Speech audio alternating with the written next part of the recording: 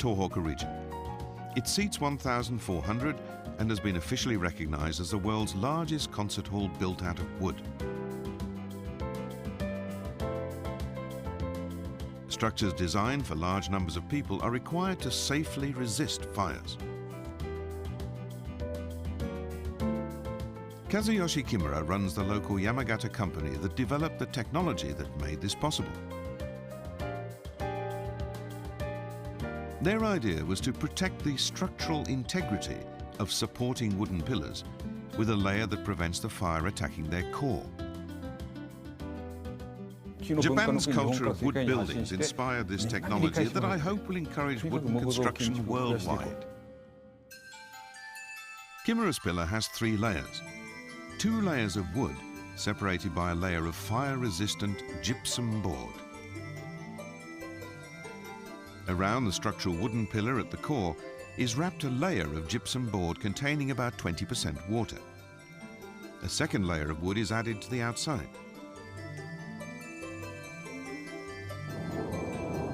In a fire, first the outer wooden layer completely burns off. Next, the flames attack the inner gypsum board layer. However, the high temperature causes the moisture in the gypsum board to evaporate as steam. As long as steam is being produced, the functional inner wooden core is protected. This wooden construction can survive a 3-hour fire at 1,000 degrees Celsius. Here's a test pillar after burning. There are no traces of charring on the inner wooden pillar. It's as fire resistant as steel or concrete. This lets us use wood to build structures that until now could only be made safely from steel or concrete. These new Japanese technologies could safely bring back the comfort and human touch of wood to buildings around the world. Wooden buildings simply feel nicer and more friendly to be in.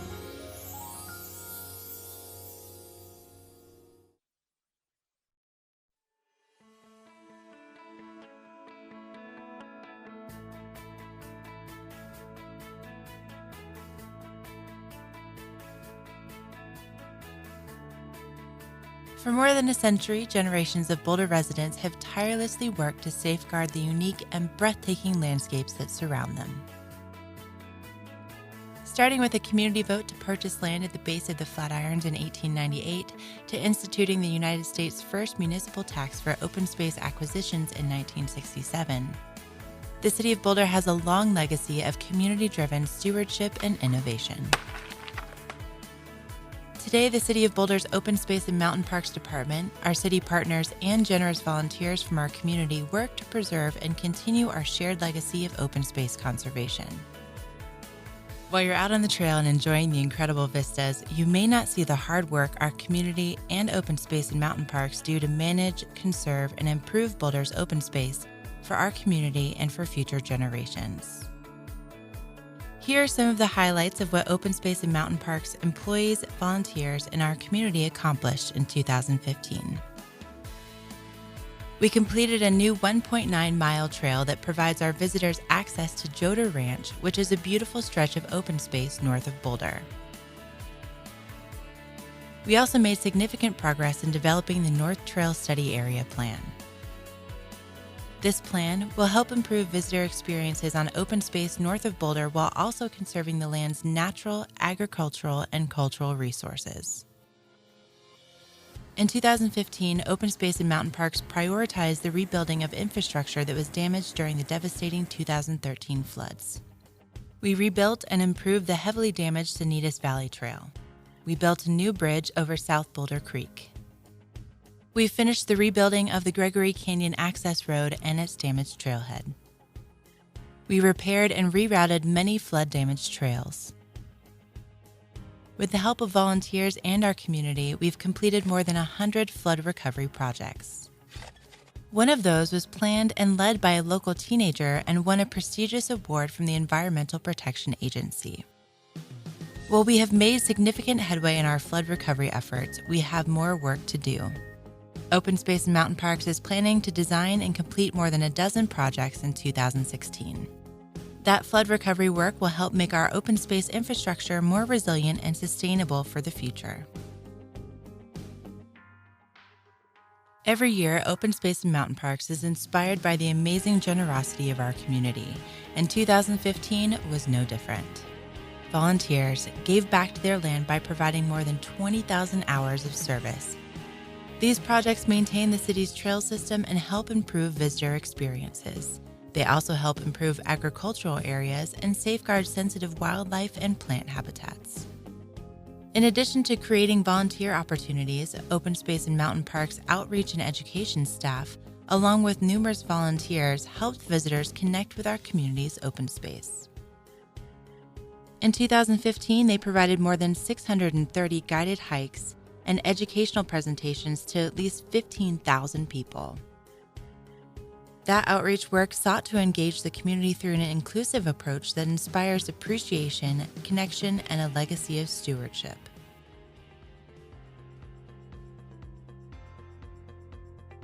In 2015, Open Space and Mountain Parks also worked to protect, sustain, and restore the land's important natural resources.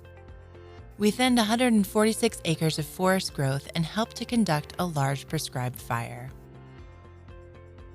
This work will help to improve the health of our open space forest ecosystems and reduce wildfire risks for Boulder neighborhoods. Seasonal wildlife closures also help local raptor species such as peregrine falcons, golden eagles, and bald eagles to raise dozens of baby birds in 2015. Our community's efforts to protect local birds of prey would not be possible without the Volunteer Raptor Monitoring Program, which celebrated its 30th anniversary in 2015. That volunteer program has helped to make City of Boulder open space, especially the Flatirons, one of the prime areas in Colorado for nesting birds of prey. In 2015, Open Space and Mountain Parks ecologists also collaborated with the department's agricultural staff to help conserve our native grasslands, some of which are globally rare. This work included partnering with local ranchers on prescribed grazing to reduce invasive weed species near the National Center for Atmospheric Research.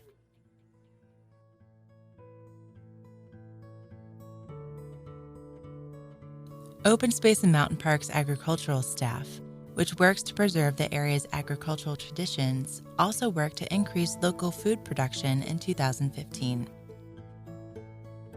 They converted 12 acres of land where open space lessees can now grow vegetables and other foods.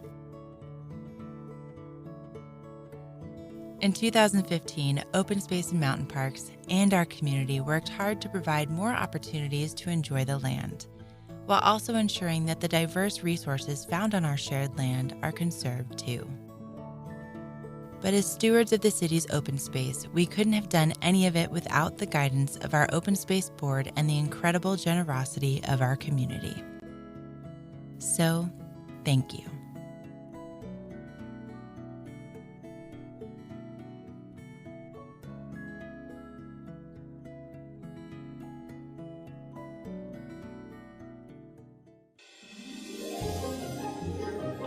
Ah, beautiful Boulder, Colorado.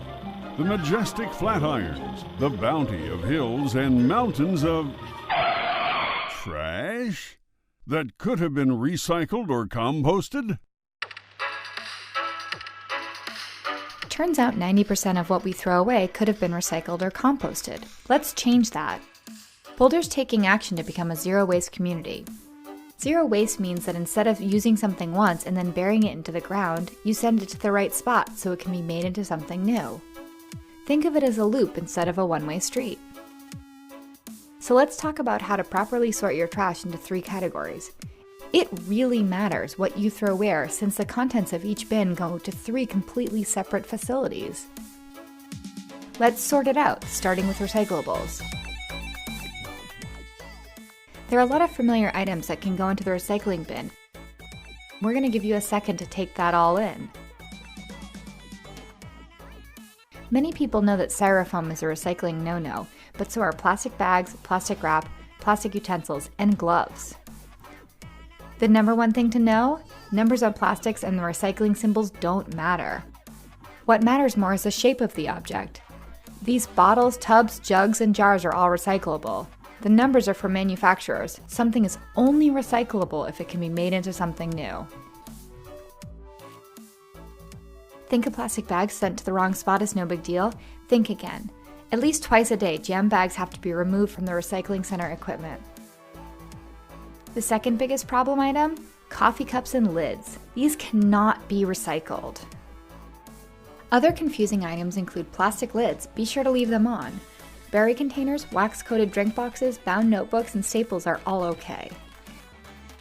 Give your food containers a rinse and ball up foil, but resist the urge to crush cans and other items, which confuse the sorting machines.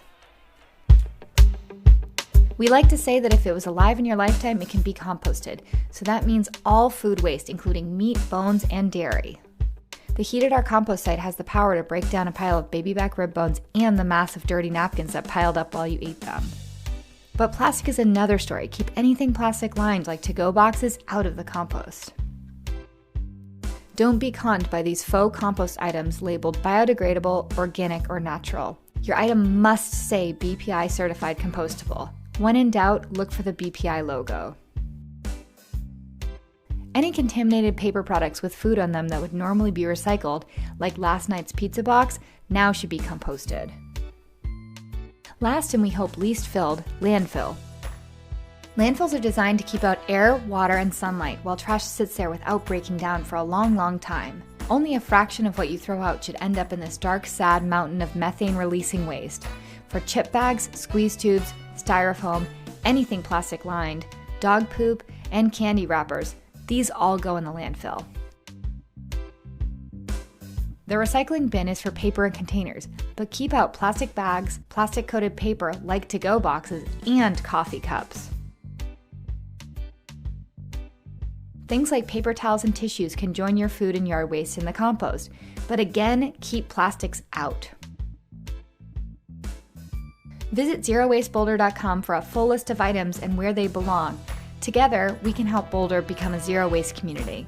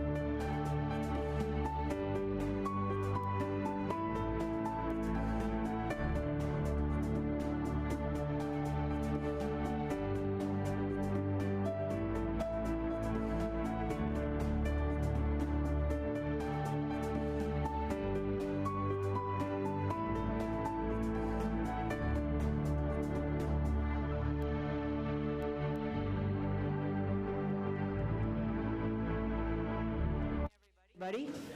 If folks could find a seat, that would be great. We're not allowed to have folks standing in the aisle. And with that, I welcome everybody to the Boulder City Council business meeting of July 16th, 2019. Lynette, will you call the roll? Councilmember Brockett. Present. Carlisle. Here. Jones. Here? Morzell. She's here. Nagel. Here. Weaver. Here. Yates. Here. Young. Present. We have a quorum.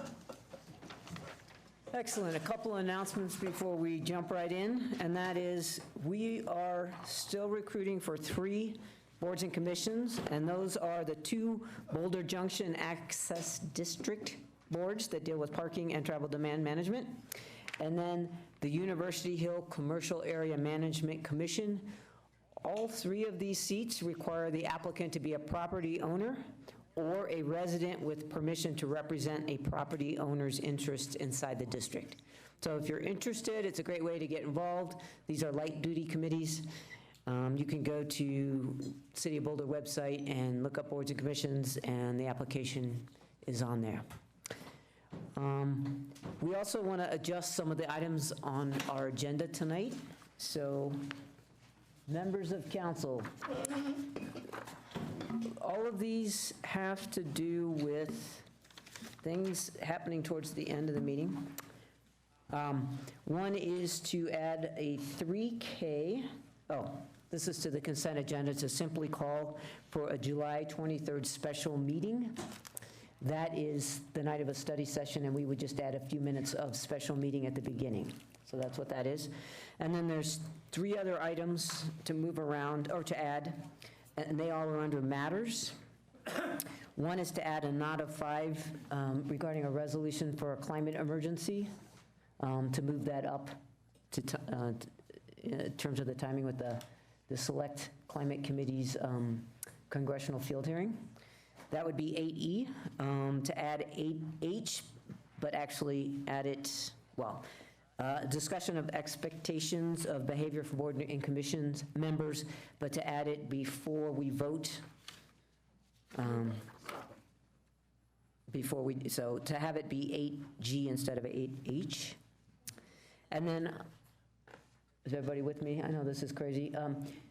We had a request from a member of public that seems to resonate with at least some of you, and that was to move up our not a 5 on vaping to the beginning of closer to the beginning of our agenda, just because there's a lot of new people that don't normally participate who are interested in this issue, and it might be, we could have a short discussion about it when most people are here. Jim? Yeah. I love that idea. Are you thinking right after public comment, or when are you thinking that would go? Public comment, or maybe right before we start our first public hearing? Yeah, right before the first public hearing.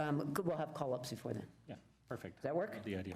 Okay, so those are the 4 proposals. Yes? And I have another one, which is I sent in, I don't know if this can happen this precipitously, but I sent in a request for a knot of 5 this afternoon to follow up on some financial matters with the city staff. The city manager said I needed a knot of 5 to find out where our development fees go, how much they are, and where they go to which departments, as well as which department spends how much for consultants annually. Okay, so and on what? Okay, so we could add that as the last matter, which is a knot of 5 on some research requests related to the budget. Okay, is everybody okay with all that? So for the public, what that mostly means for you is, it looks like if we approve this, that we'll move up our discussion a knot of 5 on vaping issues. Okay, all those in favor? Oh, I guess we don't, do we need a motion? I move it. Second. All those in favor? Okay, we've amended the agenda. Who was the second? Lisa, me. Okay, thanks. Okay. All right, so now we're going to go straight to public comment. Just a reminder of the rules. You are free to speak to us about any matter except for those which we're going to have public hearings on later in the meeting. And those topics are Hogan Payne Cost. So, free to talk to us about anything but Hogan Payne Cost. And if you can start with your name and address, that would be helpful. Everybody, each person gets 2 minutes. And with that, we'll start with Amber. And after Amber, if Mark could be ready. Hello, council members. My name is Amber Hess, and I live at 3045 6th Street in Newlands. I'm here about the council study session on 5G cellular technology being held on July 23rd. I represent a local citizen action group that has been educating ourselves about the risks and repercussions of wireless technology, including small cell installations and 5G. I spoke at the March 19th hearing when the public overwhelmingly objected to cell antennas being installed on the South Boulder Rec Center, most citing concerns about health risks. Council was presented with extensive scientific evidence of harm to people and the environment from levels of wireless radiation far below FCC guidelines. We were taken aback when Council went ahead and granted a 10-year lease to Verizon. At that hearing, a study session on 5G was requested by several council members and by the public. We hope this would be a real opportunity for council to learn why there is mounting worldwide concern over the safety of 5G. After the hearing, our group suggested several well-known experts on the health effects of wireless radiation to council. One of them has been chosen to speak, Dr. Jonathan Samet, Dean of the Colorado School of Public Health. But a relatively short time, perhaps only 15 minutes or so, has been allotted to address health concerns at the study. This is inadequate and not in keeping with the original intent of the session. A key expert we proposed, Deborah Davis, is not on the agenda. She is the founder of the Environmental Health Trust, a former senior advisor to the U.S. Assistant Secretary for Health, and author of 4 relevant books. She would be speaking on radiofrequency radiation impacts on brain development, reproduction, and cancer. We urge you to add her to the session where she'll be available to answer questions. Just requesting information from her is not enough. Thank you. Thank you, Amber. Mark. Mark Yelban, 505 College Avenue. First, I'd like to thank Cindy for sharing the video she just shared on the hotline. Obviously, we need to move to a less car-centric Boulder, and I think it's timely and relevant with regards to discussing North Broadway. I think one of the other things Cindy's getting at with fees is where is money going? It seems like we can find money whenever we need it for the Muni, which has failed to produce 1 kilowatt hour of local or green energy, whereas getting people out of their cars and onto bikes, it would be nice if we could get some bike infrastructure for North Broadway. All right, secondly, in light of our national political debate that's happening, I'm still deeply offended by the fact that the City of Boulder and the Boulder Police Department, 4 months on from Zaid Atkinson, comes to the conclusion that no racial slur is used. Therefore, there was no racial profiling. That is so ludicrous, and the fact that all of you on this dais and the city itself can't say so is tantamount to the GOP not coming out and railing against Trump for what he said just yesterday or tweeted just yesterday. Donald Trump didn't use a racial slur, and clearly he was being xenophobic and racist. So I would challenge all of you to think about that conclusion in that police report. We still haven't heard why the city's diversity officer is no longer here.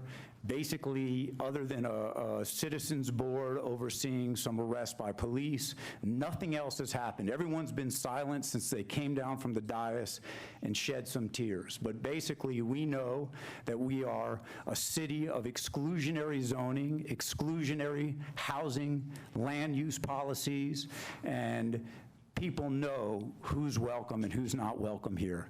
And I challenge you all to think about that conclusion. Thank you. Thank you, Mark. Stefan? I have to run real quick. I'll be right back. And then Stacy, if you could be ready. Hello, council members. I'm Stefan Vandermersch, 907 12th Street. Lower Chautauqua's beloved Marpa House, a beautiful contemplative group residence, is under contract for sale to developer John Kirkland. Kirkland is associated with a handful of small luxury student housing projects on the Hill. In just the past 2 years, public records show Kirkland's prior projects have attracted the following crimes: third-degree assault, public urination, underage sale and consumption of alcohol, nuisance parties, trash accumulation, weed and brush overgrowth, criminal mischief, and unreasonable noise. Kirkland's other properties are smaller than Marpa House. Turning Marpa House into student housing would set off a cultural bomb that will destine several blocks of Lower Chautauqua to the gradual decay of overgrown yards and deteriorating historical buildings that already characterizes several blocks on the hill. A large part of the Lower Chautauqua neighborhood will become no longer fit for families. Kirkland personally has recently served jail time here in Boulder for contempt of court. It seems to me that this is not the type of developer who should be allowed a free hand in redeveloping a cultural gem in Boulder. Kirkland's proposed project is, in my opinion, predatory, putting 16 three-bedroom luxury student apartments into Marpa House, a group residence that meets low-income housing thresholds, has historically had fewer than 40 residents, and which lies atop 2 single-family lots zoned RL1. I believe this proposed project shows contempt for our neighborhood and our city. If allowed, Kirkland's return on investment will be funded in the decline of quality of life, property values, and historical heritage of our community. If it comes to City Council to review the future of Marpa House, I deeply hope that the council can limit such an individual from creating a large magnet for criminality in the middle of a family neighborhood in downtown Boulder.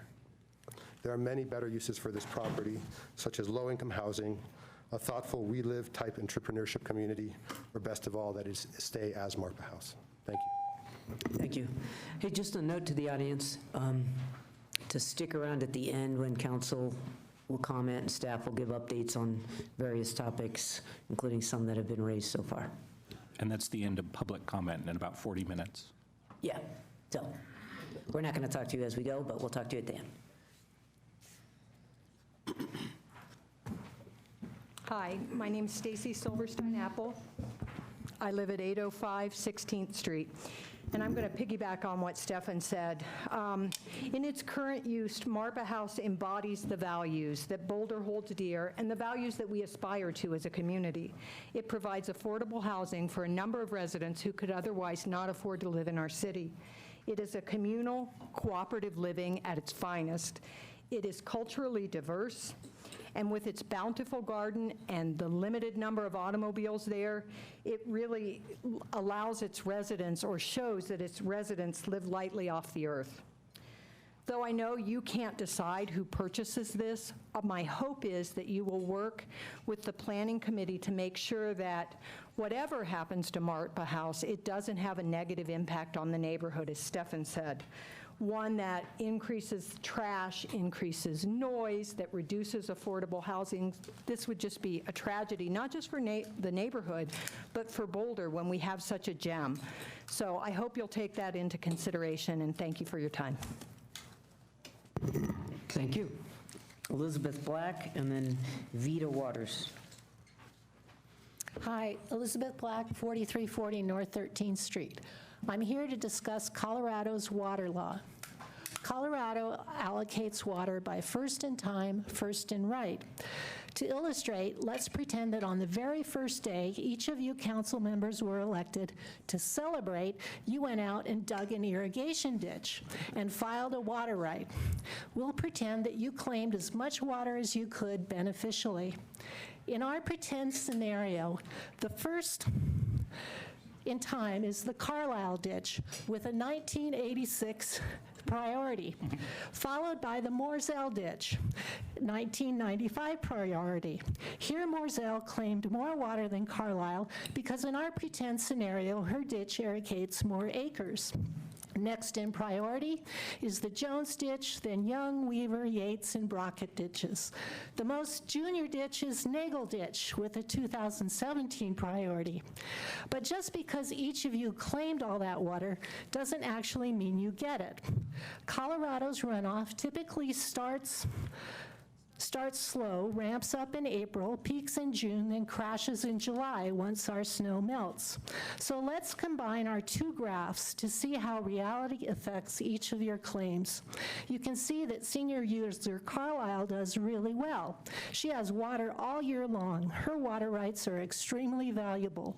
Morzell does pretty well too, but the junior Nagel ditch at the very top only gets a very small, short water season. with everyone else falling somewhere in between. However, if it were a drought year, as shown by the red line, Nagle would not get any water, and Brockett and Yates would be in a world of hurt.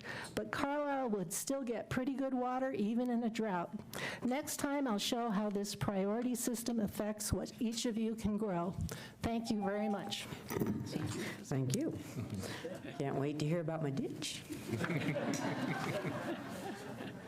All right. Vida and then Ally Catherine.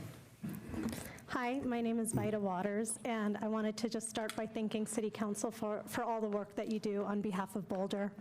I am a resident of Boulder, and I'm here to request that you do not allow an expansion of the nonconformity being requested by the potential developer for the property on 12th Street called Marpa House currently.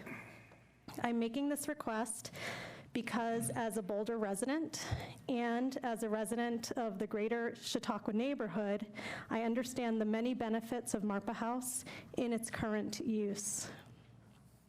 As a contemplative community, it brings great calm and tranquility to the neighborhood. It provides affordable housing and much-needed diversity in Boulder, and its doors are open to the public, so it is a resource for everyone. It would be a terrible loss to the fabric of Boulder, and that is why I'm here advocating to keep it in its current use. Thank you, and thank you so much for your work and service to Boulder. Thank you. Hey. Hi, I'm Ally Catherine Rowland. I love that photo. Isn't that fun? That's the haystack in the background and two snakes in the foreground. And like a lot of people, there's a territorial struggle going on there. The reason why I'm here, oh my goodness. Last time I was here, I came because, well, there's a development at 301 Pearl, which is part of the Glen Willow Boulder Housing Partners housing site. And we had a lot of difficulty because we had neighbors who did a bunch of illegal drugs. And no matter how many times I would bring this lease violation to the Boulder Housing Partners, the situation wasn't dealt with. We had a drug house on the property for 1 year and 8 months. That disruption caused a lot of difficulty. I happen to like photos, and I really thought the woman who had that apartment was the best community organizer, and I'm sorry she was moved out. Okay. Ultimately, I'm getting to the point, this is that same neighbor. Now, what is happening in my neighborhood is, do you see how there's the fence right next to it? The fence right next is supposed to build a community center. Guess what? I'm against the community center. If Boulder Housing Partners cared about a community center, why would we have a drug house for 1 year and 8 months? The biggest social problems on the property are legal and illegal drugs. So they're just about to dig that community center, and I'm throwing the Hail Mary, you know, I love that line, Mother of God, whatever that means, to try to rethink the community center. And the reason is, when you have a drug house on the property, the community wasn't able to consider what was best for the community at the time. We were too disrupted. Thank you. Sorry. Thank you. John Garcia. Is John here? Okay, Annie Brooke. Okay, Ben Bertino. Is that Ben? Yes. Okay, and after Ben, if Joel Rosbach Dow could be ready, that'd be great.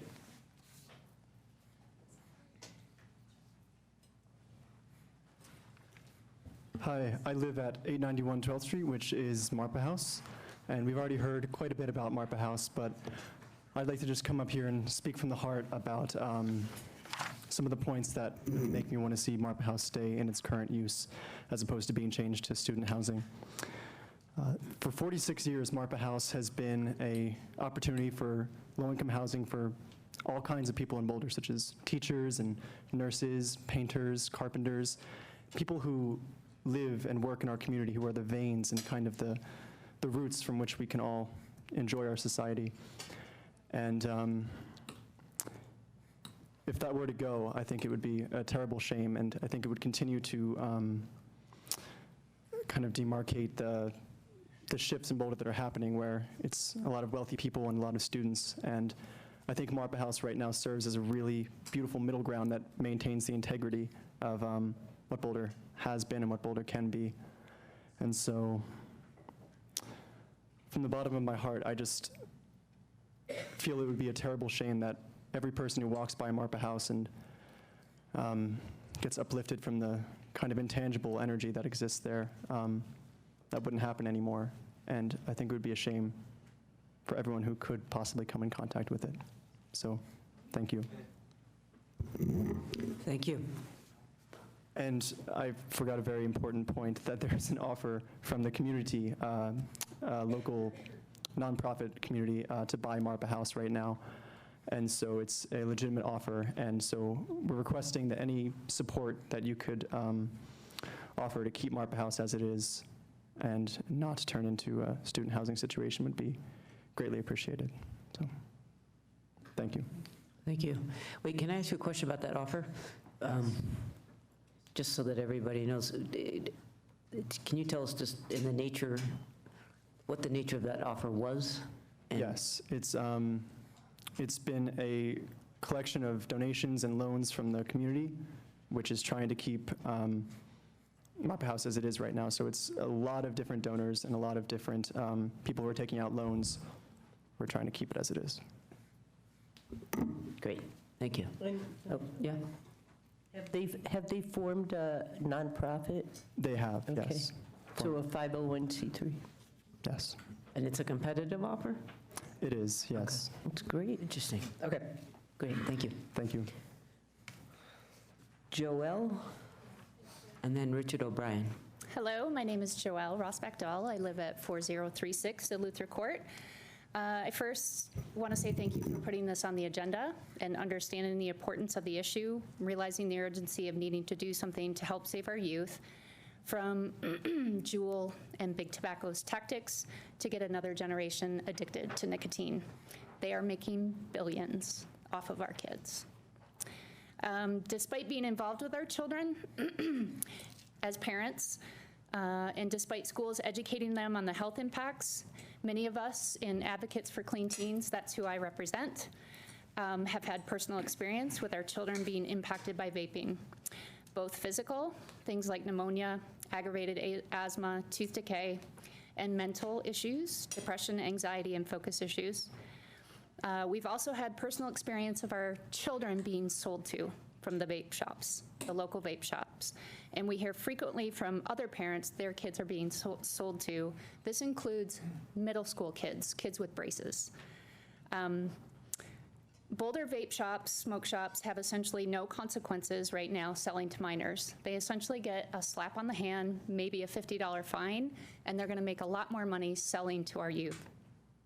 This is why we're asking for a vaping ordinance, including licensing, flavor ban, and raising the age to 21. Licensing is key for enforcement. The following communities license the retail sale of tobacco products: Avon, Aspen, Basalt, Edgewater, Fountain, Golden, La Junta, Lakewood, Manitou Springs, Pueblo, Rocky Ford, Steamboat Springs, Snowmass Village. Aspen has banned the sale of vaping products. Youth vaping rates in Boulder far exceed the national and state averages, and the U.S. Surgeon General has officially declared the abuse an epidemic. Recent study, last statistic, for every adult that quits vaping, 80 youth are getting addicted. Oh, thank you. Richard? And then Sean Ruda.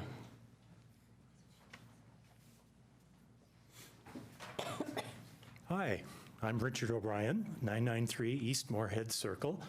I'm a member of the International Dark Sky Association, and last year I helped city staff work on amendments for the city's outdoor lighting ordinance, and I'm here tonight to offer my help again and to also suggest that more amendments are needed and we need to address this issue. Thanks. Would you care to elaborate on what types of amendments are needed? Yeah, well, I think you're probably aware that the current ordinance specifically excludes streetlights and sports lighting, and that needs to be addressed. And there are a couple of other minor things that need to be done. Okay, thank you. Sean, and then Susan. Hi there. Thanks for letting me talk today. I live in Northfield Commons. I have 2 kids, 11 and 14, and I survived a year of having 2 kids in middle school this year, which was great. They report to me, though, that the vaping is rampant, and not just in their school, but in all of the middle schools. And we're talking literally about these kids, 11 and 14. They're vaping in, not my kids, but the kids are vaping in the classrooms, in the bathrooms. The teachers and the administrators are powerless to prevent it, because what they do is they take a hit, they inhale it, there's no smoke, there's no odor. Our kids are inhaling these awful substances, and basically we're not doing anything about it. How are they getting it? Like Joelle said, they're walking into vape shops. The vape shop basically says, hey, who's this? An older kid vouches for them, and from then on they can buy directly from the vape shop. Or what my kids tell me is they have plugs. A plug, I had to learn this on Urban Dictionary, is a dealer. So their dealer is an employee of a vape shop who goes outside, sees that they're there, and then sells to them. Now, why are they doing it? It's because there's no enforcement, there's no regulation, there's no penalty. If a dispensary sells to a minor, it's a felony, they get $100,000 up to $100,000 fine, and they could lose their license. These vape shops have no regulations like that at all. Kids are buying them at gas stations, they're selling this stuff on the street. I would tell you that Colorado has the highest rates of teen vaping in the country.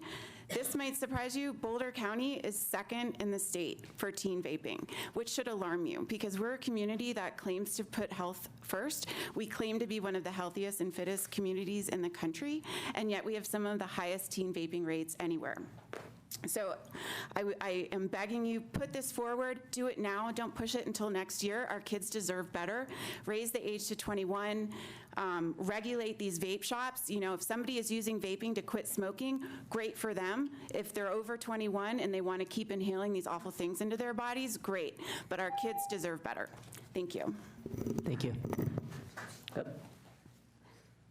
Susan, and then Gwen. Hello, I'm Susan Conversano, 2055 Grape Avenue. I'm here to talk about the 5G study session planned here for next week. Thank you for doing that. Julia Richmond, as well as the city manager, Mayor Suzanne Jones, and Councilman Bob Yates and Sam Weaver, chose not to include a key expert our Citizen Action Group recommended, Grant Wilson, a local environmental attorney. They said Grant could submit information in writing, but the group feels this is not sufficient. First, a brief background. Colorado Bill HB 171193 preempts local control over the installation of small cell facilities. The telecom industry wants to install many hundreds of small cell facilities in Boulder rights of way. This bill replaces a cap on what cities can charge far below actual cost, which will be very costly to our city. Attorney Ken Fellman, who is included in the study session, has presented cities on the Front Range with position and advice. Our hands are tied by Bill 1193. We have evidence that Ken Fellman has conflict of interest and is therefore not qualified to represent Colorado cities. Numerous cities across the United States have been passing ordinances to regain control of their public rights of way. Grant Wilson has studied these ordinances and has written 2 policy reports that create a way for Boulder and other Colorado cities to reclaim control over the implementation of 5G. We're part of a growing group of citizens who consider this a high priority issue for Boulder and will make your vote an issue in the November City Council election. We understand there is a precedent for the City Council to change an agenda set by the city manager and the council. We hope you'll do that. Thank you. Thank you, Susan. Gwen. And then Patrick Murphy. Hi, Gwen Dooley, 730 Spruce. I'm sure you all saw the guest opinion in Sunday's Camera calling for balance on the OSBT.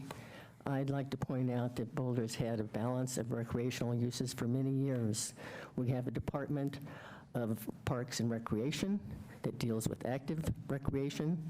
We have a Department of Open Space and Mountain Parks that deals with passive recreation on lands that were purchased to keep the natural beauty and the animals and plants that live there in good health in perpetuity. I would ask you to consider these comments and thoughts when you make your appointment later tonight. Thank you. Thank you, Gwen. Patrick? And then Ginger.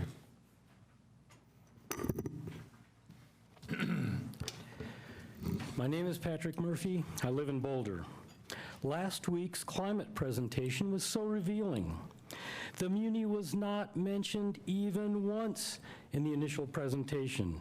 That did, however, provide a lot of truths and emphasized urgency for a systemic and collaborative approach to carbon reduction and sequestration. It was stunning that 5 council members focused on the Muni, thus missing the point that our actions are insufficient. Thank you, Mary Young, for asking for a new critical evaluation to see if the Muni fits the lens of real system change, because it's obvious to about half of Boulder that it doesn't. The Muni is not collaborative or scalable, and it will have sucked over 10 years of unrecoverable time and over $30 million of unrecoverable money that could have been applied to direct carbon reduction. That loss should include over $12 million of power line undergrounding, thus putting Boulder at a self-imposed higher risk of power outages. The Muni has hurt us severely and is a shameful example of bad leadership, bad legal decisions, and financial deceit. It is pure vanity to think that the Muni is leading anything. What value is there in being a bad leader instead of a good one? The total carbon taxes we have paid just between 2006 and the end of 2019 will be $85 million with lost undergrounding. By the 2021 vote, after 10 years of waste, the total will be $103 million with lost undergrounding. Our actions are insufficient, and the Muni is part of the problem, not the solution. Lose the hate. Reevaluate, collaborate, and terminate the Muni. The planet burns and floods while Boulder fiddles. Thank you, Patrick. Ginger. And then Foster Goodwill. Good evening, Council. My name is Ginger Tanner, 1305 Bear Mountain Drive. Good evening, Council. It's a pleasure to be here this evening. My name is Ginger Tanner. I am the small business owner. I own and operate Boulder Vapor House on the University Hill. I appreciate you guys taking the opportunity to hear public comment on issues of vaping.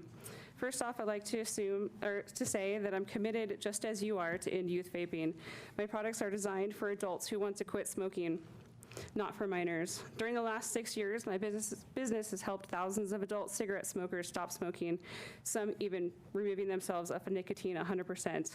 You may find it interesting to know that one cigarette contains approximately 7,000 chemicals. One vaping device has approximately 12, which includes nicotine. As a result, vaping products do not possess charcoal, tar, and other harmful chemicals that create deadly diseases. Nearly 95% of our adult customers use flavored vape e-liquids containing various levels of nicotine. Adult customers purchase flavored e-liquids, and they prefer flavored liquids versus tobacco and menthol. We want to partner with the City Council to confront youth vaping issues. I have a 14-year-old who's growing up in the face of this issue. My business and other responsible small vape shops are in the forefront of this issue, and we do not support youth vaping. For example, my store has purchased 2 ID scanners to prevent fake IDs. We've sent our employees to ID verification courses with professionals. I've also called Boulder PD on several occasions to confront the issue of minors attempting to buy. And what do they tell me? There's nothing we can do about it. We as a business have had zero violations with inspections. We notice the issue is with convenience stores. To curb vaping access, we support licensures, increase fines for minors caught with possession of nicotine products. For consistency, we support T21 at a state level. If Boulder implements T21, minors and adult customers under 21 will leave Boulder. Finish your sentence, please. Minors and adult customers under 21 will leave Boulder and drive to jurisdictions nearby to purchase vaping products. Our business would be greatly impaired. We have a question for you. Thanks, Ginger. I want to make sure I understood what you said there at the end. So it sounds like, at least you, I know you don't speak for everybody, but Yeah. at least from your perspective, you would support licensures? I would absolutely support licensures. I think licensing is something that is imperative with our industry. Great. And then I think I also heard you say that you would support 21 age, you just want it more broadly applied rather than just within the city. Is that right? Yeah, I would say that if T21 was placed, I think that it would make more sense to be at a state level, because if Louisville didn't pass the same regulations, anybody that is old enough to drive can drive to another city. How about county? County-wise, I think that a lot of people still have the ability to drive, and there's also online sites where people are going to go spend their revenue somewhere else. Okay, thanks a lot. Yeah, thank you for your time. Oh, wait, we have more. Go ahead. Okay. Yeah, thank you for coming. Okay. That's not my question. I have a question. So my question is, in what way are the sales between a vape shop and a convenience store different? With my personal knowledge and checking the FDA's inspection site as of today, I have noticed that there is repeat offenders that have sold to minors. It's an easy lookup on the FDA site. That are convenience stores, that are liquor stores that are selling tobacco products. We strive, and a lot of my employees are constantly IDing somebody as soon as they come in the door. They're not even allowed to be in the store if they're under 18. We've actually had teens walking by, and they look to our store and they're like, don't even try. You know, and that's our motto, and that's how we've been for the 6 years that we've been in business. I don't even let my 14-year-old come into my own store. Thank you. Yeah. And I would absolutely welcome any of you to come to our store, and we would love to give you a private tour of what we actually do. Thank you. Thank you for your time. Foster, and then Jeff Martin. Hello. Hi. My name is Foster Goodwill, and I'm a longtime resident of Boulder. I live in Vista Village, and I'd like to thank you all for your good work, particularly the municipalization issue. I think that it's going to be a wonderful opportunity, despite some people's doubts. So I'm talking about the dangers of 5G. I'm certainly no expert on it, and I wish that other experts would be included. I was wondering if any of you have heard Deborah Davis speak, or perhaps on YouTube. She has about a 10 or 15-minute talk where she's testifying to the Michigan State Congress, and she's very well spoken, and she's got a lot of authoritative information about it.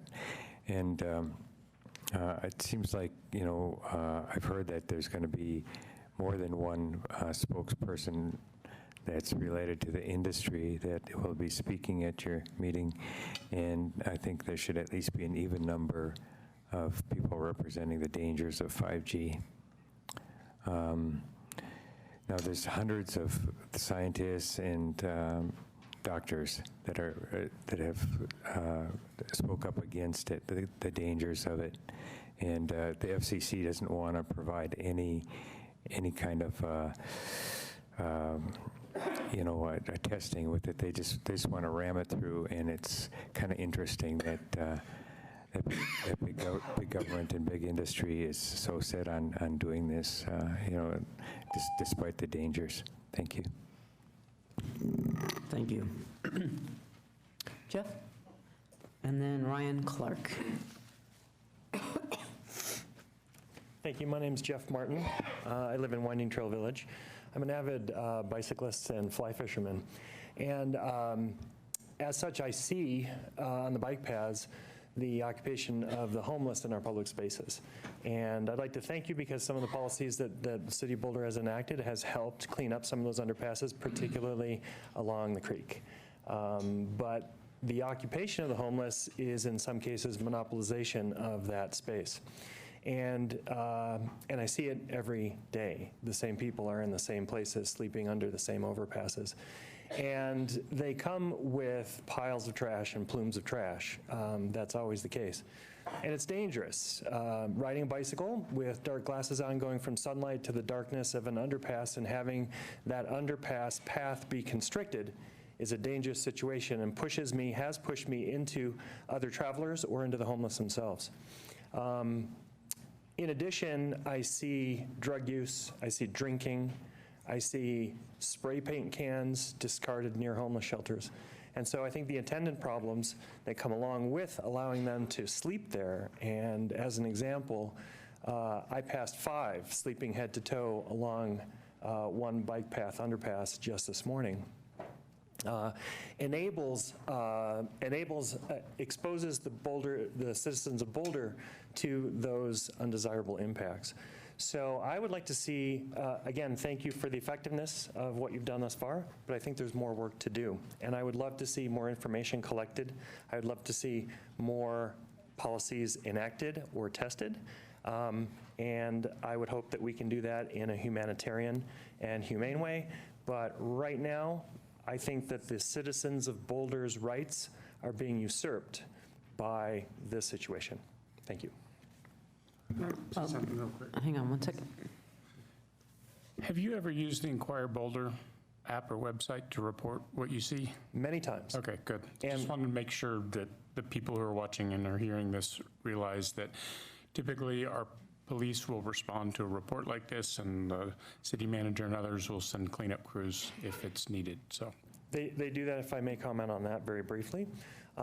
I hear the frustration in the officers' voices when I tell them that, because they say they will be back in 2 hours, and they are.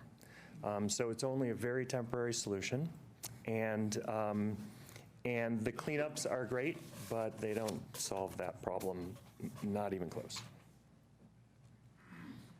Thank you. Ryan.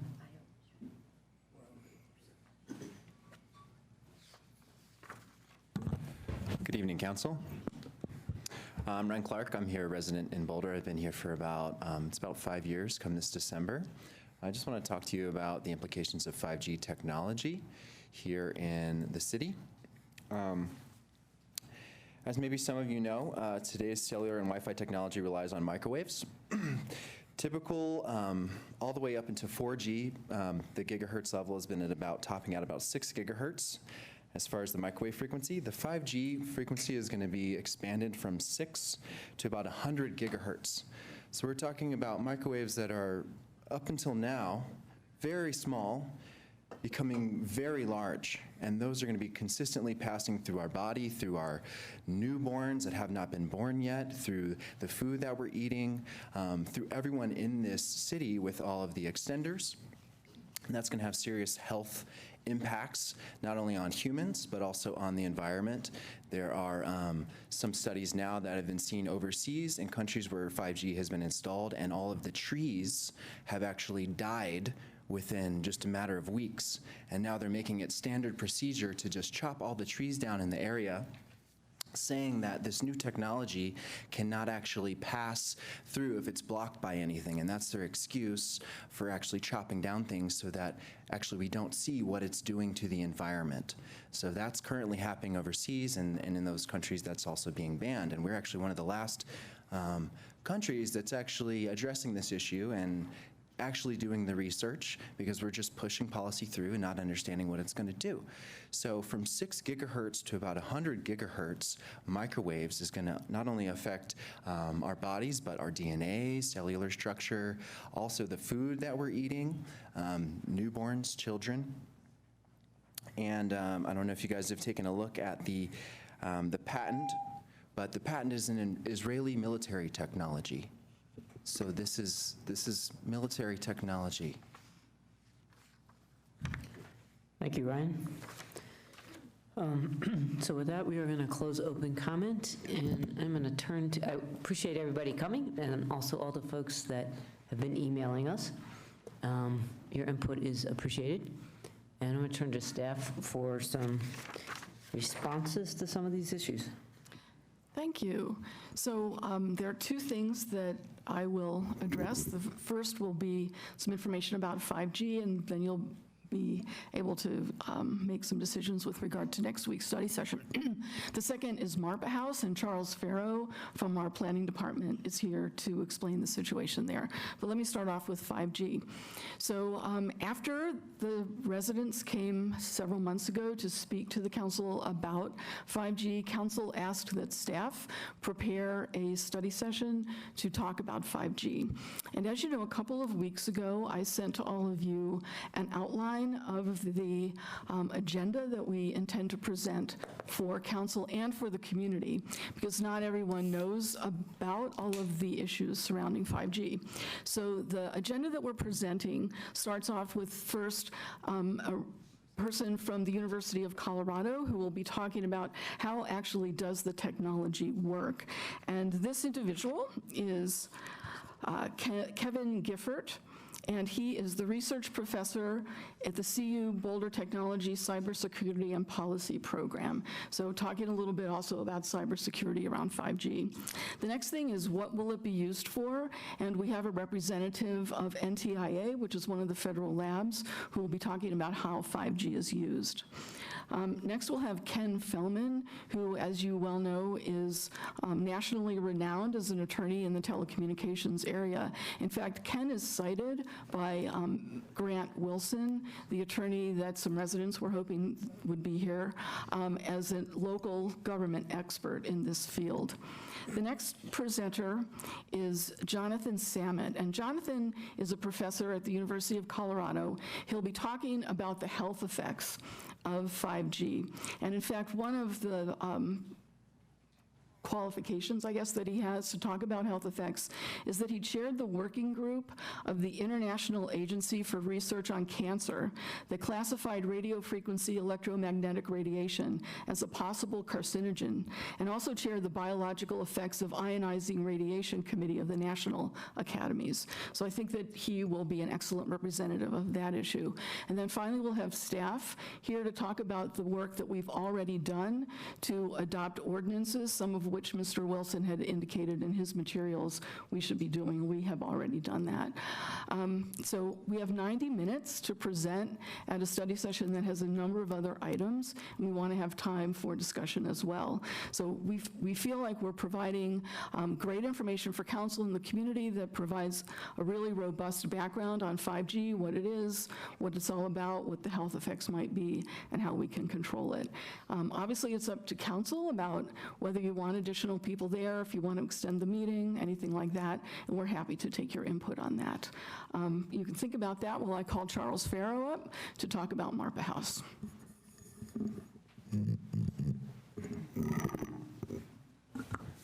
Good evening, members of council. Charles Farrow with the Planning Department. So last week we received a pre-application for the property located at 891 12th Street, which is known as the Marpa House. Was built in 1923 originally as a fraternity and is considered existing legal non-conforming and has served as the Marpa House for quite some time now.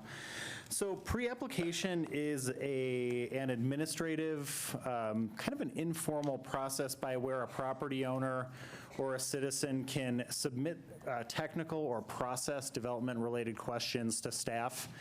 In about 2 weeks, we'll provide written responses, and typically we will sit down and meet with the applicant. And it's a step in the process that's designed to help inform any subsequent applications that may come in. So in this case, the applicants are asking some general questions around the residential conversion of the Marpa House, which right now is currently arranged as kind of a boarding house use where there's common bathrooms on the floors and there's individual bedrooms. And a few units that were added in 2010. and converting that into 16 three-bedroom units. So we don't have any plans, we just have a list of questions that they've asked us. We just routed the application yesterday for staff's review, so if there's any general questions about what's been submitted, I'm happy to respond. But before we do that, can you just talk to us about the role of the city in this? Sure. So what levers we have, what, how the process plays out, et Yeah, cetera? at this point in pre-application, like I said, it's administrative, so no decision is rendered as part of this. There's no public hearing or public process. It's simply just an exchange of factual information between the property owner and staff. So that's where we are in the process now. And keep going. So depending on what it is people want us to intervene, and I guess I want you to explain what would our levers be. Depending on to do what it is or not. that's proposed, and again, we don't have a tremendous amount of information right now. Most likely, the property would have to undergo a non-conforming use review, in which case it would be subject to call up by the planning board by any citizen or any member of the planning board, and then planning board's decision would be subject to call up by the council. Great. Okay, we have some questions. Who is up first? Aaron? Well, I think you answered it. I mean, just in terms of that, we do have a discretionary review process, right? So there are various points at which we could evaluate the proposal and say no if we felt like it was not inappropriate. Right. I do want to be clear, though, that the essence of the non-conforming use review process is demonstrating that you're not creating any new impacts on the neighborhood. So if they came in with a ratcheted down submittal, it's possible that they could ask for an administrative process that, then there wouldn't be a public process. But from what I've been seeing, just in the basic information that's been submitted, it suggests that they'd be undergoing a non-conforming use review. Okay, thank you. Lisa? So this building has been around a long time and is a significant kind of historic building in that neighborhood, even though it's not landmarked at this point. Right. What options would the public have, or our landmarks board or commission or Historic Boulder have to take this on as a historic preservation landmark? It's a great question. I checked in with our landmark staff this afternoon, and it's in a potential historic district, so it's not in a designated district. It's not a designated building, like you said. Right. But according to our staff, it likely has historic significance. And could potentially be eligible for landmark designation. One of the other things I wanted to note is that the Landmarks Board is planning to talk about this under matters at their meeting on Thursday night. Excellent. And when I read the pre-app, my understanding, and maybe I don't have this right, is that the applicant was interested in his pre-app of adding some structures onto the existing exterior of the house. Right. So it's not just an internal change in the house, but it's external. There is a mention in the list of questions about a potential exterior addition. If an addition or any increase in floor area were proposed, it would be pushed into the non-conforming use review process. So, like I said, that's what the application suggests now.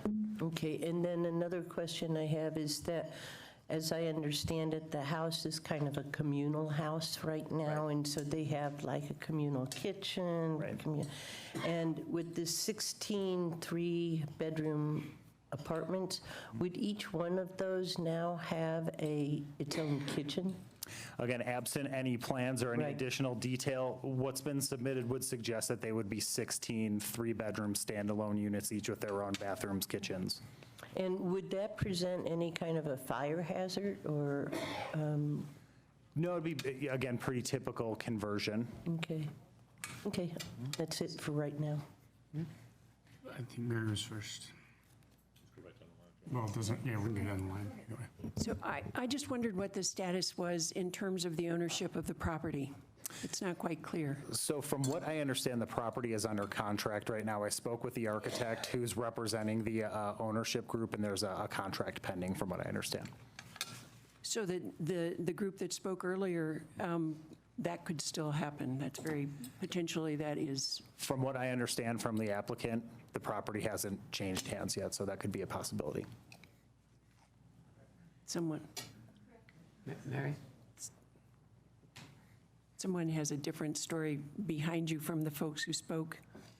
And in terms of a request for landmarking, who can that come from? Can that come from any members of the public? Does it have to come from the owner? Who does it come from? I think it can come from members of the public, but typically it's something that grows out of the Landmarks Board review process. And like I said, they'll be discussing it tomorrow night under matters, because I think there's a feeling that it has some potential for landmark designation. Okay, thank you. I want to go back to the process here, because I wasn't on planning board and most people in the audience probably weren't either, so I'm trying to understand what the process is. So they're in this pre-application, which is an informal advisory process, and you guys will express your opinion. Right. And then the applicant can then, if they choose to, based upon what you've seen, it sounds like you're predicting or speculating that they might file a use review application, which would go to the staff, and then ultimately could be called up by the planning board and ultimately called up by council. What roughly is, based on your workload right now, assuming they filed a use review application tomorrow or within a few days after you guys giving your advisory opinion, how long does it take before it gets to planning board and then ultimately to call it to council? Are we talking like 2 or 3 months? Or are we talking like 6 Typically about 90 days. About 90 days. Okay, that's great. And then kind of different question. Let's say they don't get a very happy answer from you guys on this advisory review.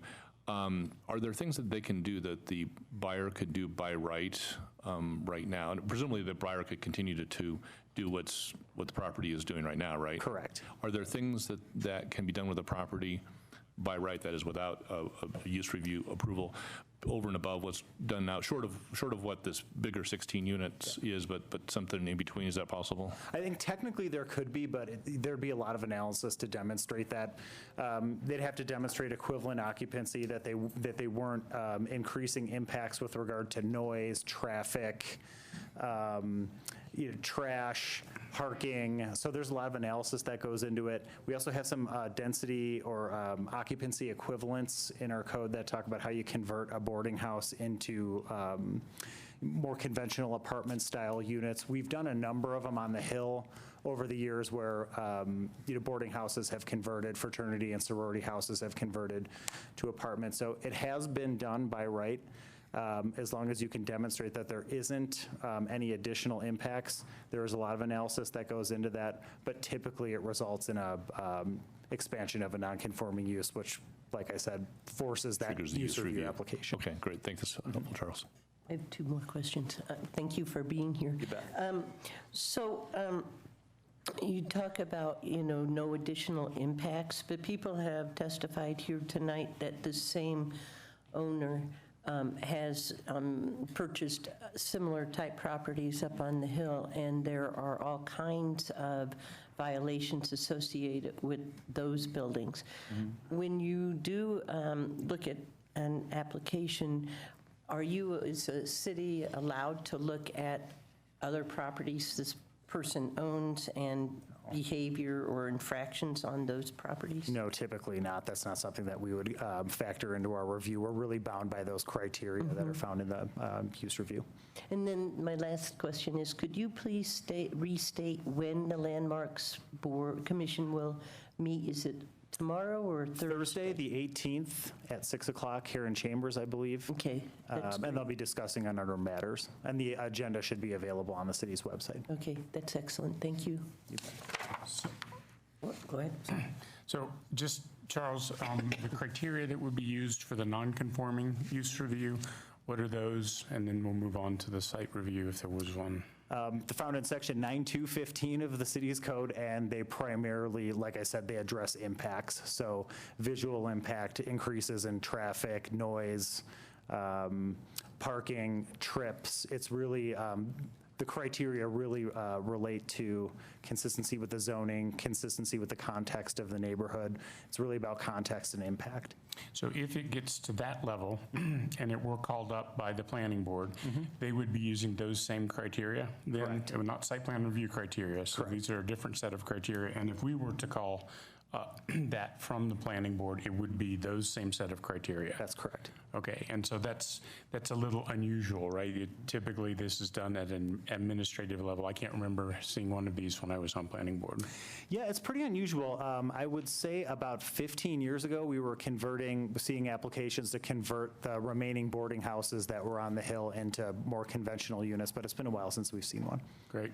And has there ever been any interest by Boulder Housing Partners or Thistle in an arrangement like this? In other words, do we know if they own any boarding houses or similar facilities? So I don't. In talking with Kurt Fernhaber from Housing, there have been some discussions with the current owners, but I don't know that they were able to make an arrangement. I don't know what the timing looked like.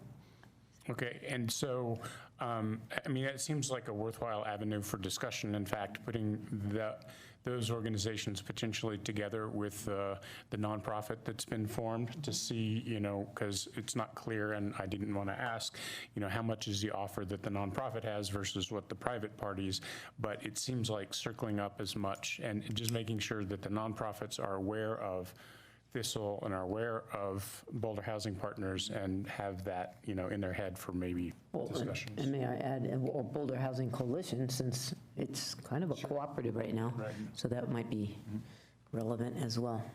Aaron? So Sam, to your point, I did reach out to Boulder Housing Partners about Marpa House, and they definitely, my understanding is they definitely see potential there, but they found that the property was under contract. So I think they let the owners know that they were interested. So I would definitely encourage folks here in the community who are working on this to get in contact with Boulder Housing Partners, because it could be that between the two of you, the current owner might be more interested in what you had to offer. Yeah, and I agree with Suzanne. Boulder Housing Coalition as Absolutely. well might also be another one because they're so plugged into that. So yeah, that whole cluster of, because if this is currently affordable, preservation is one of the missions that we have, both for a city and for Boulder Housing Partners. So this would be an opportunity for preservation. It would require perhaps some negotiation with who's under contract right now, but you know, there can always be deals made. Is that good? Thank you, Charles. Thank you so much. You bet. Charles, this is a little out of normal, but when you, are you going to issue a written opinion when you? We will, and we'll share it with the neighborhood. And with council, that'd be Absolutely. great. Thank you, okay. You bet. Great. Okay, going back to, is there anything more on 5G? Cindy? So I would just remind us, we were reminded during the public comment that this issue really came forward from the community when the council had the 5G on the consent agenda to be located on the South Boulder Rec Center. And they put together a list that is very credible, that I think I've shared with all of you, that has only one person on it from the list that they presented. And the city staff filled in the other persons. And I would ask, since this was a citizen-oriented, and these people are experts whom they've presented, that we would honor at least putting on Deborah Davis and Grant Wilson. Yeah. Mirabai? I actually think Lisa was before me, but I'll just second what Cindy said here. I think that this was a citizens initiative. I think there's a lot of care in the community about it. I think there's a lot of concern and unknowns, and it sounds like there's some credible people out there that are definitely smarter on this topic than I am, so I'd like to hear from them. Lisa?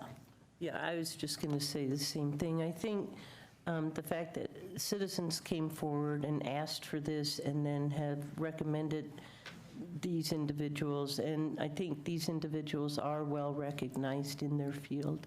And I personally don't see what's the big deal of adding two more people to this discussion. And I think we're creating more problems in not putting these people on than in keeping them off. So I would invite them. Other thoughts? And just asking for letters from these individuals. That's not the same thing as having them in the audience and being able to ask them questions. The struggle that we got into was timing and length, you know, and Lisa, you have very eloquently spoken over and over again about how we should keep our study sessions to 3 hours, and this one's already at 3.5. What I would say is I did go out and read the Grant Wilson report. So he's done a nice short report, and I viewed that as kind of my homework for being able to go to the study session. And in fact, he has a lot of very interesting suggestions, some of which I think staff will talk about what has been done or not already. I would just like to say one thing. We didn't put a 5G on the South Bowl. No, I understand that. It And hasn't. in fact, I just want to finish here. We forbade 5G from going there without council approval. It was a 4G LTE tower, and we said specifically they couldn't upgrade that to 5G without informing council and getting our approval. Anyway, I, regardless of what decision we make here, I would encourage all of council to read the Grant Wilson report. It is 10 pages, so it's not very long, and it's full of actionable ideas that we may be able to take, depending on what we learn from staff. Okay, so other people that haven't spoken, I will say this, and it's up to council. We will be there a long time that night, and if folks are okay with that, that's okay, but we will be well over our time. Folks that haven't spoken, thoughts? Can I clarify? So if we add those two on, are we talking like 15 minutes apiece? So now we're an additional half an hour, so like a 4 hour? Well, usually you have 20 questions from Ms. Lisa. That was a joke. And so I want my answers. I know. So I just, no, Better we're than going not to asking talk for a long time, I'm sure. So it will be longer than that. Is everyone getting about 15 minutes to talk? Is that kind of what we're thinking? Of the speakers that are attending? I can't remember. So we were hoping 5 or 10 minutes per speaker so that you would have plenty of time to ask questions and get answers so that it's more of a dialogue. So are these guys out of state or local? They're local? Okay. Yeah, they're Okay. local. Okay, thanks. Folks who haven't spoken, what you thinking? Go ahead. Aaron, Mary? I would be okay with that if they each got 5 minutes apiece. 5 minutes. Yeah, I mean, I think that's fine. I mean, I do worry about the length of the meetings, and we do get a lot of complaints about our meetings from various council members, so this will make it long. I think it'll probably take longer than 90 minutes, even if these folks don't speak. It'll probably get closer to 2 hours. But I understand the concern in the community, so if we hear from folks for, 5 minutes each, and then we have a chance to ask them a couple questions. Yeah. It's fine, as long as we sign up for the time, and we don't complain about it, then that's fine. This is a citizen request, so. I understand, that's fine. And the other thing I would suggest in the interests of time is to take someone like Mr. Feldman out. I said, with all due respect, but we have heard already what it is that he has to say, whereas someone like Grant Wilson has something to say that we actually haven't heard or been advised of as a group. So I think, and Mr. Grant Wilson is someone who is talking about acting, not about reacting and what we can't do. And I think that was one of the things that we were looking at as well. So I'd say, staff asked these people, they could ask them to sit in the audience quietly, and if we have questions of Mr. Feldman, we can ask him, but I would rather have Grant Wilson present to us. Bob, and then Aaron? Well, first of all, I'm fine with adding the additional speakers, and I think Mary's suggestion of 5 minutes is good. I do want to make a comment about Ken Feldman. First of all, he represents us. He's our lawyer.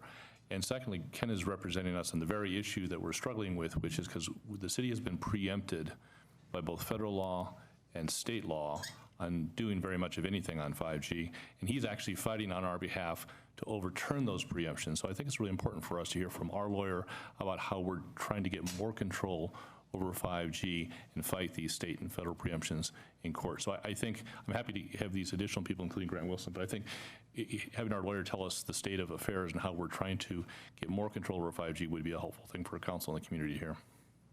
Aaron? Yeah, I thought the folks that staff put together sounded excellent, so I wouldn't want to lose anybody.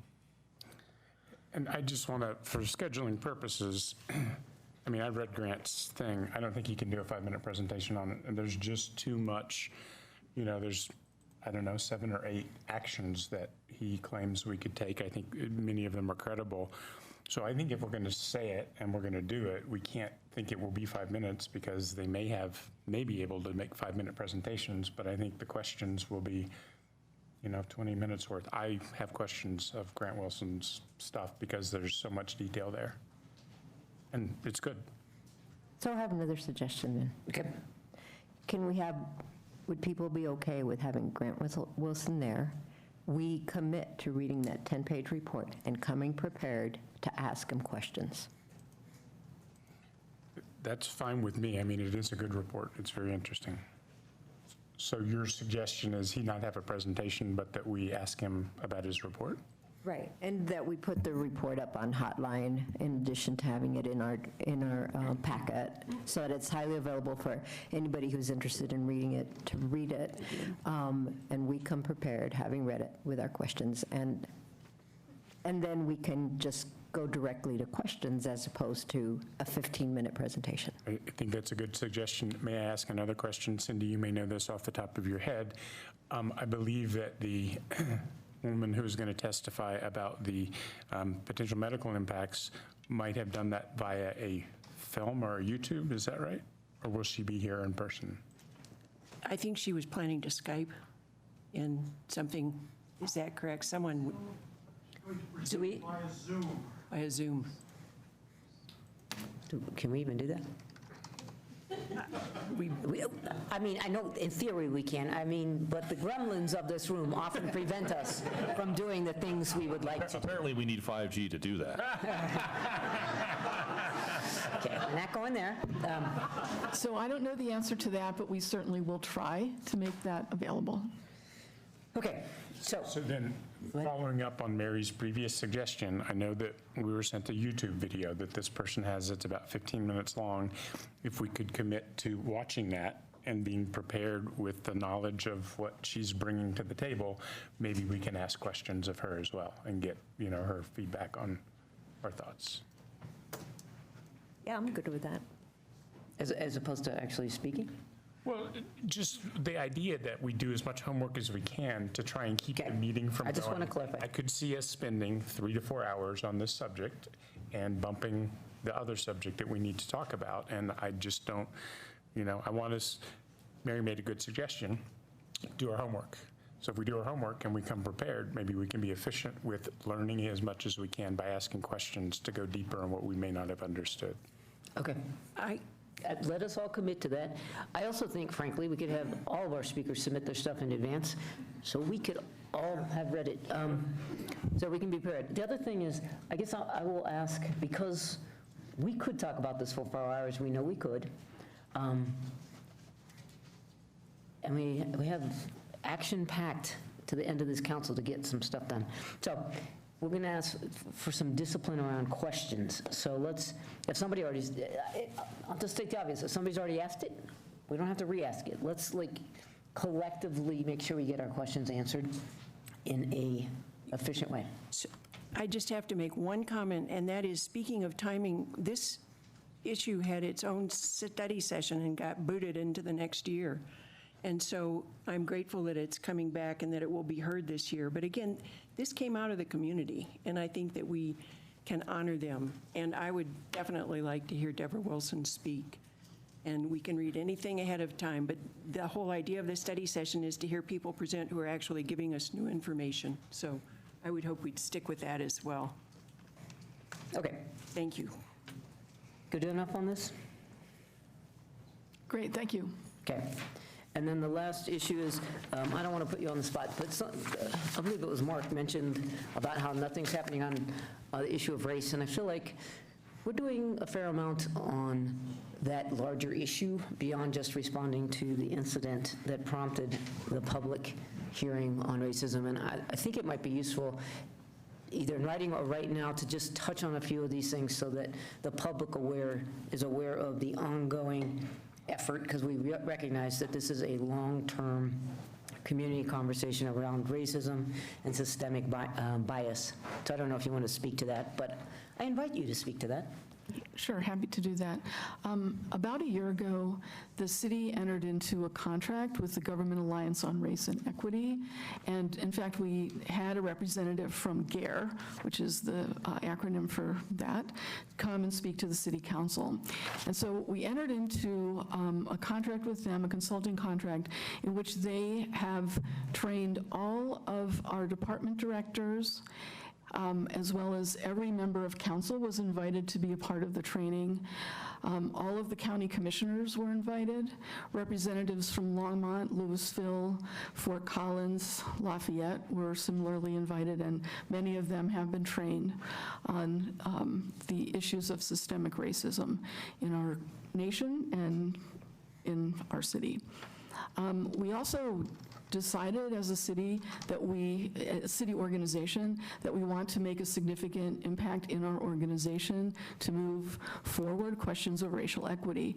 And so we asked all employees to volunteer if they chose to do so, to be part of a cohort that met for a period of 6 months. 60 employees from all departments in the city stepped up and entered into a number of training exercises that were led by GARE, and then they have formed different focus groups to focus on several areas of city policy in which we know we can do a better job. One of those areas is on hiring. Another of those areas is in procurement of services, and I forget the third area, but we're working now on creating a tool that we can use to weigh our policies and the way that we operate to make sure that we work in a manner that is equitable. In addition to that, we have sent a number of staff members to the GARE conference, which was held in April, to be trained so that we can soon lose our need to have outsiders come and just train individuals in our city. So our first cohort of 60 people has finished their initial work, and now they're doing their focus groups. And now we've asked for a new cohort of 40 to 60 people to step up for similar training, and a lot of them will be trained by in-house personnel. We are being recognized, I would say, as a leader in the GARE network, and have been asked most recently to speak to the Colorado communities on there's a telephone call that occurs to talk about the great success that we've had inside of our organization. We also have a guiding coalition, I'll call it, which is 2 members of council, so thanks to Lisa and Mary, and several department directors that work forward to try to make sure that we're guiding the work of the racial equity work inside the organization. And hopefully in coming months, we'll be able to move even farther beyond that. Our next meeting is later this month, and I don't know exactly what's in store.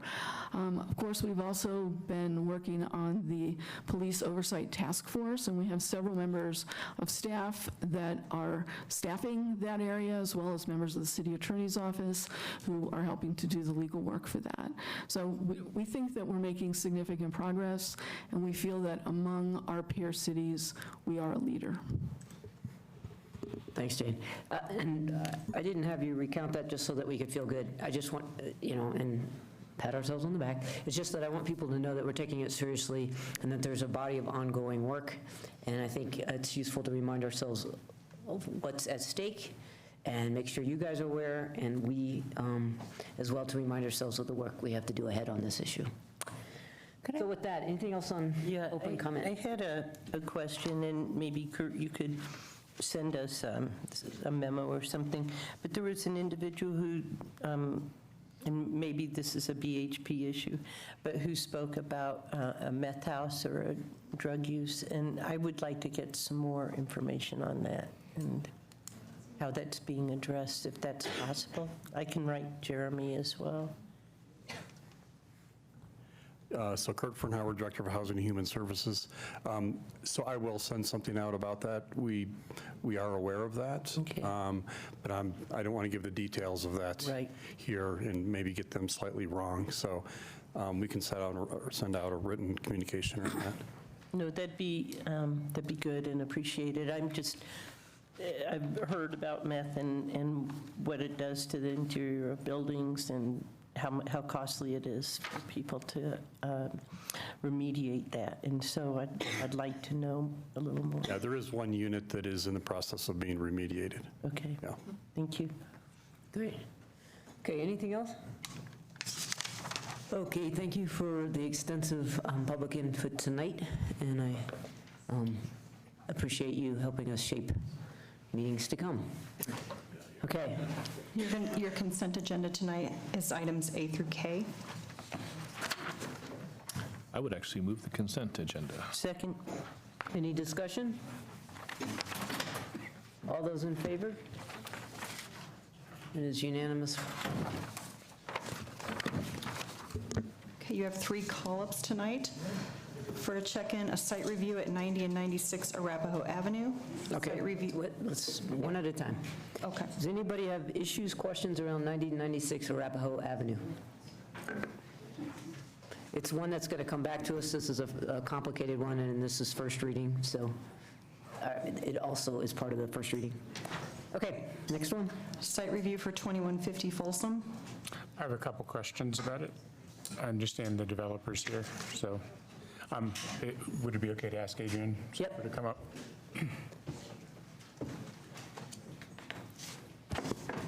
Adrian Sofer, Sofer Sparn Architects in Boulder. Great. And I only have a few questions here. One, the density is about twice what is allowed by right on the southern parcel. Is that correct? Yes, sir. You want to talk about that just a little bit? Sure. The southern half of the site is RH2 zoning, the northern half is RMX1. RH2 is a high-density zone that allows 27.2 dwelling units per acre, but only if it goes through a site review. If it doesn't go through site review, it's allowed less, it's about 14 and a half. Yet, if it doesn't go through site review, it's allowed unlimited square footage. The only difference between doing a site review and not doing a site review from a density perspective is you're allowed to do more units, but it doesn't limit either way the amount of square footage. So essentially, we're doing the same amount of square footage, but we're getting more units out of the same footprint. I will say that site review also allows you to do other things, such as apply for differences in parking or adjust setbacks to get a site plan that works better for the community. But the fundamental difference is to get that density and allow more units on the site, you have to go through the site review process. And you did not do that, right? Oh, we did. That was site review, okay. Yes. And is this an open space per dwelling unit kind of? Yes, it is, but it doesn't get modified by the site review. Right, so you're still keeping the same amount of open space Correct. per dwelling unit Correct. as is required. Okay, and Yeah. then the last question really is about the parking. Yes. So the last time somebody proposed a really fancy parking structure, it didn't actually happen. This is a little simpler, though. Okay, so you expect that these lifts will actually come in, and so the off-street parking will be not as much. You got a 57% parking reduction or something along those lines? If you count the lifts, which you can't by the direct code, we have a 20%. Okay. Now, these are very simple lifts that go inside of each individual garage. It's not a multi-story structure that takes it underground and moves it like a, it's not an array. It's just, you go in the garage, there's a lift, lifts one car up, and then you can park underneath it. It's very simple and easy to install. Okay, great. Those are my only questions. I don't feel the need to call it up. I just wanted to hear those answers. Anything from anyone else on this one? Great, thank you, Adrian. Site review amendment for 3350 Bluff. Anybody on Bluff? Okay. Okay, you want to hear item We moved it around. 8D, the not a 5 regarding regulation of electronic cigarettes. Okay. This is the vaping issue for all of you following. Hi, that's me.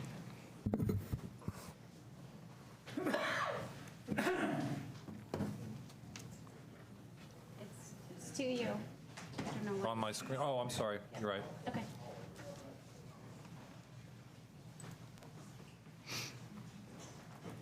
So just to put some context on this, what we mean when we say a nod of 5 for the members of the community in the audience is council rules provide that if there's something that requires a significant amount of work, 5 council members have to nod to say that's something that they're interested in. It avoids staff going off in directions that council may not be interested in supporting.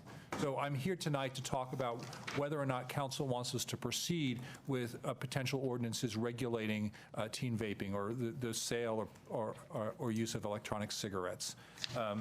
So the ultimate question for council is, do you want to regulate them by including licensing restrictions, age limits, banning flavors, and or possibly imposing a tax? So I'm going to go through these quickly. Oh, you can't hear. It seems to be on. There you go. Now we can hear you. Yeah, it may not be picking up from where I'm sitting, so I'll get closer. Yep. Is that good now? People don't have a problem with how loud my voice is, but we'll do that. So just some preliminary stuff. This is all in the memo. The U.S. Surgeon General issued an advisory about e-cigarettes. They have become a significant problem for youth. They are highly addictive. I saw something that suggested that there's 20 times more nicotine in a vaping electronic cigarette than there is from a regular cigarette. A lot of kids, surveys show, don't know that there's nicotine in them. 80% of students know that smoking is bad for them. Only 50% know that vaping is bad for them. So it has become, in my understanding, a crisis in the city's schools. So the Surgeon General recommended strategies, which are some of the things we're going to talk about tonight, including e-cigarettes and smoke-free indoor air policies, which we have done, restricting young people's access to e-cigarettes in retail settings, licensing retailers, implementing price policies, reducing access to flavored products. Flavored products seem to be more attractive to youth, and as you heard, Aspen has already done that. So that's a possibility. These are some really significant statistics. One of the speakers summarized these. 46% of high school students have used an electronic vaping net. This is from BVSD. 33% have used one in the last 30 days. Only 51% of high school students perceive vaping as risky. 65% feel it would be easier, very easy to get an electronic vaping product if they wanted one. And 24% were able to purchase within the last 30 days at a gas station, convenience store, grocery store, or drug store. So there's a significant issue here. These are some nationwide statistics. And I'm going through these relatively quickly because this is just a nod of 5. Can I ask you a process question? Sure. Are you going to ask us which methods we want to direct you to do it, or you just want a nod of 5 to go figure it out? The first. Okay. I'd like some direction. And also, I'd like some direction on scheduling. The council's agenda, as you well know, for the rest of this term is pretty packed. And so I'm not sure how much you can get done. So I'd like some sense from you what you would like to prioritize for this term and as opposed to the next council term. Which obviously you can't control. So there are things that are more complicated. Obviously, I can write an ordinance that does almost anything, but I suspect that this will be a significant public hearing when we bring the ordinance back. Scheduling is going to be challenging with what you've already got on your plate, but I thought I'd give you the chance to sort of tell me what you want to do in this context. And could I just ask a question? And that is, where is this in the state right now in terms of it becoming some kind of a law? Is there any statewide activity legislating it? So in the last session, the state removed a lot of the preemptions on local regulations of smoking and nicotine products. So that was a significant step forward. Right now, there is no current state tax on e-cigarettes. There's only a tax on regular cigarettes. The governor proposed a tax on e-cigarettes, and a significant increase in the tax on cigarettes in April was one of the bills that didn't make it through the legislative session. Carl tells me he believes it's likely to come back next year. Whether or not we don't have really any information on whether they're going to do anything about flavored raising the age limit themselves. So a lot of the things that we would be doing would be things to address problems that exist today before the next school term starts and before the legislature can address them next year. So does that answer your question, Lisa? Yeah. It sounds like taxes may be one of those things that might be addressed at the next session.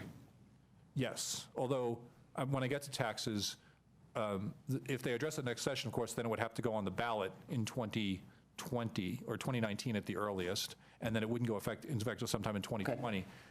Since price point seems to have a significant deterrent effect on youth use of things, imposing even an interim tax might have a significant impact on youth in Boulder that you might be able to, but I'll get to that when I get to the tax part. Okay, all right. Why don't you start and just tell us how complicated each one is as you go through them, and then we'll ask our questions. All right, so go through each one of these. Prohibiting sale of flavored products, not a big, heavy lift. We could do that relatively easily. Aspen's already done that. That would seem to have a significant impact on youth use if we can actually prevent the sale of flavored products, including menthol, but watermelon and passion fruit are apparently fairly common things that they're selling, which are really targeted at youth. Okay. Wait, do you have a question on this? Yeah, I do have a question on this.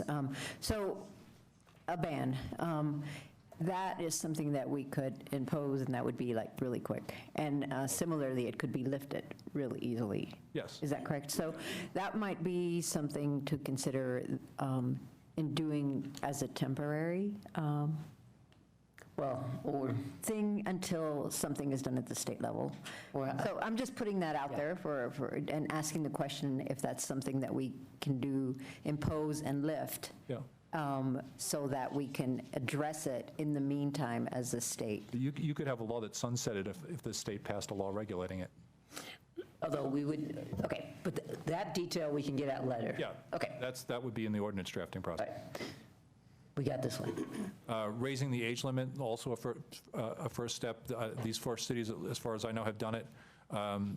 You, of course, would have to have a hearing on an ordinance, but again, not very complicated. And as I said, the state legislature specifically removed the preemption on local control of age last year. So we are absolutely allowed to do this, there's no question. Lisa? Is there any age restriction on vape products? I mean, is it 18 or? It's 18, yes. And so they raised it to 21? They did not. But No, I mean Aspen, Avon, Basalt. Yes, they all did. And interestingly, the industry is out there campaigning for 21 as well, so there we go. They will Because it does presumably- nothing. And what's that? Because it does nothing. I'm aware, but presumably they'll sing Kumbaya when we get to that part, right? From my perspective, it makes enforcement a little easier. So as you know, the police department has an excellent record of doing enforcement for sale of marijuana and alcohol to youth, and they do that by using people under 21. It's a lot harder to use people under 18. There are all sorts of complications when you do that. So in terms of doing undercover stings, I think the police department would be more comfortable doing them with 19 and 20-year-olds than 17 and 18-year-olds. So there's an enforcement part of this that would make it easier for us to do that, from my perspective. Okay. So licensing nicotine sales, in my view, licensing is the best way to control anything, especially in enforcement. I mean, as you know, before we had licensing for short-term rentals, and when we really weren't enforcing licensing for long-term rentals, we had trouble getting people to comply because any fine can be the cost of doing business. And so it's hard to get a fine that's enough to change behavior when people are generating large revenues. The best way to stop someone from doing that is to either threaten or actually suspend or revoke their license. Then you cost them real money and they change their behavior. We found that in alcohol and marijuana, as you all have heard repeatedly, and particularly in short-term rentals. That has been our most effective enforcement tool. I think it would be really helpful if we could do this. Of course, the challenge is staffing up to do licensing. Our licensing folks are incredibly busy, as you all know. We're again, changing the way we do marijuana. My recommendation is that you do this through the budget process this year and think about how you would do it. Of course, I'll get to the tax part, and licensing generally always is self-supporting. We set a fee to cover the administrative costs. There's a lag on that, but there is a hiring process that you have to go through. You have to staff up. And again, the people who do this right now are very busy. And so we would have to figure a way to do this with additional staff somehow. So my own personal recommendation is I would love to have this tomorrow. I'm just sure as a practical matter how to do that. Your last point about the county? Yeah. So I've talked to some people at the county. They're interested in doing licensing as well.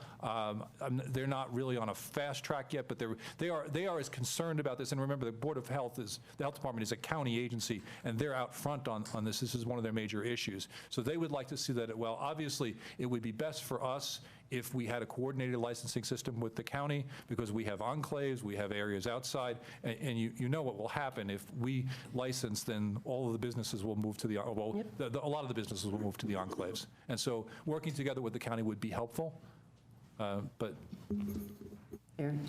So from a staffing perspective, so could we designate the money for the additional staff before we had fully implemented regulations so that you were kind of ahead of the game? Yes, you could do that through the budget process. Okay, so that's something to think about. Yep. Jane has. So I do need to tell you that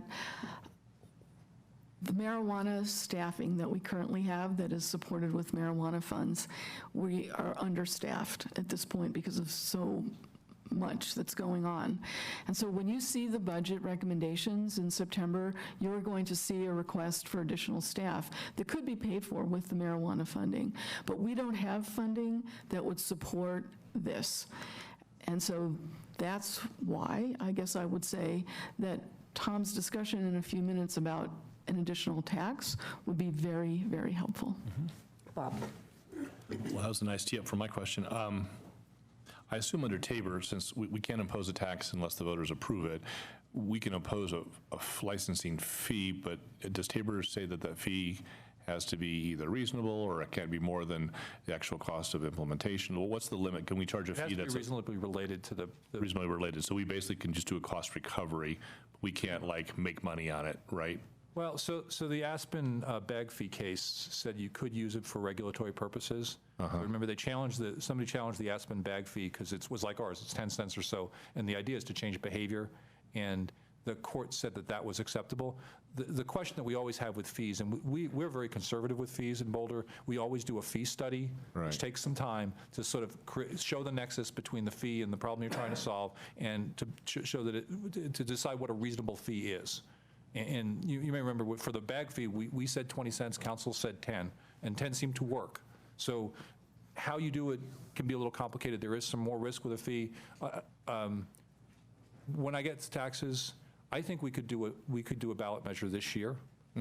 We have the time, and it's not complex. And so when I get to taxes, I'll talk to that. From my perspective, it's always safer to do a tax than a fee, because if you impose the tax, you clearly have constitutional authority. The voters approve it, and I think this would be a relative no-brainer for our voters. You're ironclad. Nobody can challenge it. And then the fee, that's Jane's issue, because if we could put a tax on the ballot this year, voters approve it, we would have money flowing in so that when we set up the licensing regime a few months later, we've already pre-funded it. Yep. Oh, wait, I'm sorry. I wonder whether or not we can legally, we've had such an increase in, profit is not the word, but an increase in the tax from the sugary drinks, which is health-related, whether or not we couldn't use some of that excess that was unanticipated from the sugary tax to pay for additional staffing or whatever is needed to get this up and going, unless the city manager's already spent that money. Well, actually, we have a health equity committee, and that's the group that spends the money. And they spend it when nonprofits and also city agencies apply to it to focus those dollars on, we have Parks and Recs programs, but we also provide very significant support to our nonprofit community. So indeed, I believe the funds are mostly spoken for at this point.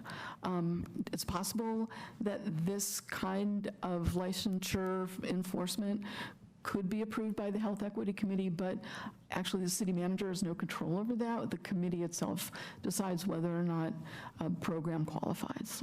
It certainly falls under their health and well-being clauses, I think. The language in the ballot measure is broad enough, in my view, to cover this.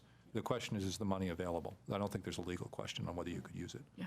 Sam? So then, one of the reasons I think a tax would be good on these products is precisely what you said, Tom, which is that it has more of a discouraging effect the younger you are. And so I kind of think if we go ahead with a few of the things and put a ballot measure on, we get approval, and then add licensure, in the new council, that will be really effective because we'll have the money, it will be tied to a disincentive on the specific things we're trying to get youth not to use, and then the adults who use it will be funding the youth not to use it. So anyway, that's just my It does thoughts. seem like a nice package. Okay, Mirabai, and then we're going to let you actually talk about the tax. Oh, after? Okay. I have one more thing before the tax on that zoning. As you remember, when we did marijuana regulation, we have limitations on distances from schools and daycare centers. I think those would be really appropriate in this area. I think we have a great template in our code already, because you've worked through all these issues on mixed use zones and distances. So I think it's something we could do. Just a reminder, though, generally our zoning is prospective in nature. Any existing use is considered an existing non-conforming use under our code, so it wouldn't change the existing circumstance, but it would prevent new businesses from opening close to schools or rec centers or parks or things like that. I understand that grandfathering, Tom, but if we enter into a licensing regime in a few months, we could, as part of that licensing, say that you can't be a licensed seller within X number of feet of a school. Is that correct? So that really wouldn't be a zoning change. It would be a license requirement, and so we could effectively do the same thing, and we wouldn't be subject to that grandfathering issue. We could certainly look at that. Okay. And then my question on that is, how would that apply? I mean, I understand how licensing would apply to convenience stores, but how would the distance apply? Because, there's a lot of convenience stores that sell vaping products, which might be close to schools and daycares and things of that nature. There's a lot more convenience stores probably than dedicated vaping stores. So I would only ask, we would want to think through the consequences of a distance regime. So, I mean, we do this with alcohol. Remember, there's a provision that says you can't sell alcohol within so many feet of CU, and so we have an exception for the Hill. But we've actually had to approve licenses, write an exception to the code and to the licenses for someone to open a liquor store within whatever the distance is of CU or a school. And I guess it wouldn't prohibit convenience stores, it would just prohibit convenience stores from selling. Exactly. Got it. Okay. So, Taxing, because all we have to do is give a nod of 5. We don't have to figure it all out tonight. yeah, and you'll spend a lot of time. So this is sort of surprising to me. There's no state tax on e-cigarettes. As I said, the governor tried to get one this year, and it didn't get through. There's no preemption preventing the city tax. If the city, there is a provision, though, in the state code that says, so right now, the city gets 27% of the state tax on cigarettes sold in the city of Boulder. So last year, that amounted to $289,385.54. There's a state code provision that says if a city adopts a tax on cigarettes, you lose that money. Even e-cigarettes? I'm not sure. I think if we limit it to nicotine, we might be okay, but I'd have to really read the code more closely than I have, Sam. Because your licensure suggestion was on nicotine products. Yeah. So that's talking about all tobacco as well as, okay. Yeah. So if we limited it, we might be okay. As I said, the governor policy proposed a tax in April, but it wasn't passed. If they did a substantial increase in the tax, then the city's share, that $289,000, would go up because it's 27% of a bigger number. So by passing this, we could be risking losing revenue in the long term. So my recommendation would be to put a ballot measure on that imposes a tax, to have the tax sunset if they pass a state tax. And my thinking here is that, as I said when you asked the question earlier, Suzanne, the state, if they pass it in this legislative session, which is an if, then it wouldn't go onto the ballot till November 2020, and then it wouldn't be effective till 2021. This would give us 18 months of coverage with increased prices in the city of Boulder that could act as a significant deterrent while the state is deciding. And you have county on there too, and I'm just wondering, maybe this is too much, but ideally, we'd have a county tax, Yes, wouldn't we? and the county may be considering a tax, but not for this election. So again, that would be the 2020 election at the earliest when they do it. And so if we could also provide in the ballot measure the county tax supersedes it as well, if you like that. But the idea would be you have the ability, because of the timing, it's tight, but it's certainly doable, to do something this year that provides a significant disincentive almost immediately in November. I mean, whenever we made the tax effective. And my own recommendation is I think it's worth trying as long as we have the protections. And again, I want to do more legal research and it would come back as an ordinance, but that's it. So here are my questions for the nod of 5. I've numbered them. You can just nod where you like or give me directions on what you'd like to do. Okay. I did have a Questions? follow-up You have a question on question? the tax, but Mary, I think was ahead. I had Questions? Well, I just had a comment, and so yesterday I met with a couple of people, one of them being a Boulder County public health person, and she mentioned that they were meeting today regarding whether or not they could even impose a tax, and I'm wondering if she's here. So as I understand it, the county people are funded by a state fund that prohibits them from talking about a tax. So I would not ask them to do. Okay. But, well, so Aaron has a question. Is it on this? Yeah, the tax question. Okay, go ahead. Yeah, so Tom, I'm still a little unclear there. Are you proposing a tax on all nicotine products or just the e-cigarettes? My preference would be just the e-cigarettes, because I think that's simpler, but you can do whatever you like. And we feel like maybe potentially or probably we could do that in such ways to not lose the state share back from cigarette taxes? I think that's true, but I'd really need to work on that. We need to work on it, but that's That would be good. ideal. Yeah.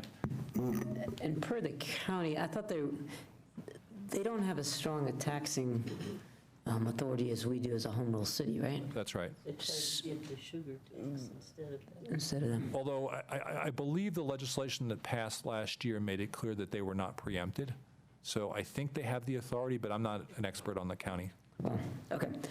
Well, let us quickly go through, and again, we're not figuring it out, we're just asking staff to go give us direction. So number 1, thumbs up if you want to. Just a process question. Yeah. This is not only a yes, no, but it's also a when, right? In other words, some of these things we need to tell Tom whether we want to do them now versus other things that may happen later, right? Right. I meant this council, because it would be a little harder to direct the next one. Can I just put in a little thing here? Just a plug for acting sooner rather than later in general, as much as we can. Really quickly, I have kids in middle school and high school, so I've talked to them about the prevalence of youth vaping, and like my son in high school talks about, like, it's everywhere. Like, he goes in the bathroom and he smells the fumes and sees the kids with it. So like, I feel like this is something we should prioritize as a health and safety issue for our kids. So I would like to see us move quicker rather than slower. Okay, so that's what we're trying to do. Mirabai? I know this is a little out of it, but I'm with Aaron on this. But the other thing is, and again, I'm sorry, I know this isn't up there, but is there any way to work with, because some of the mothers that I spoke with, I was talking about BVSD and why aren't they sending out urgent texts? Why aren't they sending out emails? Is there a way to encourage BVSD before the term starts? I mean, why is this not on a daily text message for these guys? And do we have any influence there? Certainly, we can encourage, and I believe it's one of the superintendent's highest priorities. That's what they told me. And so I don't know that we need to do any more encouragement. We do get communications from the school district about this issue, for sure. Well, I guess I had a question also in that regard. We put marijuana money aside for a public education campaign on alcohol, opioids, marijuana. Is there any reason why this can't be included in that public education effort? That's directed to Jane. Well, I don't know. Kristen, you may know. Kristen Heiser, Deputy Director of Housing and Human Services, and yes, in fact, it's the substance education fund that essentially could be used for this purpose to help lift this initiative, so. Okay, let's add that as number 6. As well as the health equity fund that Jane, city manager, had been speaking to. Okay, so if we said, hey, we want that to happen, you guys would go do something? We think? I mean, we already put out an RFP, so there's somebody doing a campaign, right? Could we We add are that? not actually currently doing a campaign. We have dollars available, and then we would be pursuing whatever the correct programming would be to support this type of initiative. Right, And but we it would would do be that in through an coordination with the county. RFP. Like, we don't do, it's not in our wheelhouse, so to speak, to do a public relations campaign around these matters. We would do an RFP to have a consultant work with the school district or the county to do. I just thought Boulder So we County need to figure won it our out. last RFP Right. on Yes, education. I that's right. thought we could just add it to their docket. But Well, I don't know that they want to do that, right? We have a contract with them to do a particular thing, and so adding something onto it might not be something that they have the capacity to do. But certainly, we can use the dollars that way, and so let us come back to you about how we can effectuate that. Is everybody in agreement on council? Yes. Thumbs up, nobody disagrees. Okay, so add that one to the list. On number 1, how many people? Yeah. Put up your thumbs, dang it, let's do this quickly. Does anybody disagree? Oh, okay. I'm not disagreeing. I just have a question about, one of the speakers spoke to adults preferring these flavored stuff to help them get off cigarettes. So I don't know what you do about that. Well, let's pause and do a process thing. I presume, maybe wrongly, that in doing this, you will also, we got a bunch of emails from businesses, some of who support some of this. Would you be talking to them to find out their input? Yep. So we're not committing to voting for a ban, we're committing to staff I'm fine to look exploring that. into it, yeah. Okay. Yeah, let's be clear, there's still public process to come, Yes. right? This is not a fait accompli when we raise our thumbs. No, it's a nod of 5 for everybody, for staff to go and do research and come back with proposals on these topics.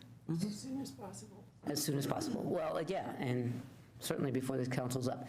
Okay, so yes on 1. Number 2, limiting the age? Yep. No brainer? And those are both this council as soon as possible. Yeah. Okay. Yep. Okay, now licensing, we heard that would take a little bit longer. So I have a proposal on this. Okay. I propose that we go forward with number 5 and get a ballot measure prepared to go forward this November to bring the tax in place. We can go ahead and prepare in our budget process for licensing, provided that the tax comes through, right? Because we're budgeting for next year. And we could say, okay, assuming the tax comes through, how much will it raise? And so we could provisionally approve licensing going forward if the tax passes. Okay, Aaron? Yeah, thanks for that, Sam. And maybe additionally, what we could do is, when we deal with 1 and 2, say that we could get some preliminary investigation from staff about, what licensing looks like, so we can start to prepare the way. Because maybe we can't finish that in October, but we can get the groundwork laid. Well, and you also mentioned the county, and if they are interested, anyhow, I'd like to know if there's any synergies that happen. Well, We don't have to do county- it all by ourselves. The county and the school district, I'd like to see them, all three, be. Well, the PVSD can help on the education, but they don't license businesses. No, I get it. Okay. I guess what I would say on that is it would be great if the county did, but I don't see any reason why we wouldn't go ahead and set up our funding source with the tax and a budget Right, he said do some research, and I would include that on that list. Okay, sure. Bob? So I just want to add on to what Sam said. I agree with Sam that we should put a tax on the ballot this year if we can. And then nice thing about that is because it is funding, the tax would be funding our licensing. That gives a talking point to those who want to advocate for the tax, which is not only do we want to tax because we want to raise the price, which would decrease the use presumably, but also we need that tax in order to fund the licensing regime, which is kind of phase 2 of this, which is going to take a little while. So we would say to the voters, please pass this tax because we would have a hard time standing up a licensing regime without it. And then the only other thing I would say is, because the zoning restrictions can only be prospective, I would probably roll that into the licensing thing. That way, we just make a licensing condition that says you can't sell within X hundred feet of a school or whatever we want to do. Because I think a zoning change now is not going to be particularly effective. And so I would probably package that with licensing. Or quick. Yeah. Quick. I agree. Mary, is that, you had your hand up? Yeah, I have, Well, if it's not on this, then let's pause. People agree with that proposal? yeah. Well, so I think it rolls into the whole thing, right? Well, yeah, the Put a tax proposal you on- just made okay. that he added to that, Aaron. Sure. We good? So- Okay, next. Well, several things. I liken a ban and lifting of the ban kind of like a moratorium that you put in place to stop something right away, to give you time to come up with some policies. So could we do something like that, a ban that just bans something? I mean, or as you go through with the NOTA 5 to look at what things would be quick to do that we could put in place that give us the time to create policy, or lift it, as you said, have it sunset when the state does something. Because if the state does something that preempts everything that we're doing, or that would address a lot of the what we're trying to address, then we've done a lot of work for nothing. So I guess I would want us to consider that, to do something easy that is very effective, and then have it sunset based on what happens at the state level. Well, it sounds like 1 and 2 we can do in the next couple months, so we don't really need to ban before we do it. We could just go ahead and do it. And a tax would have to be approved and could sunset. And could sunset, yeah. So, I mean, just saying to keep that in mind as Tom moves forward and looks at what the options are. The other thing is, with respect to the question that Mayor Bai brought up regarding BVSD, it's already illegal to smoke within or 25 feet from, or within 25 feet of a government building. Isn't that what a school is? And isn't it illegal to be Well, it's illegal to do it under 18, isn't it? Yeah. So It's illegal in schools. yeah, so it's illegal. It's just, Okay, well, they're having trouble enforcing it, I think. okay. And then finally, I don't believe that that vaping is in our legislative agenda, so that's something that we would need to add. Okay, point well taken. Last comments, we're going to move on. Yes. Well, just, I wanted to say I appreciated the letter from Dr. Anderson, the BVSD superintendent. So I'm sure you will be, but I just want to encourage you to know BVSD is a willing partner to talk about how this will work out. So make sure that we're in good contact with them. And in terms of timing, a tax, you have to pass next month. So, so there's no point in doing several public hearings. So my proposal would be to try to bring everything back in August and get it all done in one public hearing. So I will work hard to make sure that happens. And the most complex part is obviously the ballot measure. The other things are relatively straightforward. So I will work with CAC on scheduling at one of the meetings in August a public hearing on this issue. Okay, and we might have to add a special meeting, just saying. I also think, last time we did something like this, we heard from a lot of businesses at the 11th hour. Yep. So if we can go ahead and just get it out there early that we're moving fast, so anybody who's got skin in the game that wants to participate. I will reach out to everyone who's contacted council and to the woman who testified tonight and let them know that this is happening and get their input. Great. Let's have a quick response to Mary about one thing. If the state imposes a tax for state purposes, they're going to do an education campaign or something, if we get a share back, then I think we might want to get rid of our tax. But if they're not going to share back to the city, we might want to keep the tax so that we can maintain our licensing program. Yeah. Well, that's all, I would imagine, something that'll come back to us when. Yeah, and the way I would recommend, we could either do a sunset in the ballot measure, but you could also have a ballot measure that just authorizes the tax, and then council has to impose it by ordinance. You could always just repeal an ordinance. Right. So that you would always have discretion the council would always have discretion to go whether or not, to judge what the state did and make the decision then. Okay. Is this enough for now? Okay, a big thank you to all the folks that have raised this issue and brought it to our attention, and looks like we'll be moving forward here. Yes, thank you so much. Thank you. Okay. Your public hearing tonight is regarding the Hogan Pancoast property. Okay. All right. Are we going to lose our quorum? We are now hopelessly behind. Actually, well, it depends on what your definition is. What time do you want to get out of here? I'm just going to. 9:30? Get in? We get out of here. Think that's your over under 11:45. Okay. Nice. I'm not happy about that, but that's.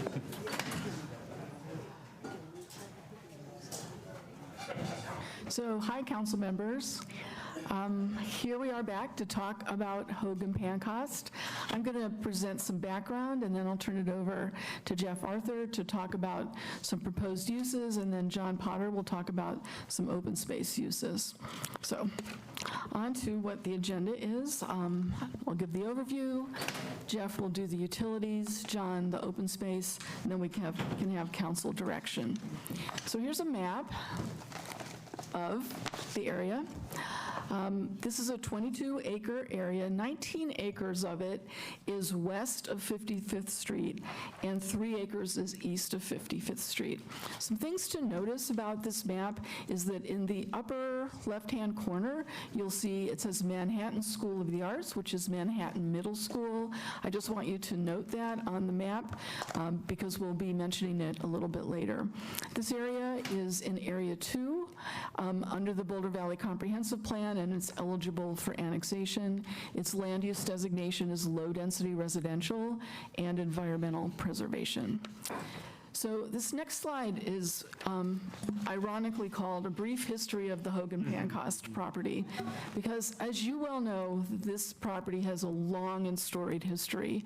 We're starting here with 2017, but in the decade before this, a number of projects came forward from developers to put residential uses on the property, and I'm not sure that any of them actually made it to council because they went to planning board and were turned down at that level or withdrawn. But in 2017, the council held a study session to discuss the property and its next steps. And in fact, in early 2018, we had a public hearing, so the public was invited to attend and talk to us about whether or not this was a property that we should acquire.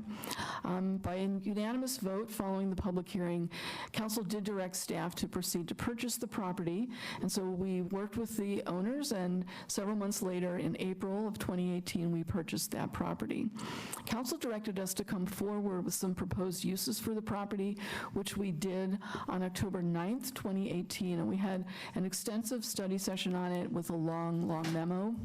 I'm going to be talking about that study session in the next slide, but then the next thing that has happened on the property, besides the work that we've been doing since October, is that we provided a notice of lease termination to the person that had horses on the property. The property was not being maintained according to the lease, and we had some concerns about the health of the horses. So that lease termination is effective July 24th, which is about a week from today, a little bit more. Okay, so let's talk about what happened on October 9th. I'll first direct your attention to the right side of the slide. We did have an extensive memo in which we discussed any number of possible alternatives for the use of the site. In particular, we had ecological uses, we had a number of recreational uses. We talked for a long time about permanently affordable housing uses and utility uses. As a result of that discussion, and the council did speak about every one of those items, the council asked us to move forward with 4 matters. First was an ecological use to partially restore the 3 acres east of 55th Street. That had been recommended as a possibility by OSMP. We also were asked to think about limited restoration and cleanup of the property to the west of 55th Street, that 19 acres. We were not able to get full information by October 9th with regard to the ability of the property to hold flood mitigation, and so you asked us to do further studies on that, which is what we have done. And then finally, the water rights associated with the 3 shares of Dry Creek number 2 ditch. We have purchased those, and I believe that they will be used in connection with the open space use of the property and the restoration east of 55th Street. Recently at CAC, council members talked about, are there opportunities for interim recreational uses on the property? So at the time that we brought this forward with 5 recreational use alternatives, most of the uses that we were recommending were like a skate park, a recreational field, would have resulted in significant capital expenditure for the property. And one of the things that we were talking about back in October was the caveat that when we look at this property through an equity lens, that spending significant parks Parks and Rec dollars, which are of course limited, in this particular location is probably not something that the equity lens would support. But one of the uses was a community garden. And we are thinking that that might be a good interim use for the property. As you know, the Parks and Recreation Master Plan process will be starting in 2020. They've finished their first 5-year master plan and need to revisit it for the next 5 years. And so this is something that they will be discussing during that time and whether or not that could be a good interim use for the property. At this point, let me turn it over to Jeff Arthur, who will talk about the utilities use. Jeff? And we have a question first. Quick question on the interim use. Is there a reason it would need to be interim? Jane? Because when the floodwaters come, the community garden will be covered with floodwaters, perhaps. So that's what I meant by interim. Okay. Okay. So it could be a secondary use. Right, a secondary use, right. And just to add to that, so there would be the interim use and then, hold on. And then at such time as if we were to build a project, it would impact the uses at that time. They could potentially be restored, but to go and construct a detention pond, it would have an impact at that point. So, Yeah, it's not working. There it is. He's just not close enough yet. got me now? It turns on. Try that again. Thanks. So this is a map of the area. So the main stem of South Boulder Creek is actually east of the property, and then the West Valley overflow, which you've heard a lot about, is to the west of this and has been the topic of discussion for Phase 1. The South Boulder Creek Major Drainage Way Plan includes a Phase 2, which included an assortment of projects in this general area and included a proposed detention facility in the general area of Manhattan Middle School. So back in October, Council asked us to take a closer look at flood mitigation options, and we hired a consultant to go back and figure out what could be done with this property. Next slide. So what they came up with was a proposal to construct a detention pond that could capture water associated with Dry Creek Ditch Number 2. The site could be configured to get about 19 acre-feet of storage. It would replace the Manhattan Middle School pond in that master plan. It would require a berm, and you can see that brown line at the upper left-hand corner of it. And it could be scalable. We've identified a couple of different footprints and volumes with this. Next slide. So the benefits of this would be to reduce the flood risk for about 26 structures downstream of Manhattan Middle School. So if we were to move forward with this, the process would be to amend the overall master plan for South Boulder Creek mitigation to memorialize it, and then it would get prioritized through the comprehensive flood and stormwater master plan, and then in the future, subject to funding, we would do a more detailed analysis, design and construction, and fund it through the capital improvements program. So, I have a question too. Can you leave that map up? Our questions are probably all the same. Was the original Manhattan Middle School detention plan just to take the 26 structures and protect them, or was the Manhattan detention going to protect more? So I think it's in a similar ballpark. So what's tricky is the actual Manhattan Middle School in the master plan is part of a package of improvements. So we had the engineer look at this one in isolation. So Phase 2 as a whole was intended to address 134 structures, 386 dwelling units. So this is replacing a piece of that. So I'm not, as we go to update the master plan, we'll have a better idea of whether it changes the overall benefit, but we don't have a specific number for Manhattan on its own. 26 structures is how many dwelling units? Do you know? I do not have that number, actually. That was kind of where I was headed, Aaron. Well, and would this, if the detention moves to Hogan-Pancoast and we don't do the one at Manhattan, would this revised detention location kind of play well with the other proposed improvements in Phase 2 so we could still get the same aggregate benefit? Yeah, and that's what we'd look at in the future, is to figure out how those all fit together. So it's obviously at a different location, and it could impact what makes sense in terms of size and scope with some of the other projects that were part of that package. And I had another question. Well, can I just, so just to make sure I'm hearing it correctly, this would replace what was gonna be built under the track at Manhattan Middle School or wherever it was gonna be? Yeah, so what was in the plan was a future use in that area. So we haven't acquired an easement from BVSD. We've had some really preliminary conversations. The intent was at some future date, when this made it to the top of the priority list, we would look for. Okay, but it alleviates that need to do that? That's the intent, yes. Okay. So my other question, so looking at that flood feasibility study, if you go back to maybe the previous slide, there different sized potential pond areas, right? So like that range in size from 5 to 14 acres. And in the flood feasibility study, it shows a substantially smaller cost for the smaller size.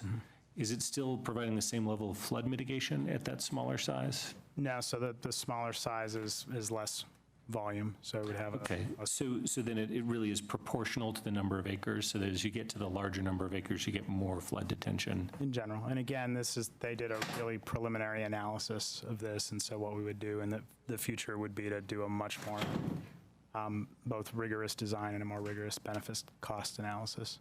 Gotcha, so that to get to that 19 acre feet of storage requires the 14 acre space, roughly. Okay, thank you. Okay, you keep going. So on the open space services side, open space staff has become familiar with this property over several decades and has primarily looked at it through the lens of the development application referrals. And during those years, it was pretty much routinely ranked as a low priority for open space. However, this 3-acre portion of the site on the southeast corner, which is the part that has the environmental protection land use designation on it, had been identified as a potential area for open space, and that it would have the highest potential for conversion to good open space services. The Open Space staff brought this idea to the Open Space Board in May of this year, and they provided unanimous support of a recommendation to you to transfer this 3-acre area, if free and clear of any leases or obligations, and together with the 3 shares of Dry Creek Ditch Number 2 to OSMP management, with the transfer of $30,000 to be paid from the Open Space Fund to the general fund. If you proceed with that idea, staff would propose a limited restoration on this 3 acres, which would include things such as fixing the fencing, mowing the common teasel and Scotch thistle, the oxeye daisy, continuing to monitor and treat this site along with the 19 acres for mosquitoes as part of the ongoing city mosquito management program, as well as providing general ongoing stewardship. We would look at this site in the long term for its potential to do a more major wetland restoration to provide a more complex and higher functioning ecosystem sometime in the future. So given what you've heard from the city manager, utilities, and open space, and the information that's in your packet, our proposed motion tonight is that you designate the Hogan-Pancoast property partially for future flood mitigation and partially for open space use in accordance with the July 16, 2019 staff memorandum. Thank you for considering this, and we're happy to answer any questions. Okay. You have one? I have one. Surprise. I have one. You have one? Okay. I'm getting the list going. Go ahead, Lisa. So thank you for this. I just wanted to know, when we've designated something to be for flood detention. How permanent is that? So like, if we bought the whole thing as open space, which I'm not proposing, that, and then a future council wanted to change its use, that would have to go for a vote. What's the deal with flood detention? So the intent is if it was in a master plan, we would look to manage the property until such time as that master plan was implemented. I might look to Tom for the actual process if a future city council wanted to move it from the stormwater utility to something else. There isn't a formal disposal process. There's no restriction. Right, so would there be anything we could do to put some kind of a covenant on this 19 acres so that it can't be disposed for, let's say, housing? So we're back to that long history? No.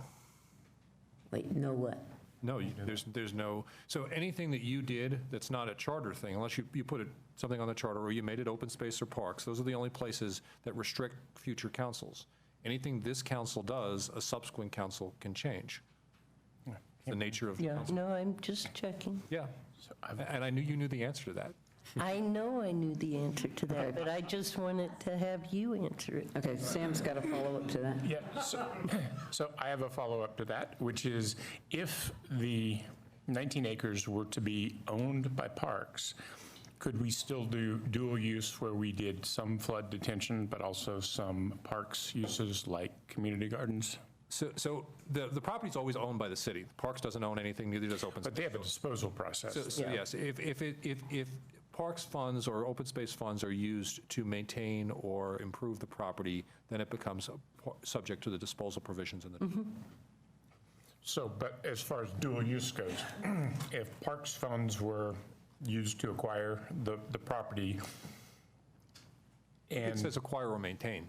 Acquire and maintain, but still have the Public Works do a detention system there, is that within city policies to do something like that?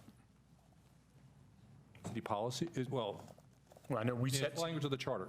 So if parks funds are used, then it's subject to the disposal provisions of the charter. But it can still have detention built on it if Parks and Public Works and council agrees. You'd have to decide whether that was appropriate use for parks property, but. If it could be used for both, that's what the question would be, dual use. Well, open But space, we isn't- might have a problem, but. But isn't that something that was being proposed for North Boulder Park? To use North Boulder Park for detention, so it must be doable then. Well, we never actually got to implementing that. No, but it was brought up as a real possibility that we could consider it. Yes, and there was not a discussion of whether a disposal was necessary to do that, because it never. Well, but we already know how that process works in parks. Okay, so you mull that over while we ask some more questions. Aaron? Yeah, so can you go back to a map of the property that shows the flood detention area, please? Yeah, that's good. So we're talking right now about the 14 acres for the future detention site and the 3 acres of the open space use. But I'm just curious, what about the other little thing in the, in the northeastern section? Yeah, there's 5 acres there. So I think the intent is that everything on the west side of 55th would go to the stormwater utility and everything on the east side would go to open space, and just the way they've configured the pond doesn't use that area, so that would. I'll just note, we talk about parks getting involved, that section that you wouldn't actually ever use for flood detention seems like a reasonable place for parks to get involved. Okay. Which gets me to, I guess my question is, we mentioned community gardens, I thank you for that. I'm just thinking about, perhaps inspired by all the renewed interests in local diversified vegetables and ag, and I know there's not a commercial, it's not large enough or well-suited for a commercial application. But I'm wondering about, I mentioned this to James, so I just want to mention it publicly, like the mountain flower, goat dairy, so, community scale demonstration projects, beekeeping, a pollinator meadow. I mean, there's things that we could do that would be, I think, public uses that would be of interest to, I think, a growing, fit into a kind of a growing, I'd say, feeling in the community to focus on some of these uses. So I guess if we said community gardens, could it encompass that broadly? So I think As a that it possibility? could. Yes, I think it could. A thing that you do need to know is that we did talk with Parks about just a rough estimate of what it would cost to do a community garden there. And roughly, they would say it would be around $550,000 to grade the land for a community garden, for example, and put in an irrigation line. So anything that we did there is going to cost money that would come from the Parks Fund, and we'd have to make priority decisions about where we would get that money and what other project in other parts of the community wouldn't be done. A concern that I would have, and we don't need to decide it now, is depending on what kind of use we have there, would we need to have a parking lot for people? And that, again, costs money and burdens the land a bit. So that's why taking this through the Parks and Rec Master Plan is probably a good idea, because I feel like PRAB would be able to help us figure out what the priorities are, particularly for spending dollars. Right, okay. Well, I'll just throw it out there that I think we could get creative and maybe lease it to somebody who wants to do kids' camps around some of those uses, or things that are lower impact and displace some of the costs and yet get a good community benefit. So I hope we can think creatively, or at least I'll throw that out there, and if we're going to public hearing, and maybe people can speak to that idea. And to what Aaron had pointed out, that depending on which of the detentions we choose or not choose, there could be a significant amount of area left to do something like you described with. Right, and if they do detention, you can also Do it there too. You could restore the land in the bottom of the pond, yeah. Okay, do you have a question? Or, I was just going to say, I you got to turn it off. would be, I think what you've suggested is great if it conserves, if it goes into parks, the reason for it to go into parks would be so that there wouldn't be any talk about housing here in the future. But also, because there's community benefit to be had. I get that. Community gardens, I don't think there's a big community garden down in this area.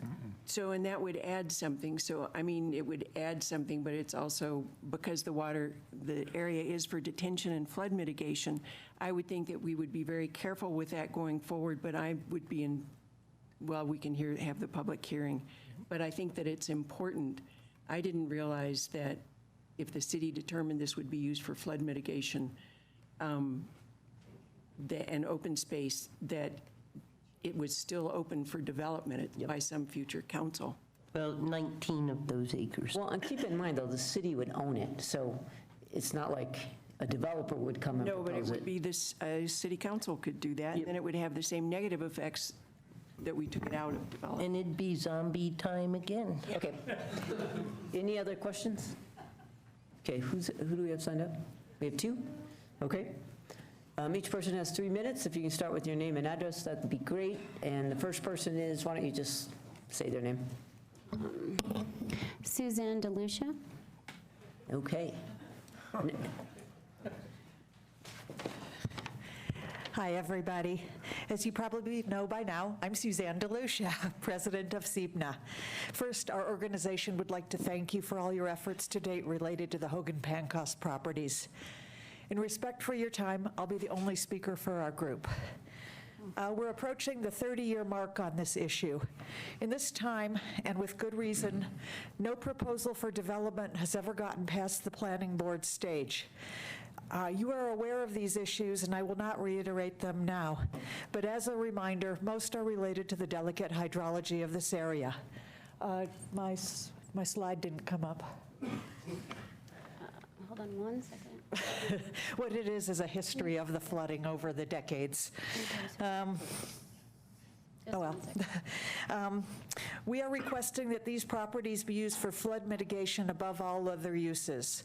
Phase 2 of the South Boulder Creek Flood Mitigation Project recommended using the soccer fields at the middle school for this purpose, but its feasibility has never been determined. Here are the photos of floods throughout the years. Hogan Pancoast is the best and most practical area for flood mitigation in this high-risk area. The land has been naturally serving this function throughout history, as you can see. People's houses did not flood in 69 and 73. There are many very appealing community benefit and recreational opportunities at Hogan Pancoast. However, flood mitigation should preempt these uses, and it's the price we should be willing to pay. Please do not consider this area for housing. It doesn't make sense to build other homes and put everyone at risk. We're asking for a permanent solution from you and are asking you to kill the zombie once and for all. Lastly, we've learned that some grants may be available for flood mitigation purposes, and we'd like to be a part of this solution and looking into this. Thank you all on behalf of CEBNA. Yep, we have a question for you. Suzanne, you do understand that without this property being in parks or in open space, there's always the possibility that a future council could make it housing. Just like you do. Yes, I do. Thank you. But we had to ask, right? Yeah. Okay, thank you. Donna George.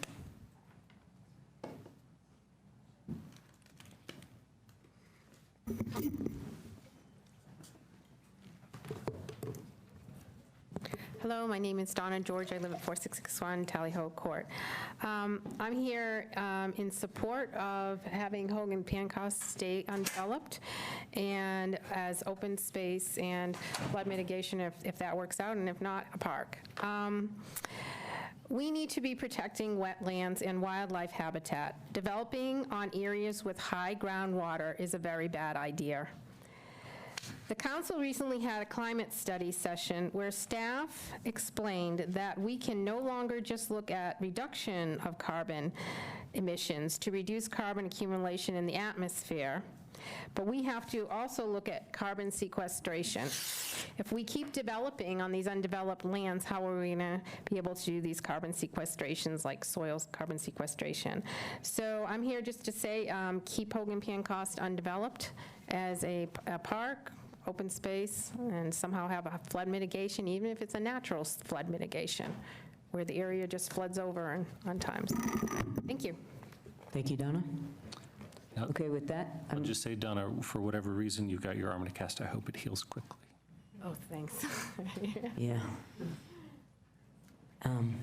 So that's all that's signed up? Okay, we will close the public comment then.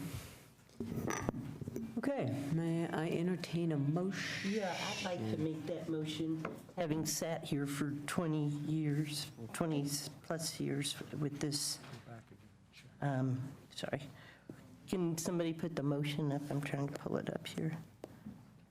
So I would like to move to designate the Hogan Pancoast property partially for future flood mitigation in cooperation with Parks and Recreation Department, and partially for open space use in accordance with the July 16, 2019 staff memorandum. Can we say, can we add to that, in consideration for other parks and rec uses? And ownership. And ownership. I mean, what's really important is that this does not go back. Okay, but those are two separate thoughts. So in terms of designating it for uses, I wanted to have Parks and Rec uses included. Yeah, okay, too. So we got that. If you want to add something else on ownership, that's separate. So I seconded it, but now I'm thinking that maybe to add to the motion, could we add to the motion something with the intent of it does not become a zombie again? I don't know. Well, why don't we just say something like this? Designate the Hogan Pancoast property partially for open space use and partially for future flood mitigation and owned by Parks and Recreation. So again, the city owns the property. Well, I get that, Tom, but we also recognize, as we've been talking, that the city can change the use with it being a future flood. Yeah, council, and So, Chris, point taken, so how would she word it differently Yeah. to get across the intention? I just went back and checked the charter. What it says is purchased, condemned, designated, or improved with park funds. So you would have to say that the portions of it be improved with park funds. Or designated. Okay, so we will designate 19 acres of the Hogan Pancos property as use, or what was, How about this? Would you like to word it for us? yeah, why don't you just, I'm not sure how to word it, because until it's actually improved with parks funds, there's no restriction. Well, now we've just talked about in the memo, transfer of funds from public utilities to another city general fund, right, to pay for that. Why not have parks make that transfer instead? Because then they will have acquired, so yes, the city owns the land, but it will be parks funds that Parks funds, that yes, were yes, you could used. do that. So that's what I think Lisa's getting. that's what I'm getting at. And So remind us of how much that is. it's 19 acres. No. 200,000. Oh, it's 200,000. I just want to know what the impact of 180. parks is. Okay. Yeah, something like that. It's 189,000. And just out of curiosity, I know what our intent is. Do we want to lessen the burden on parks and open space? And does it just, the intent is to have them pay for part of it? Can't utilities also pay for part of it and accomplish the same purpose? So I guess I was wanting to go where Aaron wanted to go for that part of the discussion, which is if we decide or give guidance on how much we're interested in, just guidance, then utilities could pay for however much we're thinking now they might use. Parks could pay for the balance, except for the 3 acres that open space was going to take. Okay, that makes more sense. And can I colloquially on that, in terms of using park funds, understanding where you're going here, I mean, can the parks, the Parks Department is maintaining the adjacent park all the time. Can they occasionally do maintenance tasks on those 14 acres that are flood so that they're involved? Absolutely, and there's parking right adjacent to. Okay, but that's not the, So, okay, go ahead, Bob. I'm just a little bit confused.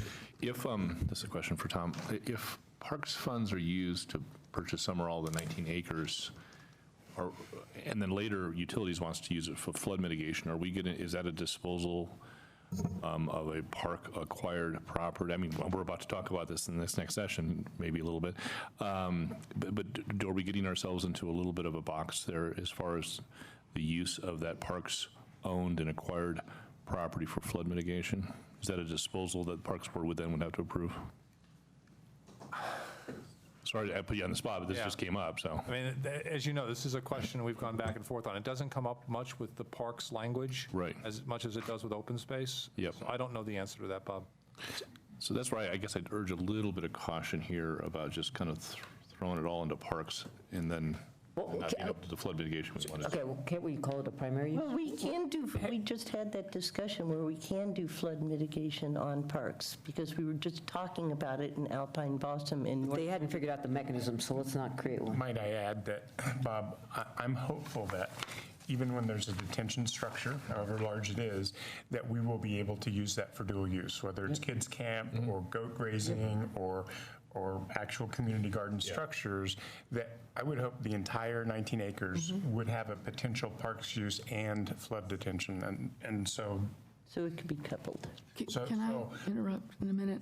I don't know if this will help or not, but what if we passed a motion in accordance with this and added, and staff will come back in the next 6 weeks to talk about how we can make sure that parks funds are used on this property. Because right now, we purchased the property for $5 million from the general fund. The Parks and Rec fund or the Parks Fund, Improvement Fund, doesn't have $5 million to pay the general fund for this. And I don't think it's your intent at all that we take $5 million away from that fund to pay for this. But I would prefer to talk with folks from the finance department about how we can make internal transfers or whatever to make sure that parks funds somehow are used to improve this property. And we need to know if we even did a small improvement, does that encumber the entire 19 acres? And we need more information about it. I feel uncomfortable with you making a motion tonight when we don't really know the answers to that. So I guess my comment to that would be that you have suggested in the memo a very much smaller amount than 5 million. That's 150,000 from public utilities and 30,000 from open space. Right. So I wouldn't imagine it would be that much different for parks because it can't be developed, right? We're not suggesting that we put a facility there. We're talking about things that are light on the land. So it would look very much like it's not very occupied and not developed. So I'm comfortable with that if my fellow council members are, as long as we hear something back Right. with this council. Yeah, absolutely. The other benefit of that would be, I do want to be respectful of the Parks Board. Sure. Give them an opportunity to weigh in, and if it was 6 weeks, presumably have a meeting sometime in that cycle. No, they'll have to jump on it quick, but. Does that work? And so, Yeah, that works, just on the condition that it comes back and. it will come back to this council for the mechanism? Right. Okay. That's definitely part of your direction. Right, and we would add Parks and Rec, partially for future flood mitigation, Parks and Recreation uses, and partially for open space. Okay, so designate the Hogan Pancos property partially for parks and recreation purposes, partially for future flood mitigation, and partially for open space use in accordance with the July 16, 2019 staff memorandum. Second. Okay. With the understanding that. We're going to see it. You're going to see it again. Yep. Okay. Still a zombie. Zombies never go away. Do we need to roll call it? Show of hands, all those in favor? It is unanimous. Thank you. Thank you. Yes, oh, sorry. But now, wait a minute, hang on, we got to gush a little bit. Go ahead, Aaron.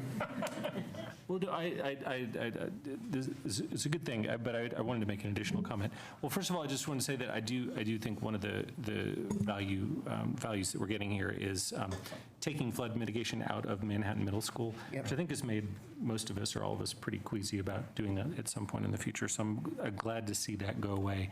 The other comment I just wanted to make is I agree with this pursuing of parks uses. I understand the equity uses, and so I wonder if we can put together a partnership with nonprofits or people who to do like a community garden or like a botanic garden, like something that could serve a community-wide function, right? That wouldn't necessarily require parks to take $3 million out of their scarce funds. So I would just encourage us to think about those kinds of uses that would be light on the land, but that could have a community benefit that maybe there'd be other groups that might be interested in getting into.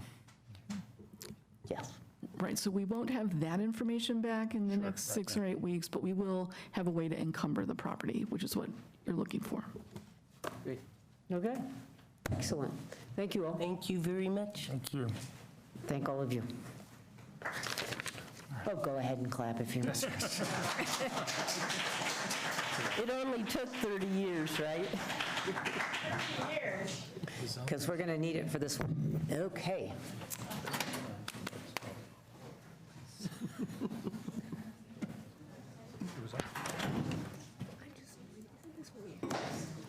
Yeah. Mm-hmm.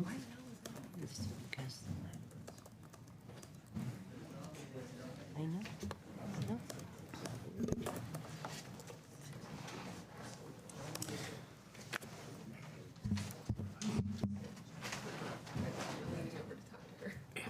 I'm glad we got the parks stuff. Mm-hmm. Good Good evening, Council. Phil Kleisler with the Planning Department. Thank you very much for your time this evening.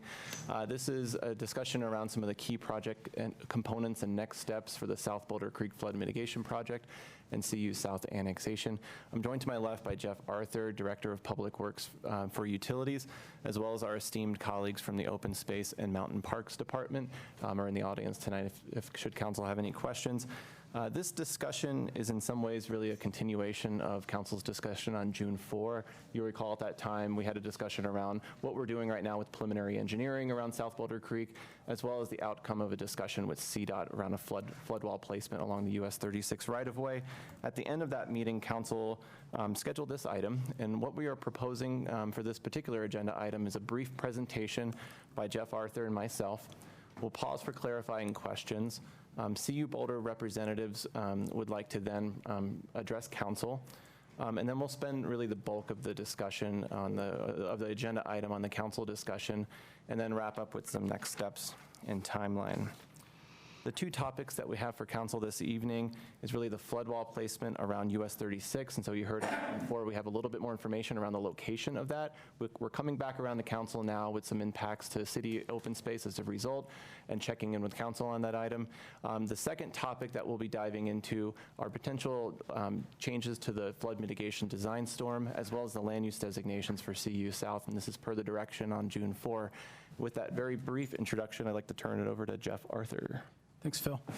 So I first wanted to just start by reiterating that preliminary design does continue to move forward, including acquiring groundwater data. I also want to give you a brief update on something else that we've talked about before, which is that we are in the process of selecting a site to install an all-weather publicly accessible web camera at a strategic location, possibly at 36, possibly at 93, possibly both, where members of the public would be able to get a sense of flows in South Boulder Creek and make decisions based on having additional information. We don't have an exact date, but we're trying to narrow it down to where it would be most useful, and then we'd work with the property owners and figure out how to get connectivity and power to that. So I just want to let you know that that is in the works. So before we get into the main presentation, I wanted to start by walking through some of the key questions that Council has recently asked, since they're really foundational to, I think, all of the options that have been considered. So there was a request to review the video simulation. I think most of you have probably seen it, but this is a simulation of the 100-year flood across the CU South property. It's actually derived from the hydraulic model that's been used to analyze this. So this is kind of a visualization of what the engineers are actually working with to do that. So it's a good representation, and it's got its own captions. So I'm just going to let this roll, and then we'll discuss it further. So to orientate you, north is to the top. Is that running? Yep, it is. And you will see the water come in blue, and this is basically a kind of a time lapse. And what are the differences in color mean? Like those, there are those? So basically the gray, the shades of gray are the topography, the blue is the water coming in, and the pink are highlighting things that are noted in the captions.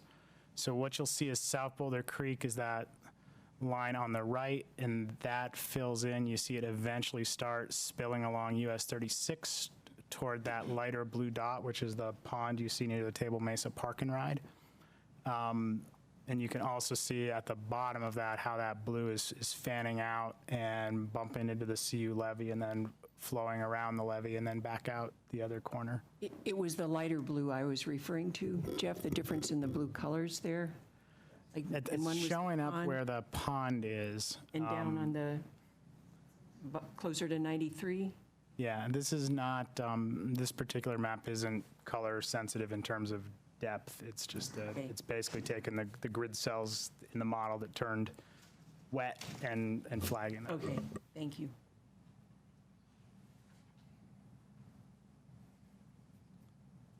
You good? Does that run through?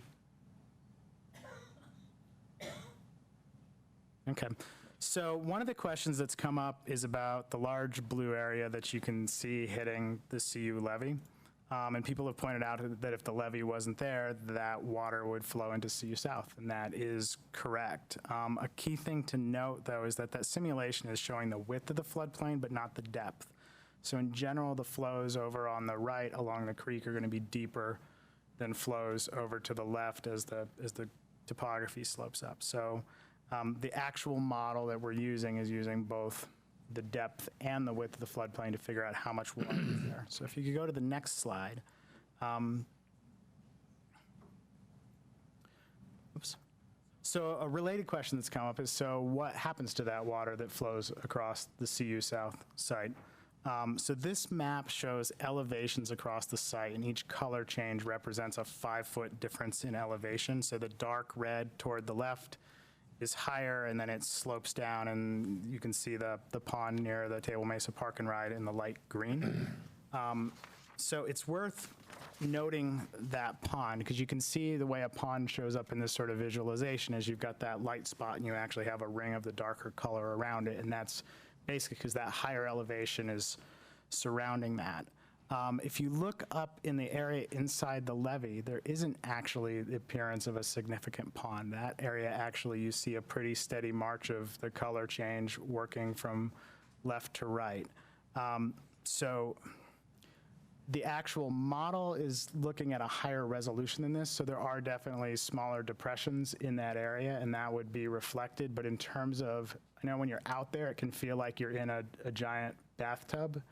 The actual topography doesn't reflect that. There isn't a lower edge to that. The slope is fairly consistently down through that. So during a major flood, the creek is basically staying at the bottom of the screen. It's following that South Boulder Creek path. It's going through the bridge, and it's continuing through the Cherryvale area. In a big flood, it is spilling at various locations around there. And so a portion of that water, if the levee was not there, would flow across the site. The critical piece that's come up in the analyses that have been done over the years is that even without that there, the critical design point that the city is focused on is that upper right-hand corner where the water accumulates, goes over 36 and goes into the Fraser Meadows neighborhood.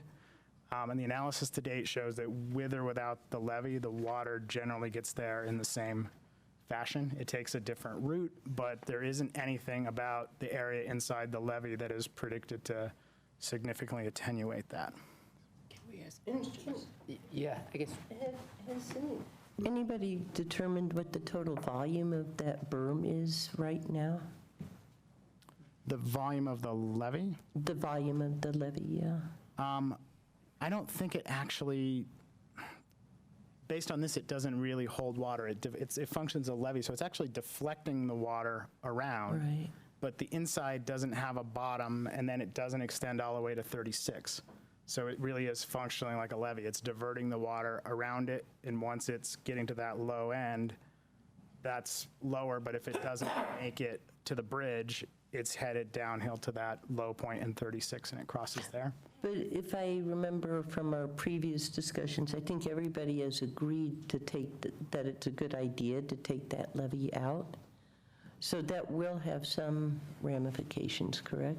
So where it has ramifications, so there's a couple pieces. So from an environmental perspective, we feel like removing it provides some opportunity that we've got great habitat on the east side.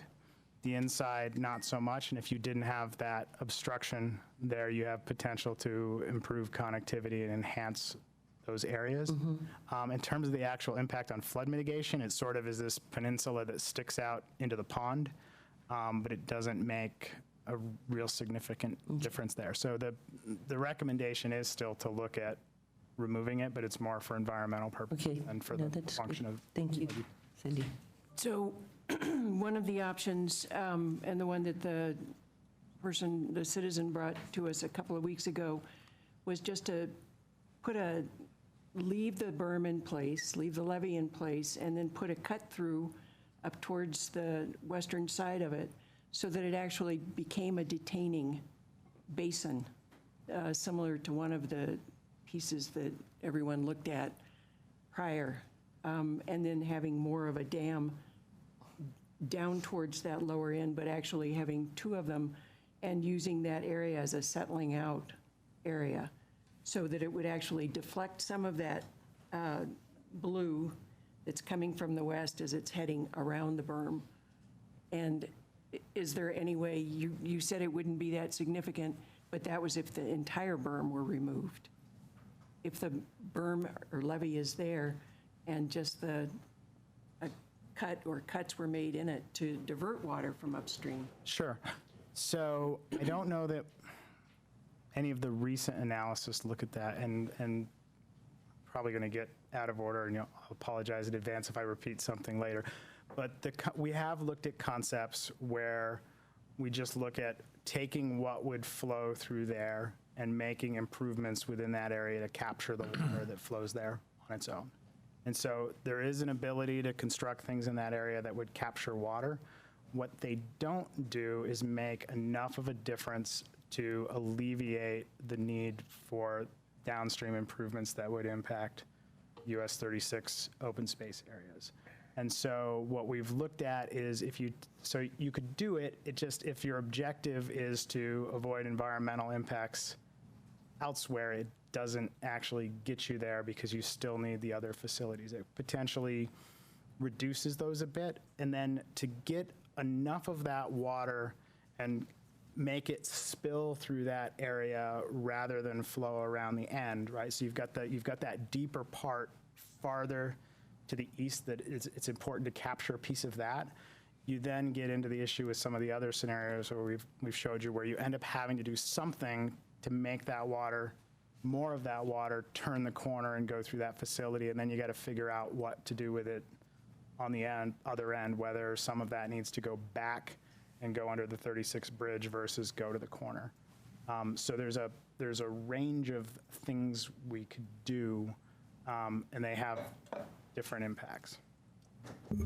I will, I think, touch on that a little bit more as we Okay. go forward. Great, then we'll let him continue and we can, okay. Yes, please. So the first topic we wanted to discuss and get direction on is the flood wall. So as we discussed last month, the Colorado Department of Transportation has agreed to allow some, but not all of the proposed flood wall impacts to be located in the US 36 right-of-way. So this would replace the remaining impacts of the wall, including the above-grade portion city open space, and the impacts would be significantly greater than what was previously discussed with OSBT. So a potential next step for staff would be for us to engage with OSBT in discussions to further consider how we might minimize those impacts, and then also what potential mitigation options we might consider. But if potential mitigation options are clearly unacceptable, and we would be interested in direction from council so that we don't proceed with that if it's not a potentially viable option. So I do want to note, though, and this gets to what we just discussed, all of the options that have been considered since 2015 involve some level of impact to OSMP, and they vary in terms of the extent of inundation or subsurface or surface impacts or locations, but the upstream options to have them meet the flood mitigation objective still end up having environmental impacts to open space. So there are trade-offs to consider within that. Can I ask a question? Can we, Yes. I have a question. The depth, what's the footage from that blue line that says 5 acres? How deep is that? And is that permanent, or is that the construction zone and some of the permanent? So roughly within that, and what we've tried to do is provide a practical estimate of it. So I don't think it is super conservative, but it's also not super optimistic. So about 20 to 30 feet of that is subsurface impacts. And then you have the thickness of the wall, which relatively speaking is marginal. And then about 40 to 60 feet of that is temporary construction impacts. And so we would need to figure out with open space and with OSBT whether we could come up with a viable plan to both, how can we minimize those impacts and sharpen our pencils and how we might creatively narrow that, but then also understand whether it's feasible to satisfactorily mitigate. So the 5 acre total is both the 20 to 30, it includes both temporary and permanent? That's my understanding. Okay. And in the memo, it talked about of the 90 acres of the state habitat area, that 3 acres would be permanently lost. Is that correct? I mean, one of the things we had requested, I think Lisa requested it, was a map of the state habitat area, the 90 acres. So could you at least show us roughly where that's It's at? hatched, isn't it? Is it coming up? Because we could also wait. It might if be in the it's- back pocket, or we can refer to it down Is the it, line. is it the hatching on the right side of that, John? No, it's actually a larger area that runs south from here. This is the bulk of it, and the bulk of where the... Bulk of what? The bulk of that 90 acres that you just referred to is shown in this area. The 5 acres, our understanding is that up to 90 feet would be necessary and impacted. The areas in green show where many of the threatened plant species are of most concern. Unfortunately, a lot of them come right up against the highway. The entire width of that 5 acres is 90 feet in width, but we believe that only up to maybe 30 feet would be permanently have structures on it. That would be a 3-acre area. However, the species that are threatened here, any sort of impact to them could permanently destroy them, essentially, and not be able to recover them, potentially. So what is the yellow? I'm sorry, I think I understood what The yellow indicates habitat for Preble's meadow jumping mouse, which is a threatened species and would need to be mitigated for any potential impacts. Okay, but then the hatching is the Fish and Wildlife Service's designation for critical prebbles? For critical habitat. The rest is just areas that open space treats as Preble's habitat. It's not identified as critical habitat, however. You see that, Keith? Okay. So could you outline where these 90 acres are? Yeah, I would need another map. It's approximately 40 or 50 acres right in this general area that's shown on this slide. The rest is, actually, if you go, where was your slide, Jeff? There you go. So the rest of it runs, do you see the dotted, the dashed line? Which is that? It's essentially the area within that, from that dash line over to South Boulder Creek is about 90 acres. That's an area that was impacted recently by the bikeway. We lost about an acre of it then. This would be an additional encroachment onto this 90-acre large habitat. So where does the 90 acres start? It starts at that blue arrow on the left-hand side, the lower blue arrow on the left-hand side. Where there's a little pond at the bottom or something? No, to the left. On the left-hand side, right there. And it runs down to the right and then back up, all within the dashed line. Yeah. Oh, okay. So that's the 90 acres. And it's just on the one side of the highway. And then show me where the 5 acres is, please. The 5 acres runs in a strip. Yeah, but can we go back to that so we have the Right same there where the piece? arrows are, it runs in a strip right along there. Right along the highway.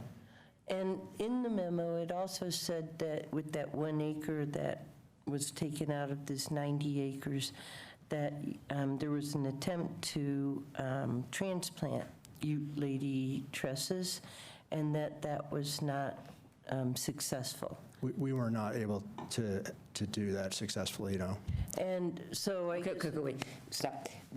Let us, okay, I'll keep my question. Right, because we're going to go deeper on some stuff. We just want to make sure we're understanding as we go. Did you have any clarifying questions? It was Otherwise, about the flood, although I was curious, I missed this in the memo. Did we do a disposal for the bikeway? Yes, in 2013, Okay, the that was council did before a I was on council. disposal. I missed that one.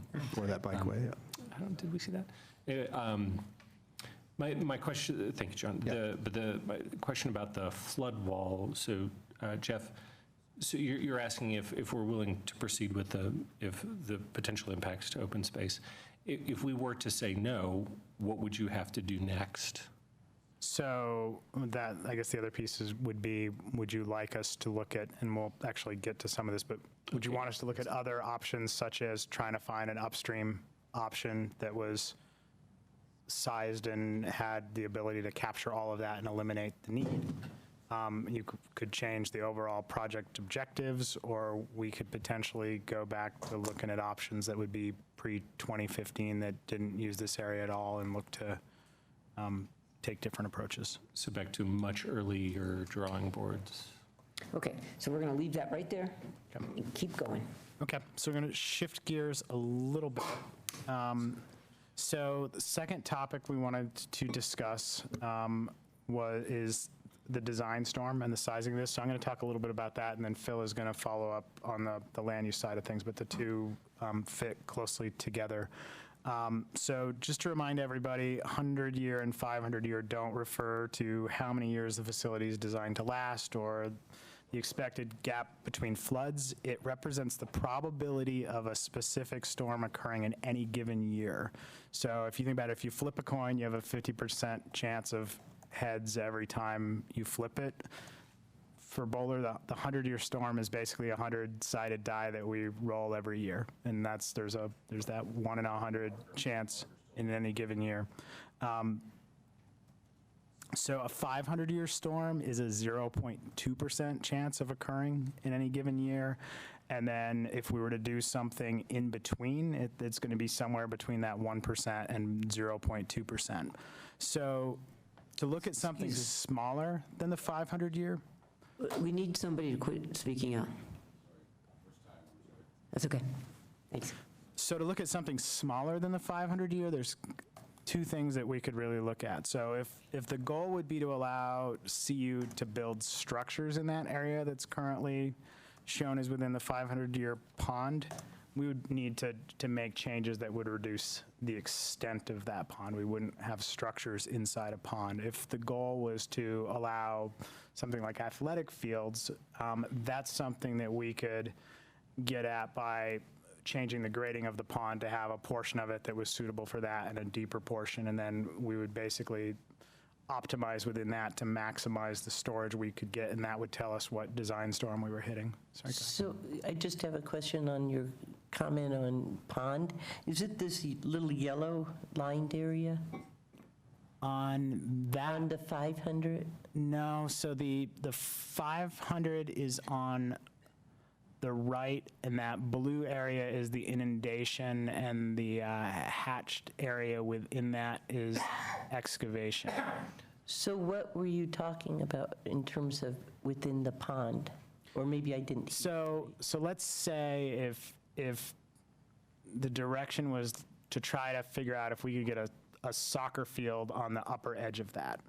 On the upper edge of what? So which would be the left of the ponded area. Show us, what's the ponded area? So the blue, so I'm looking at the drawing on the right. The red line is the dam at the bottom. That blue area is what gets flooded in. The dark blue. The dark blue is what gets flooded in the 500-year. As it's graded, that's not suitable for other uses. If we wanted to make it suitable for other uses, if we were trying to put structures there, we would need that blue to move entirely over, because we would want a structure to be in a pond. But if we were trying to accommodate ball fields, we could potentially adjust the grading within that to accommodate those ball fields, and that would have less impact on the total volume and might get us to a larger design storm.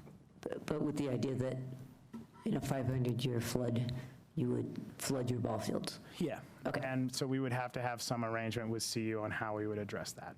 But those are reasonably compatible uses, but putting a structure and deliberately flooding it would be problematic. So the design storm also has an impact on the height of the dam and of the flood wall. And so another concern that we've heard from CU is how the larger design storm and the larger dam impacts both the function and the aesthetics of access to the site. The concept includes a road that would go over it, but certainly the higher it is, the more it kind of creates a challenge. So, as we look in that range from 100 to 500, the lower it gets, kind of more practical the access gets. And what kind of changes in height would we be looking at between 100 and 500? So it's about a 4 to 5 foot difference. Difference, okay. Based on this concept, certainly as we change other variables, it's going to make a difference, but generally the difference between these two is about 5 feet. Does that hold true as you go down US 36 with the height of the flood wall? Yeah, so what this is basically doing is 36 slopes down, and we are tying into 36 and basically making that level. So we're counteracting the fact that the highway slopes down and creates this funnel at the bottom. So the elevation stays relatively constant. What changes as you go from east to west is how much of that is showing, right? So the top stays the same, but as the ground falls away, the apparent visual height is getting bigger and bigger, which actually segues really nicely into the next slide, which another concern is the visual impacts. And so what we've previously provided you were detailed renderings of a 100-year facility located within CDOT right-of-way and north of Veely Channel. And so the variant 1 500 concept is roughly 4 to 5 feet taller than that. In the flood wall portion, with it being farther away from the highway, that will become visible sooner as you head down the hill, because it won't be hidden behind the embankment for as much of the length. At the same time, this is a slide, as you can see the bridge there. So this is the earthen berm in the 100-year variant 1 version. But what we've done is the option that we're proceeding with actually moves this to the other side of that pond that you see there. So that berm actually moves a couple hundred feet to the south. So in a 500-year flood? No, so in both the concepts we're looking at. So, and that's because, this concept had Veely Channel basically having to navigate through the pond. The concepts we're looking at now move this berm upstream of that pond and upstream of Veely Channel so that can pass through without being interfered with. So this is still there, but it pushes to the south a couple hundred feet. So it'll have a different visual impact. And so one of the things that we would want to do based on the direction tonight is figure out what renderings we would want to put together, both to understand the visual impacts, but be able to communicate those, because it will look different from this, and we haven't done renderings of the current options at this point.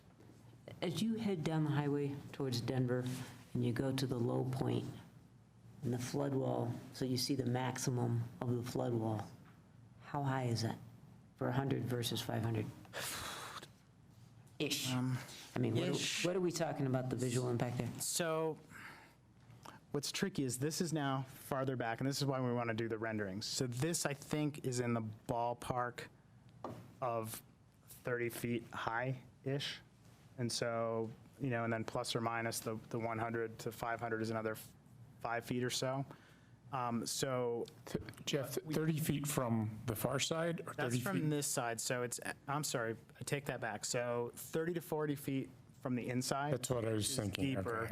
So 15 to 30-ish on the outside. So from the highway, it looks That's 15 to 100, 30. So it looks, because it's excavated on the uphill side, it's going to have a different apparent height there. We don't have a visual of is as this moves farther east, as we get into the area adjacent to open space, this is changing from this earthen berm that has a fairly wide footprint into that flood wall that has the narrower footprint to avoid impacts to open space. And so the flood wall, as you get down toward the bridge, you're not really even going to see it from the highway because it's not sticking up. But with it being set out from the highway, there is going to be a high point where it's tying into this, and it is going to have a fairly significant appearance. But we really need to look at where you would see that from, and if there actually even is a vantage point where you would see that high point. So the idea would be, once we have a sense of what we're moving forward with, to get someone to actually look at what the view corridors are and what that looks like and what we might be able to do to mitigate that. Okay, is this to clarify that? It is. I just wondered about this outlet tunnel, how much conveyance that is supposed to carry, the one that's on the map here for both the 5 and 100 year. That's just south of the yellow line. The yellow line, right there, yeah. Yeah, so the basic concept is, so this is going to have a pond, and with a detention pond, you're basically you're figuring out how much you can release out of that the downstream facilities can manage. So that'll be sized so that it doesn't create flood impacts downstream, and so it alleviates the flood issues. And then your storage is basically the difference between what's going in and what you can let come out without having flood impacts. So the Suzanne DeLucia brought in those great maps of the flooding that have happened since 1969 and sometime in the 70s and then 2013. Was 36 overtopped in this area south of that outlet tunnel during any of those flood events? At the outlet tunnel? South of there, along US 36, that area was flooded, right, during those flood events. So the highway itself overtopped. So my question is, was the highway overtopped during any of those prior flood events? Yes, and that's the issue we are working to. No, I mean, but south of this outlet tunnel. In other words, if you look at those photos, you can see the highway is up there like the dam that it is across this lake that's on either side of it, right? So, or did the overtopping happen at the West Valley overflow? Yeah, a the little further overtopping northwest? happens at the low point in Right. So that's at the highway. And that's, I think it's just the northwest rather than the south. Well, when I'm going south, I'm thinking of going down on the map. Okay, so it happens at the upper Towards the- corner. It's up a little further up into the. It happens, yeah. I understand that, but when it did flood in those years, it also flooded down as far south as South Boulder Creek, right? I mean, that whole area was flooded during those major flooding events. And my question is, did it overtop the highway? And if not, what acted as a flood wall then? Does that not make I'm sense? still not talking sure I up by the totally RTD area. understand. So the highway is sloping down, and so it's overtopped at that low point So in north the is that way, highway. right? It would I be, don't think it is these maps totally. backed up that far up the highway. It's generally confined to that area around the Table Mesa Park and Ride. So two things happen, right? In the video that you showed, two things happen. There's so much going down South Boulder Creek that some of it's moving to the west and overtopping, but some of it is going under the bridge and still spreading out and spreading out. And I Right. think that's part of what you're seeing is the stuff that's really far east is some of it's coming out of the Dry Creek Ditch number 2. I mean, we've Yeah, talked there about. are actually 3 different. So Dry Creek Ditch number 2, which runs along the western edge, I believe, of Hogan Pancoast, overflows. So this would be as it runs south? Correct. Right, rather than, as I was saying, so. No, as it runs that way, north. North is that way. As Yeah, it you runs just have to north. change So your east, yeah. As it runs, as it runs to the north, Right, as South Boulder Creek runs to the north and it's spreading over its banks, some of it gets into Dry Creek Ditch number 2 right. and goes along, and that's what I think largely contributes to flooding the Hogan Pancoast area. So I have further questions on that, but my main question was whether or not the area from South Boulder Creek up to where the outlet tunnel is, it goes under, whether or not that was overtopped during those flood events. It was. And it was. But it overtopped further to the west of where the tunnel And I is get shown. that. I mean, I've seen the videos. I know it overtopped. But Okay, she also wants to know, it was did it- just down at that area. I think this it's area, the right? question is, did it overtop anywhere else as well as There the we go. West Valley? Thank you. So did it only overtop at the West Valley, or did it also overtop other places? Is that the question? yes, it is. That is Yeah. the question. Thank you. Thank you. And so, yeah, my understanding is that it only overtopped into the West Valley area, and the other areas are uphill, but there definitely were impacts associated with, there's a portion of the water that keeps going through the bridge, and that goes through a different part of town and goes out through Cherryvale. And you also have Veely Channel, which comes out of Veely Lake and runs through there, and that had flooding issues. And then you also have Dry Creek Ditch Number 2, which is an irrigation ditch, which runs through there. So there's water moving in lots of different directions, and this particular project is intended to address that overtopping of US 36 in that area into the Fraser Meadows area, but it cannot make it worse in the other areas. Okay. Okay, I have further, Okay, but we need to keep going. but we can keep going. Okay. I'm going to turn it back over to Phil to talk a little bit more about land use implications. So in the essence of time, we won't go over some of the things that you all know and that were included in the staff report, but one of the second variables we can explore and that council was interested in looking at are changes to the Boulder Valley Comprehensive Plan land use designations on CU South. And there was an interest expressed on June 4 to look particularly at the open space other area. And so, as you know, we adopted three, with the update in 2017, the comprehensive plan, we adopted 3 land use designations for the site: public, parks, urban, and other, and open space other. And we also adopted the CU South guiding principles, which was a big effort to outline intended uses long-term for the site. The university submitted an annexation application for this site, which is an active annexation application that was largely based and framed around those guiding principles. And one of the many things that is stated in the application is that any diminishment of that public acreage, so the acreage slated and planned for by the university for future development, should be proportionally replaced with land designated as open space other in the comp plan. And so when looking at this, there's a lot of different things that we look at and we would bring to council for an analysis if looking at land use changes, a lot of board involvement, community input, and so on. But there were 3 things that we just wanted to highlight for you tonight as you're having this conversation. The first thing would be the July 2018 Open Space Board of Trustees recommendation. That recommendation, among other things, included what to do with different areas recommended for the open space other area. And that's the map on the left that we'll walk through just for a second.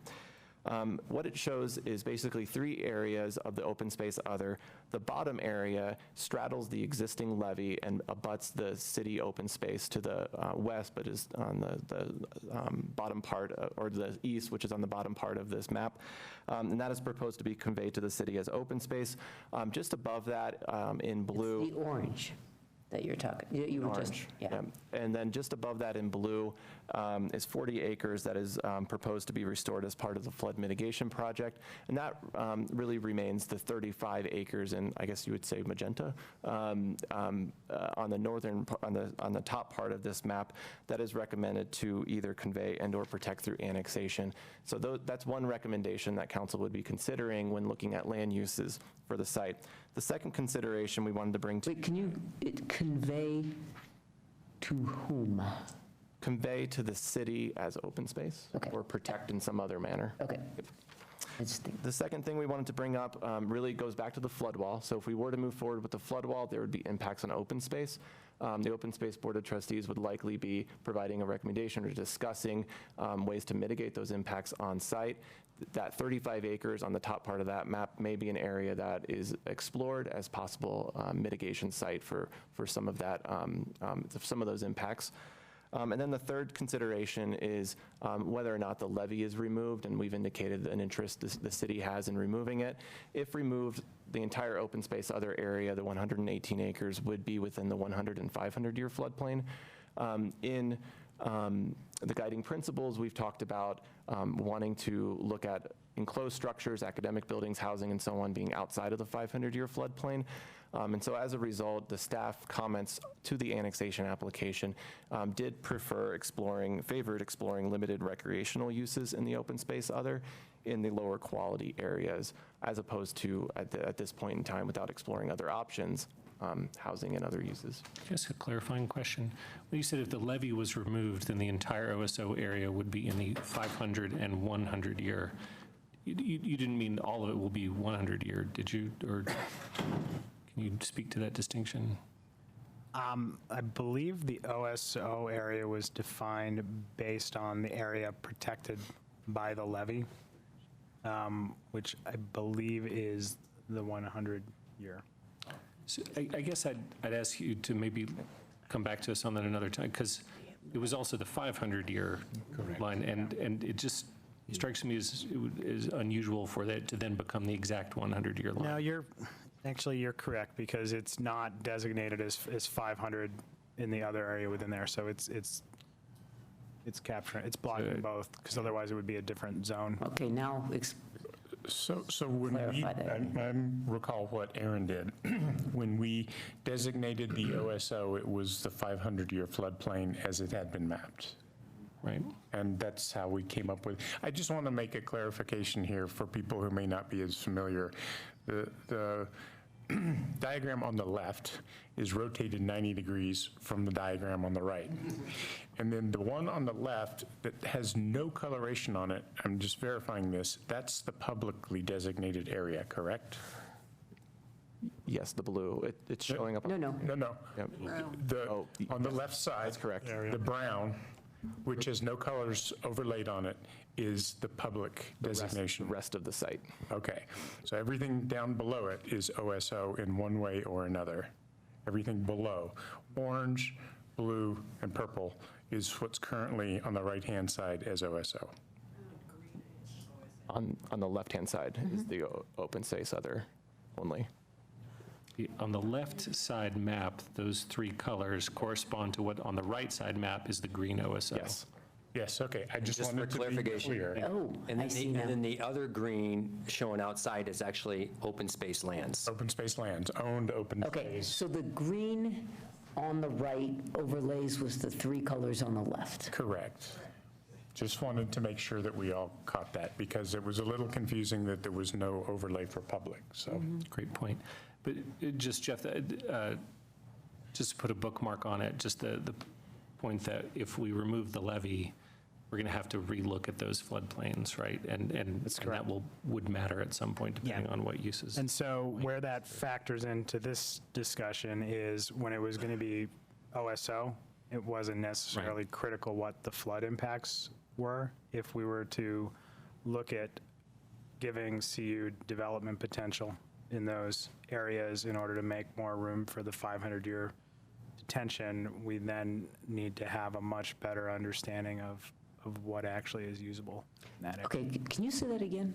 Let us underscore that. I want to make sure I got that.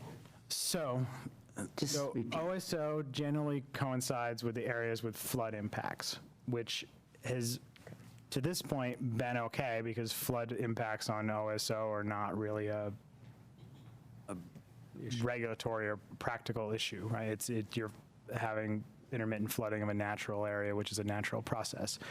If, in order to support CU's objectives of certain interest in acreage by transferring some of that public, some of the area that they were going to use in the public and instead giving them land in the OSO, we would need to have a much better understanding of the specifics of the flood impacts in those areas, because we would not want to support habitable structures in a flood impacted area. Okay. Yep. I had three questions. When you say flood impacted area, this is a 500-year flood impacted area, or at least the western part of the green section, is that right? So, yeah, the way FEMA has this mapped is they have an area shown as protected by the levee that's a flood hazard area, and they don't show anything beyond that. So based on that, that would be the 100 and the 500, because they don't designate a 500 beyond that. Well, okay, but I mean, if we had let's just focus on the map on the right. If we had an overlay of the green, presumably some of it would be 500 year and some of it would be 100 years. Is that right? It's not all both 100 and 500, right? I mean, 500 subsumed in 100, right? I The get way that. FEMA has it mapped doesn't distinguish. We would want to better understand that distinction if we were going to look at uses in that area. Okay, because I seem to recall when we did the comp plan that the line we drew between OSO and public was the 500-year line. I mean, that's That's my I think that's recollection, the too. recollection of those of us who were on council back then. You can confirm that. I don't want to tell you No, what the answer is, but that was my recollection. So that was one. Second, you've said a couple times, if the levee is removed, and then things happen. So if the levee is not removed, does that impact where the 500-year flood line is? Not inside the levee. No, but where is the levee in relationship, again, focusing just on the green map on the right, where is the levee in relationship to the blues and the green? Can you just kind of, with that little arrow cursor, can you show us where it is? It's on the outside of that green. So the levee is roughly on the drawing on the right. Yeah. The levee roughly follows that. It's kind of like a backwards C, border. a backwards C on the eastern side of it. Yep, and then And on so- the drawing on the left, it's between the orange and the blue. Okay, and removing the levee keeping the levee or removing the levee doesn't change where the 500-year line is, or does it change the 500-year line? So removing the levee is going to cause water to flow through that area, yes. So one possible solution is to not remove the levee, is that correct? Is that what you're saying? If we're trying to increase the buildable land, one solution would be to not remove the levee? That's a question. Well, I'm not understanding that so I think question. the previous discussions were that levee or no levee, that Doesn't matter. there was an interest in not having development in that area. Okay, That that's why I was we didn't confused, 'cause- consider having it in the floodplain or protected by the levee, as neither of those were desirable. I was confused because you started several sentences earlier. It says, if the levee was removed, comma, things happen. And now I'm understanding you to say, it doesn't matter whether the levee is removed or not. So, and I apologize because I'm sort of reflecting on how FEMA has this drawn. So they Okay. show the levee, but then they show an area inside the levee that is mapped as protected by the levee, which deductively is the area that, if the levee wasn't there, would be in the floodplain. I really don't understand what you're saying right now. I'm sorry, but I mean, you're asking for us to make some decisions, and I don't know what you're trying to communicate to us. So, and I'm trying to make sure I get the semantics of this right. So the way FEMA has this mapped is they show that levee, and they show an area that is protected by it that they don't call in the floodplain for their purposes because it's protected by the levee. But if the levee was not there, it would go from being protected by the levee to not being protected by the levee, and thus would be in the floodplain. Wow. Yeah, but the levee's there. That's the 500-year. I mean, I remember that FEMA map, and it says the 500-year on there somewhere, right? It's like, can't you just simplify that and call it the line of the 500-year floodplain? But if you get rid of the levee, then, and nothing is protected by the levee, presumably the line moves. Yeah, so things change if you take away the levee. So the bottom line is the area that is inside the levee. I think we previously concluded that we would not want to have habitable structures protected by a levee, and if the levee was not there, that we would not want to have habitable structures in the 500-year floodplain. And so the two are essential. Assuming those are still the assumptions, with or without the levee, that's not an area that we've previously considered desirable for habitable structures. The area protected by the levee is on the map to the left, on the blue and the magenta areas. So that's the area that it's protecting.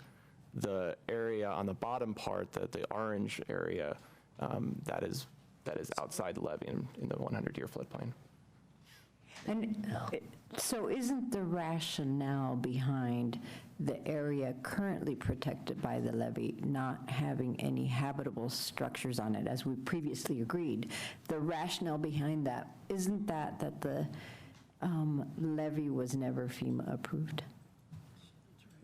So there are a lot of questions about that process, but if you actually look at the adopted flood insurance rate maps, it does show that levee at that location. It does show. And it shows the levee at that location, and it shows an area inside that it's considered protected by the levee. Isn't Mary's question about the construction of the levee, the berm, and whether that was engineered or ever even approved by FEMA when that went in? Because I remember it kind of going up pretty quickly. And I thought I read that in the memo, so. Yeah. Okay. I feel like we're getting mired here, and we're getting less understanding, not more.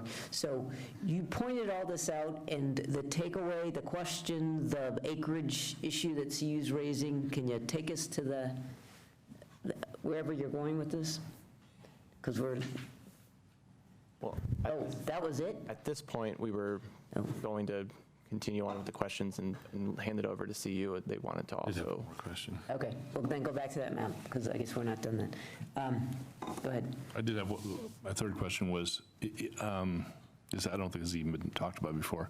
Is it possible, forget about the levee, because I've lost the plot on the levee, but presumably the distinction between the green portion and the blue portion on that map is the 500-year flood line. And if we're trying to figure out if there's a way to carve out a little bit of that green and make it blue so that it can be buildable, is it possible to do fill? Is it possible to raise? Because obviously the 500-year, 100 years lower elevation than 500-year and stuff that's outside the 500 years higher elevation. Is it possible for stuff that's just right marginally right up to 500-year, add a foot or two or whatever the number is and put some fill in there and say, all right, that's now out of the 500-year because we've raised it out of the 500-year and it's now buildable. Is that a possibility? Yes. Okay.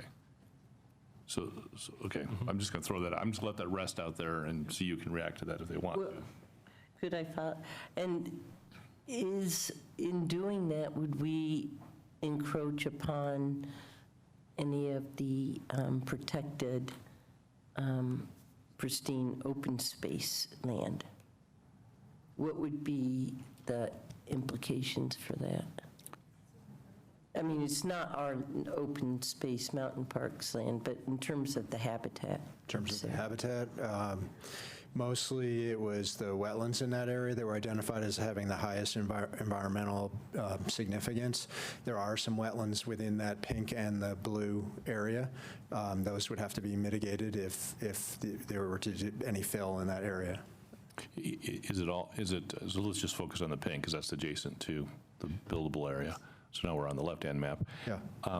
Is all of the pink critical habitat, or is there some that's just kind of garbage land?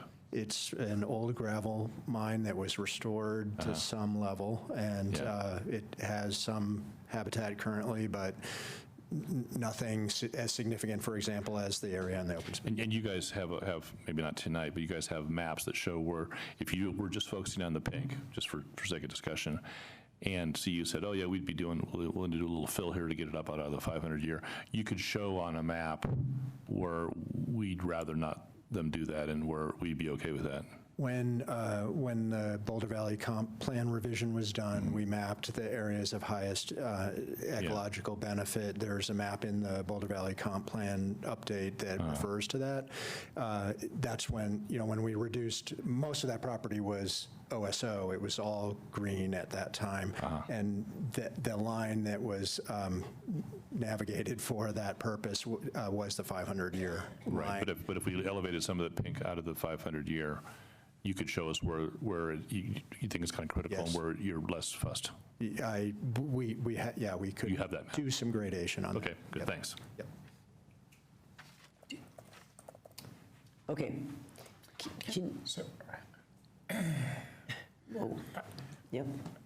So I don't mean to get us wrapped around the axle here again, but I did finally find a figure that shows how the 500-year flood wraps around the inside. It's called the Flood Mitigation Concept confirmed by Council on September 30th.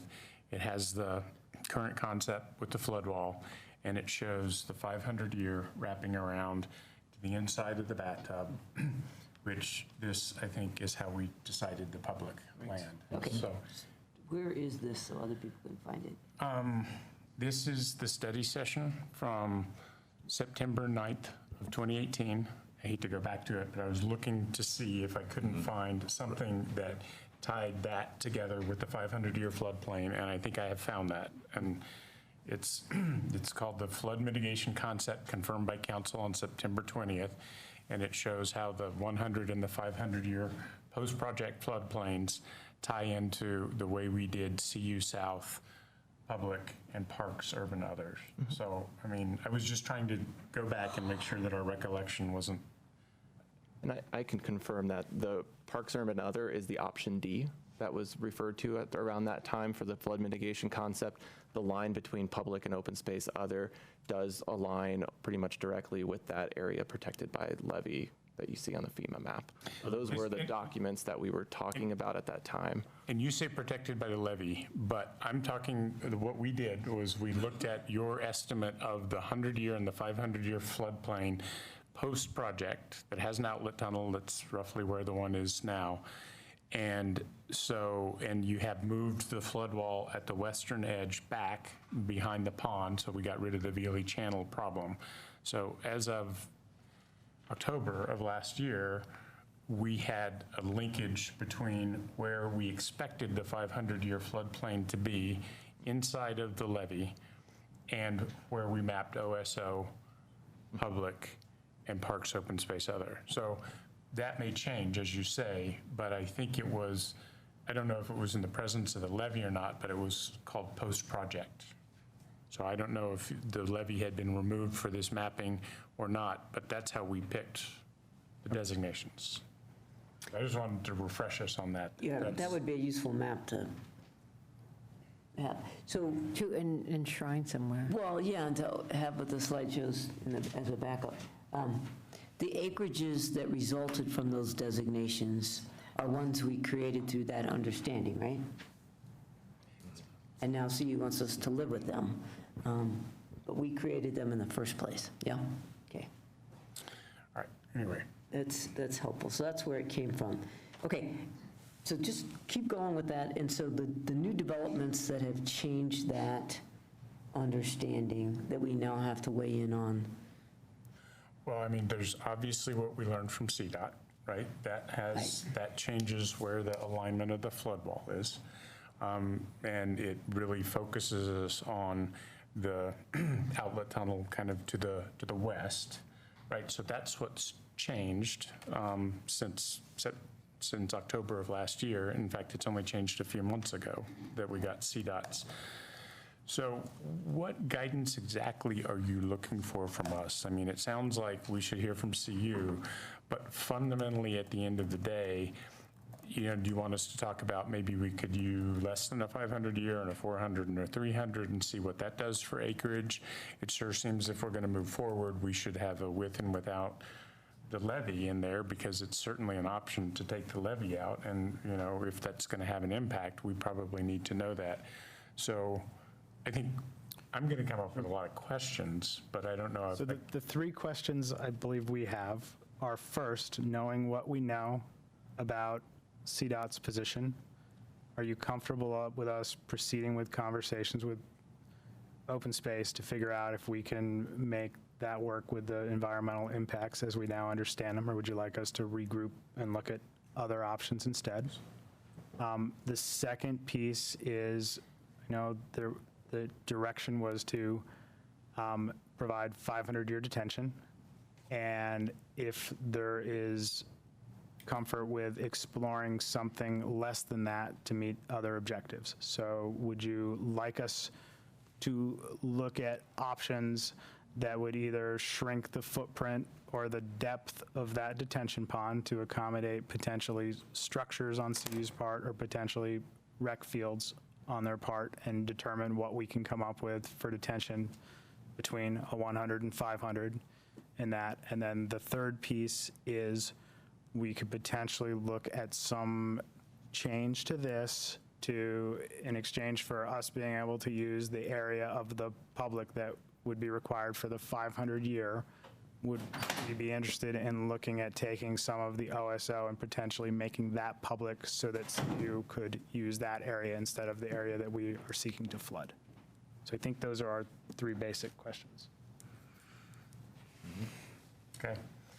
Should we hear from CU? Yeah. Are you guys ready? So you're right, it is this one. It's kind of obscured. We're going to work. It was kind of obscured by that. Good evening. I'm Frances Draper here representing the University of Colorado Boulder. Thanks for the opportunity to come up and address you all. So maybe we can provide a little clarity and we can discuss a little bit of this. So first of all, I want to make sure you all know that CU is still here. We're willing to be a partner. There's a solution. There's a pony in here someplace. We just got to find her. So I think the key here is exactly what we've just been talking about, is there an opportunity to shift boundaries if we need to accommodate. If you look at different variations of that variant 1, as you know, variant 1 was not our favored choice, but if that's the aisle we're going down, we're willing to work with the city to see if we can make that work. And what we're suggesting is that shifting those boundaries might be the best way to do this. So this may help with the conversation. So this is the property with the up is north, and the box at the bottom is south. So slightly different, so you had those two on the other slide. This matches up to the long one. So if we go to the next slide, that is the lines that we just were talking about, PKUO, public, and open space other within that. And you can actually see an outline of the berm running around the outside, right where it says open space other. See that gray line that's going along? That is the berm. So you can get an idea of where it is. So this overlay shows the city map in terms of the sensitive areas. So the site conservation suitability analysis that the city did. The light color is the less conservation suitable areas, and the darker it gets, the more suitable it is for conservation. So like that box at the bottom, that's that federally designated wetlands. So they're very conservation suitable. And so then if we lay the variant 1 over that on the next slide. So this is what we've just been talking about. So you see the dam at the top of the property. That's the 30-ish foot high dam, she says, looking at Jeff. Does that sound about right, Jeff? Okay. So, and then this is the detention area, and it extends into, you can see the tennis courts, that are the little blue boxes there on the left. So that gives you an idea of what that looks like. And that would be coming into that public area. So if we go to the next slide, you can see that's we said roughly 30 acres needed by variant 1, 500. The original figure we got was 30 to 36 acres. So we said, let's just make it 30, see what it looks like. And then if we go to the next slide, if we go to that boundary of public, which I believe Sam's comment is correct, that was the 500-year flood line that we did it along right there. So we said, what if we added 30 acres right there contiguous to public? What does it look like? And it moves that boundary out to the right, as you can see in that green hatched area, and it moves the PKUO area down to the blue line. So that shows you roughly what that exchange would look like. So that gives you an idea. Now, if we have the levee in there today, and if we're doing this project, one of the things we'll be concerned about is how does removal or potential removal of the levee change that floodplain. Right now, under all city ordinances and laws, it's perfectly legal to build within a 500-year floodplain. So if we're shifting that, I would suggest that we also shift that portion. We would do efforts to try to raise that, but I don't know that you could guarantee that you would raise it all out of the 500-year floodplain. You could do regular flood mitigation actions, though, in anything you build. So that is a possibility, and it allows you to proceed with variant 1. It doesn't necessarily take away a directive you might give to say, let's look at 100, 250, and 500. See what the height of the dam is, because the other thing you have to take into consideration with this is an expensive alternative in some of the adjustments that will need to be made. A road over that at a 2.5% grade to meet ADA, which we both need to comply with, will be significant. And especially if it's a multimodal road with access for buses to come in to do a turnaround on the property. Okay, wait. You're referring to the height of the dam if we go for 500. Is that getting... Any variation of this will have a dam, and if it's, originally the figures when it, I think, was on the other side of Vila, it was 25 to 33, and that may have shifted now to where it's... But that's what you're talking about. I just want to make sure I'm following you. That road has to now come up because you see the red dam goes from border to border of the property. So what happens with variant 1 is we now wall off this property from Table Mesa, and this is the main access point. So we'll have to build not an inexpensive road up over the dam at the city's expense. So that is a consideration. in terms of how to do that. And it's not a cheap road, so I just want to make sure everybody is aware of that. And then also moving the tennis courts is also another expense related to the project. When you say it's not cheap, order of magnitude? Well, I mean, we all discussed this among ourselves about what it would cost for a multimodal road, which has to include all the various elements, 2.5% grade. I mean, you could millions of dollars to do something like that. The other thing is you'll come in at a very high level next to the apartment buildings there on the property, because you'll want to probably come over to the right and try to make use of that little piece remaining to run the road down, get it down as fast as you can. But it's not insignificant. And the other thing is it does cut the property off from Table Mesa and makes it a separate enclave. One of the things we actually agreed to in the guiding principles was not to make these separate, the housing area an enclave of CU. And this will mean that it'll be hard to have services in there as well, because the services would need to be sustainable only with the development in that area. So a coffee shop or, other amenities. Just something, these are just things to think about. And any option with this does go across the full entrance to the property, whether it's 100-year or 500-year. But this is doable in terms of it is not a cost to the city. As long as we're within that 80 acres, we can move the boundaries, and it's something that can be done fairly simply. We can actually set up a sliding scale mechanism on it. We don't need to know the exact acreage today. We just need to know that we've agreed we have this mechanism. So you might come up with something that's 20 acres or 32, but we would just set up something between us that provides for that. So I think those are the key points. Are there any particular questions? It's just, I wanted to let you know, you're building a stool, as we see it, with 3 legs supporting it: CDOT, open space, and the university. And the university, I think we can solve this by creating a structure that is flexible and allows you to choose the level you want to go to. We just have a mechanism for moving those boundaries. Yeah. Go ahead. I was just going to ask, thank you for putting this together. Sure. Can we get a copy of this so we could? He already has it. Oh, we do? Yep, that's on your deck. Oh, it's on our deck. You make good maps. Thank you. That was Danica Powell helped us do it. Well, overlays, that's how that works. Well, go ahead. Yeah, we already knew Danica was sharp, but no. Right, now this really proves it. Right. So, yeah, I mean, thanks for putting that together.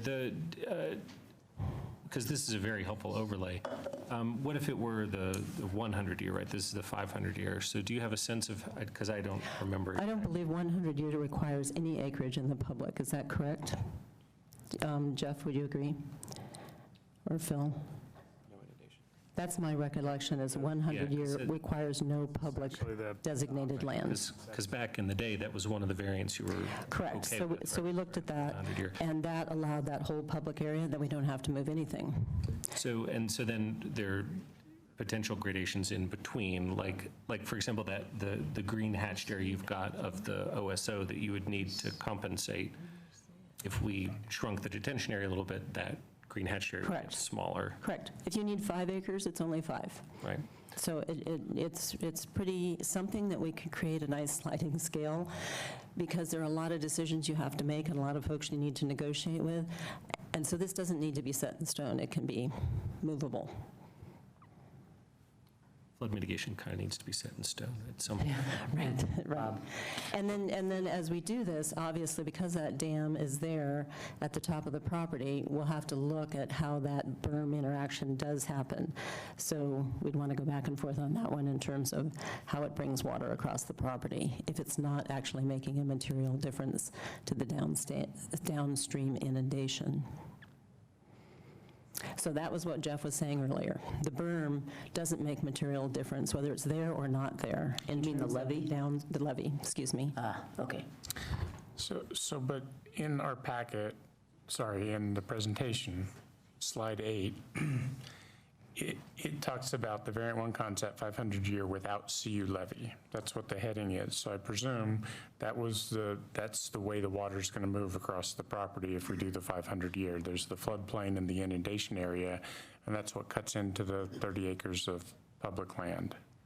Well, it's the retention basin at the top that cuts into the 30 acres, and how the water gets there can get around the levee or There's can no get levee in. across the property. So in the version that we used to set the P, it was the 100-year, but taking into account the 500-year floodplain. That's my recollection of what we did, because that's the shape. So the original charts I know had with and without levee. Correct. But my understanding is the downstream effect is the same, whether you have the levee or not. We might have a concern as the university if it's now going to flood our property with no benefit to the downstream, and yet it causes difficulty in maybe doing the sliding scale and allowing us to move where we do the development so that we can create that retention basin up above, then we'd want to talk about that. Okay. Did you answer your question? I haven't asked it yet. Yeah. Go. And then Aaron. So I just kind of follow on your conversation with Aaron. So I get the fact that the less red hatch in the northwest corner we take up, the less green hatch you're going to need. Just looking at an acre for acre trade-off there. So that's one variable, right? And that variable could shift based upon whether we do a 500-year or 100-year or something in between.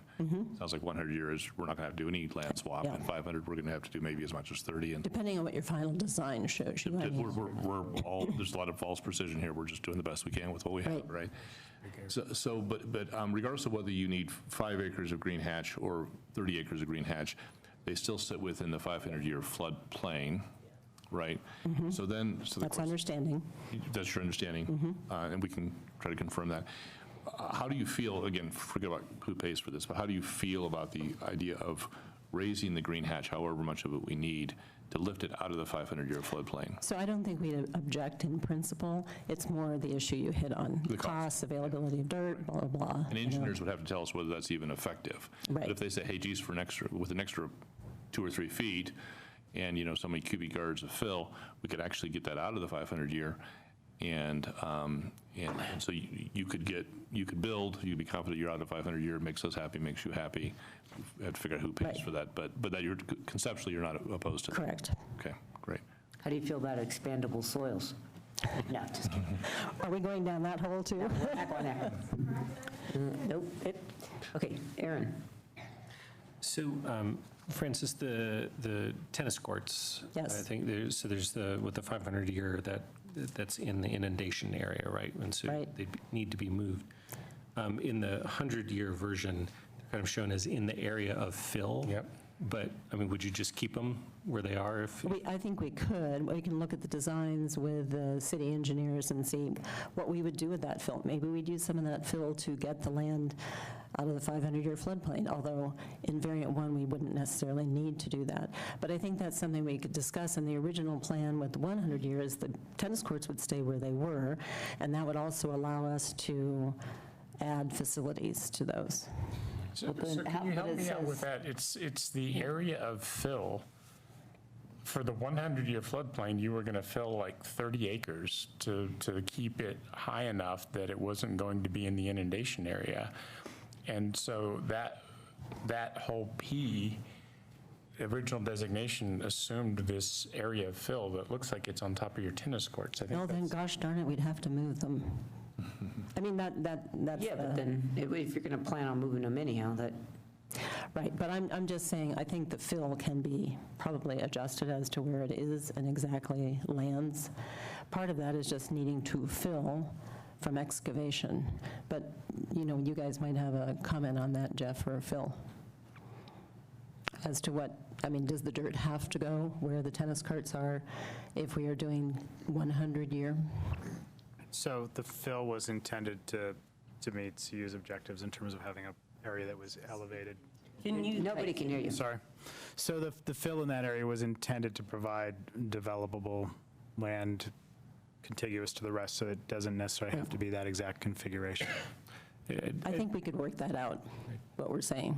I guess it just, the point being that, the future of the tennis courts is uncertain kind of regardless, it seems like. Right, and and the lower flood mitigation, our understanding was the tennis courts could stay there, which would allow us to build some facilities there and would get rid of that cost that we might all be looking at in terms of moving them. So, and we could look at putting the fill elsewhere. I mean, I guess that just doesn't comport with my recollection, because we were putting the fill there because you wanted the additional land for development, but it was shown to get you that land, it had to go where the tennis courts were, so. Yeah, that's not my recollection. Derek, do you recall? Derek Silva is also with me. Hello, Council. Thank you. Yes, I think you're right. The area fill, and do you have the diagram, Phil? It's on slide 8 of the presentation. And where is, there it is. So, yes, I don't understand the purpose of that fill, so maybe Jeff or Phil could explain that, but if that area needs to be filled to make this flood mitigation concept work, then yes, the tennis courts would need to be moved. And so it seems like, to Aaron's point, in either the 100 or 500 year, without the levee, the tennis courts are going to have to go somewhere else. They're either underwater or under dirt. Right. But they're under. That's correct. Okay, all right. Yeah, so, and this is a slightly different rendition that we looked at back some time ago, because the earthen dam has moved back, so that Veely Channel is outside of it now. So that would depend on what your engineers decide. Well, so I have a question. You mentioned about the highway and how it's going to be much more difficult with variant 1. But I guess, we don't really have a choice. I mean, CDOT pretty much nixed variant 2. So the variable then would be just what 100-year, 500-year we're solving for, which affects the height of it. Is that really where we're down to? 5 feet of difference, yes. 5 feet of difference. And the thing I'll say about the highway, I'm sorry, Aaron, is that we don't even have a transportation plan yet. And one of the reasons that long ago we didn't want to come in off 93 to this site was because there was concern that it was going to be part of the Northwest Parkway, and that's pretty much not an issue anymore. And so it would seem crazy to me to build an area this big and not take access off of 93 as well, just so you have two alternatives for getting people in and out in case of an emergency. So, I just don't feel like we have a transportation plan yet. And if it comes off Table Mesa, then you're probably right. Going over to the dam is going to be hard either way. But we've kind of long talked about needing to really take a good look at how this site's going to be accessed anyway.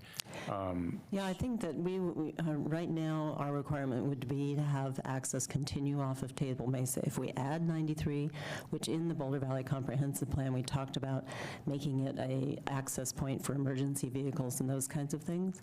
But we'd have to get agreement on that side. We'd probably have to put a traffic light.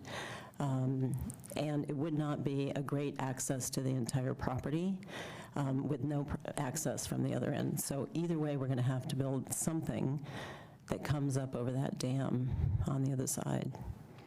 Otherwise, you're going directly through the neighborhood and building a bridge over, and I can't imagine the neighbors would like that.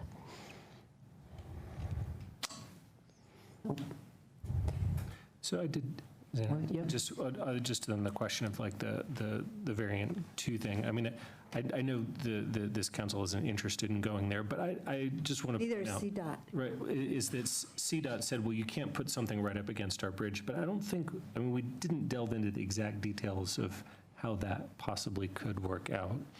So you could build it 50 feet out from that, outside their right-of-way, and pave the riparian area on the other side of it, is what they told us in no uncertain terms. I took it away. I guess I just have never seen a staff analysis of what that would actually look like, so that would get rid of a lot of problems. Yeah, we can't touch, so because we can't put structures on their bridge, and because their right-of-way is 50 feet to the south, it would look like that. And it would look like they said you would have to pave South Boulder Creek underneath the bridge. I mean, does that sound like something that? I mean, that sounds pretty awful. That was just, my understanding, correct me if I'm wrong, was that was from a relatively short discussion where I don't think we did a full negotiation or work through the details.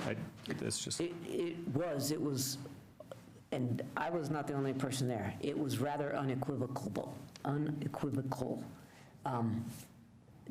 That's when they said, you have asked enough of us, we are not going there. It was like, okay, got it, we will not go there. But it also, I mean, if we're trying to protect open space values, it also was like, well, geez, put a concrete wall 15 feet out and then pave the riparian area. Seemed like kind of the opposite of that. I get it. But somebody else, you guys were there too, so you can add your interpretation. I'm just saying, I don't think there was ever a prolonged kind of analysis, sit down, what are the options kind of thing. Yeah, and we just, in a general sense, what it would take to have the area between that wall and the bridge be stable and not cause scour issues for the bridge, it would have to be, we'd be taking the most sensitive stretch of this and having to significantly armor it, which is a pretty significant environmental impact. I mean, that sounds awful, so. Okay, so do we have more, you're done, does anybody have more questions, and do you have anything else to say to us? No, I mean, really, the point was, A, we're here to continue to work with you on this. B, there is an option that we can put in an agreement that can be, I think, put together fairly readily for moving those boundary lines and coming to agreement on some of the just key principles and dealing with this, so you've got an opportunity to deal with open space, CDOT, figure out what design you want of variant 1. Just gives you those options. So. Okay. Thank you for that. Thank you for that map. Thank you. Where is that map? Where is It's not in the staff presentation. We provided them this afternoon to the city staff. So they've got them and can provide those to you. Please. That'd be great. I have a request, which is, I'd kind of like to hear from Open Space. Yep. Is that be amenable? I don't want to put you on the spot, but I would love you to come up and give some thoughts on. Sure, we're the we're the third stool? Yeah, you're the third leg of the stool. Third stool. The third leg. We're lucky to have 3 stools. We're the third leg. Yeah, let's. Dan Burke, Interim Director, City of Open Space. I've got John Potter here and Don D'Amico, too, our staff ecologist, if you have more questions about impacts. I just want to first just start off by just reminding the council that our board did submit a slate of recommendations a year ago based on no physical structures on open space. And with that, I believe council did have an indication, whether it's an emotion or an intention, to honor the open space recommendations last fall. So just want to just put that reminder out there. I also just would like to, before maybe turning over some responses to Don and John, or some questions to me, on the 119 acres of open space, a lot of that was critical part of the set of recommendations that was provided to you from our board in which 119 was envisioned to be converted into some permanent protection and to provide open space services. So I just wanted to start off by just reminding you of that. And you're referencing that? Right, so that's where it gets a little complicated with the 3 prongs of the stool, is exchanging some 30 acres of the current OSO for some other use. Eats away at some of the board's recommendations to you last fall. So it's just part of that mix and that exchange that you have to wrestle with from a decision maker standpoint. And can I just ask, is this going to go back to the board at all? Part of the direction I think we're looking for tonight is That's what you want to know. So I guess I have a question. My understanding, is we're going, no matter what we do, it's going to have some impact on open space lands. We don't get out of here without having some impacts, regardless of what options. And I guess, do you see a better way? I mean, I think everybody was, I don't know, surprised might be the wrong word. Anyhow, CDOT was clear. It was new information. I think that was new for all of us, including open space, about the right-of-way. So anyhow, do you see a better way forward that would reduce, I mean, there's different acreages, there's different quality of habitats, there's, anyhow, it says, one of our first questions is, are we okay with the impacts to open space? And it'd be like, well, if there's a better alternative, we'd like to know it, but it isn't clear that there is. So anyhow, that's my question to you, is does open space have a better package here that we're not looking at, given the new information? If council is talking about sticking with existing variants that you've been looking at since 2016, 2017, and then we're talking about a flood wall structure no matter what. And so we are talking about that 5 acres of either permanent or temporary impact. So with that, the major impact is going to be there under all of these existing variants that we've explored since 2017. So unless unless the council's got appetite to go back beyond, which was Jeff's earlier comment, is that there's certainly options out there pre-2013, that type of stuff that could be resurrected in order to look at from an open space perspective that would be less impact. If there's no appetite there and we're looking at those variants that have arisen since 2016, then the type of things that we would be, that our board would probably be looking at if we were to come back is where can we achieve a net open space benefit? And my inclination, having not spoken to the board yet, is they probably would be looking at, are there any lands immediately near this project that could be brought into the fold for some sort of restoration or permanent protection that could address additional impacts we now know exist? And so one place that would likely look at is all the OSO property, for instance, and maybe even beyond that. Staff has not compiled a list of other opportunities that the board could choose from to sort of achieve that net open space benefit. So that's after today, if there's a sense that we're going forward with an existing variant since 2017, that would be something our staff would need to do, is go back and try to look at how we could best achieve a net open space benefit so our board could begin to, look at another set of recommendations for you. Okay, so we got a queue going here. I'm sorry.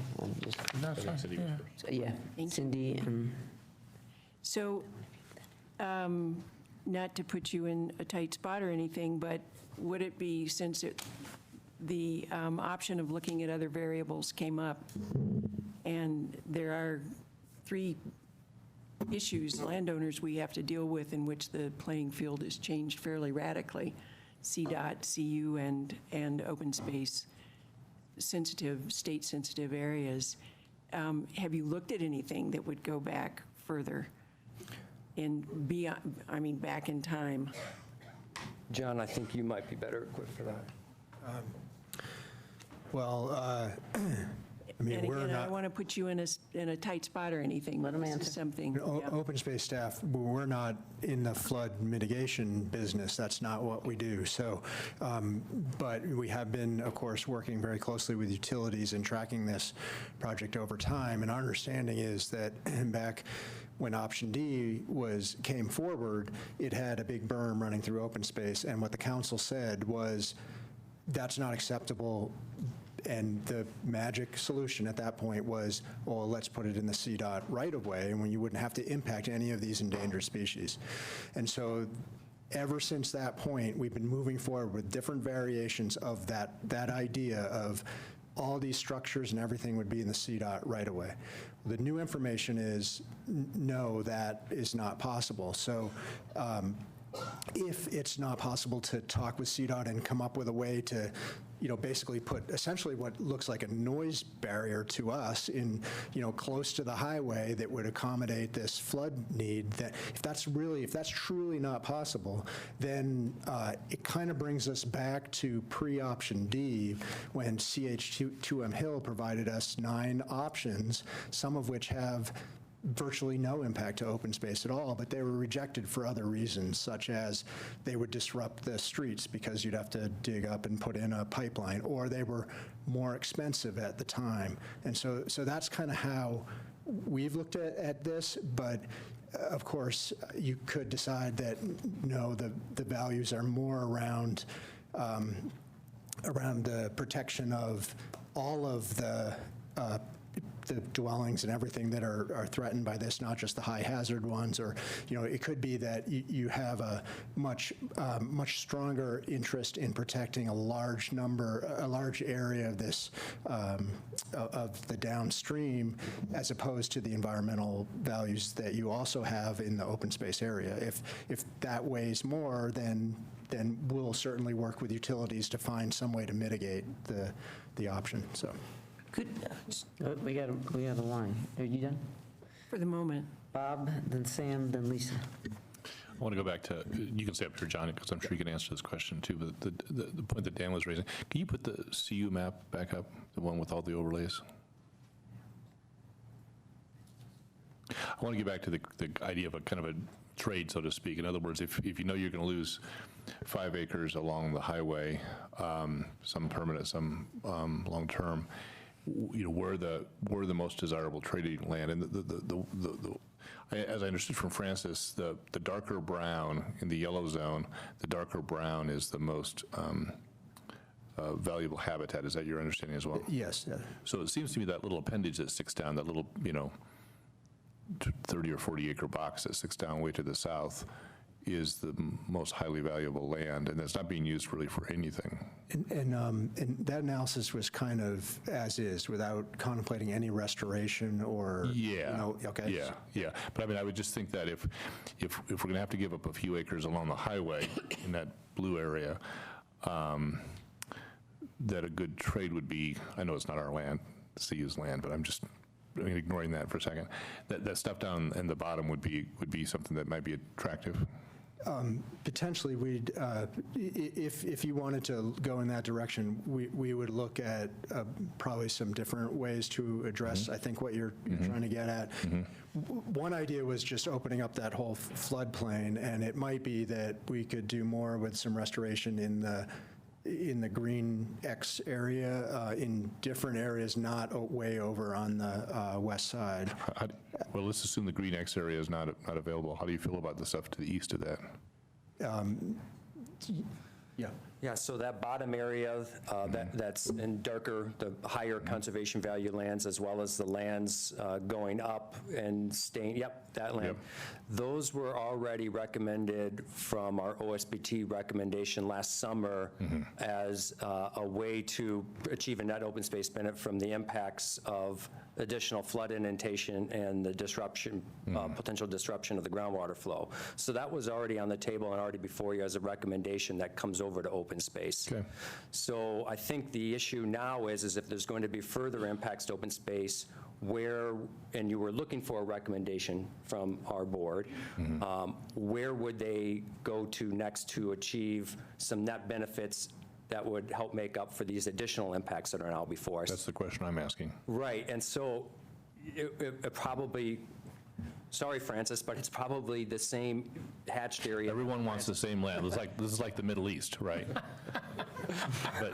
Well, it's OSO. It's OSO. It means that there's some envision of that having open space values, and from the recommendations that are already before you, that 35 acres as part of the recommendations last summer already said, and open space has an eye on that 35 acres as high open space, potential open space value that we would be liking to see protected, so.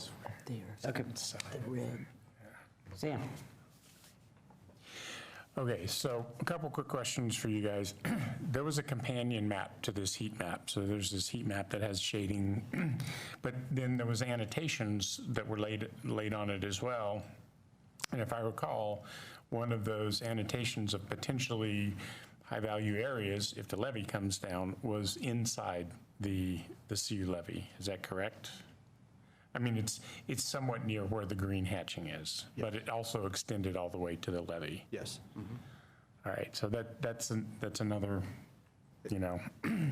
issue with this is that, so I want to ask a little bit about the state natural area so I understand the context a little better.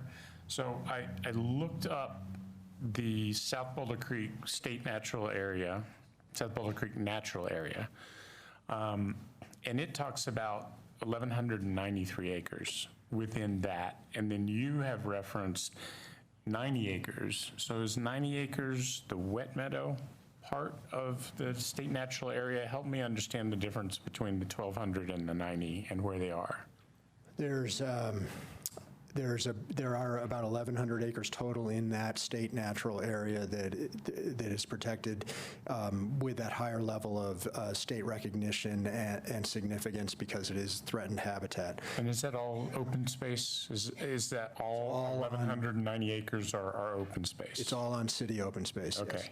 So there are different blocks within that. I think there's 5 different areas, and one of them is more of this 90-acre large habitat block that's in this particular part of the state natural area, and it has significance for certainly for tallgrass prairie, but also for some of the wetlands there, which have regional significance, the wet meadows up against this, as well as populations of the Euclides trusses orchid and populations of Preble's meadow jumping mouse. So those are the resource values that we're focused on in that area. And so what do you call that 90 acres? Is there a name for it? Because I thought it was the natural area, but the natural area is far bigger. It's just a block within the state natural area. There's no name for it. It's the Van Vliet South open space. Okay, great.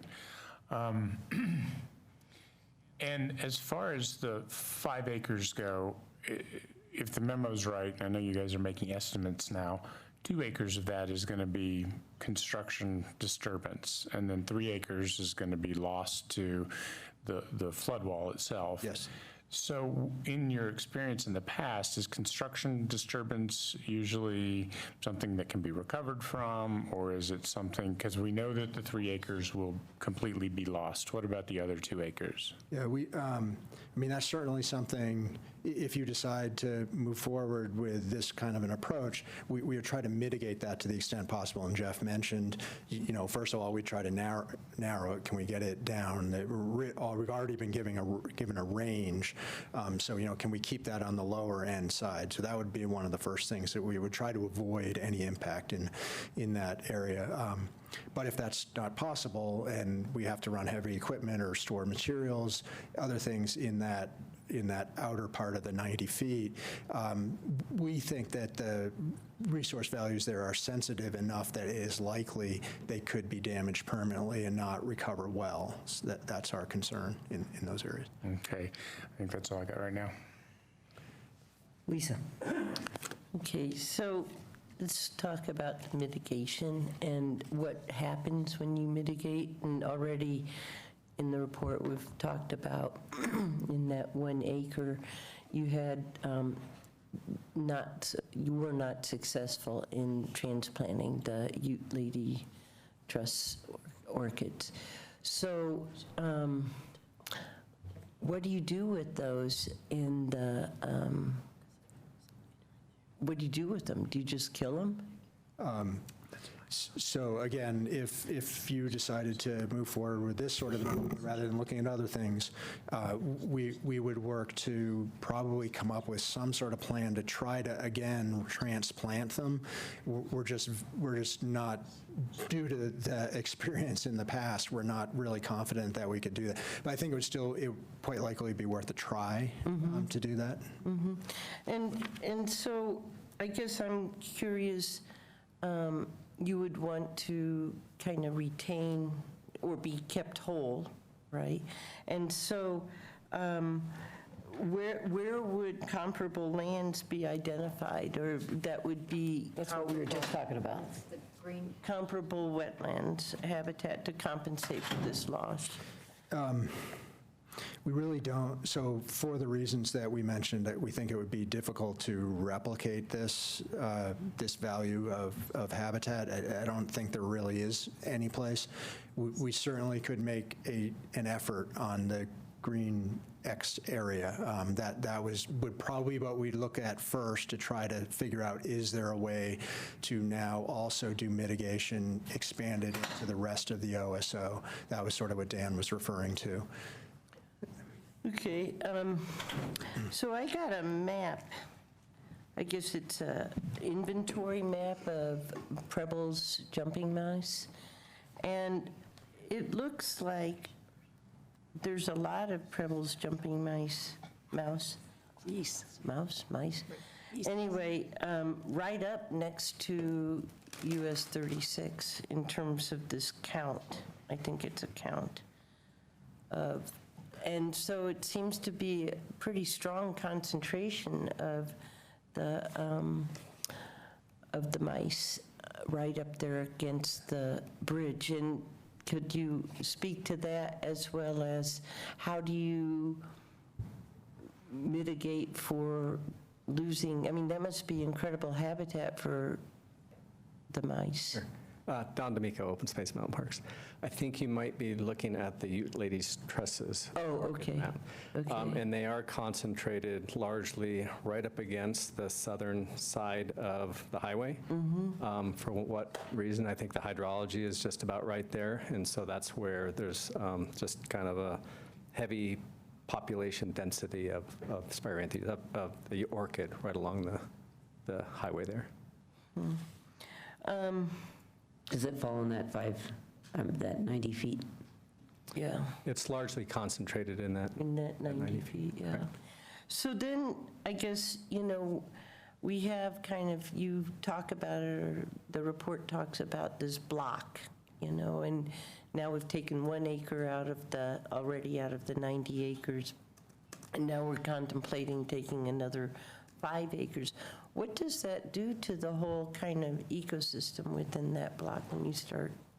Well, just a point of clarification, the original US 36 lane improvement project required 8.7 acres of open space disposal for those improvements. So 1 acre was specifically south of the Turnpike and west of South Boulder Creek. So overall, though, it was 8.7 acres. Okay. Yeah, it's just an incremental, your question about what does it do to the overall ecosystem, it's just an incremental chipping away of habitat at a most basic level. Right, and so when do you hit collapse? Where's your threshold? Well, that's a good question.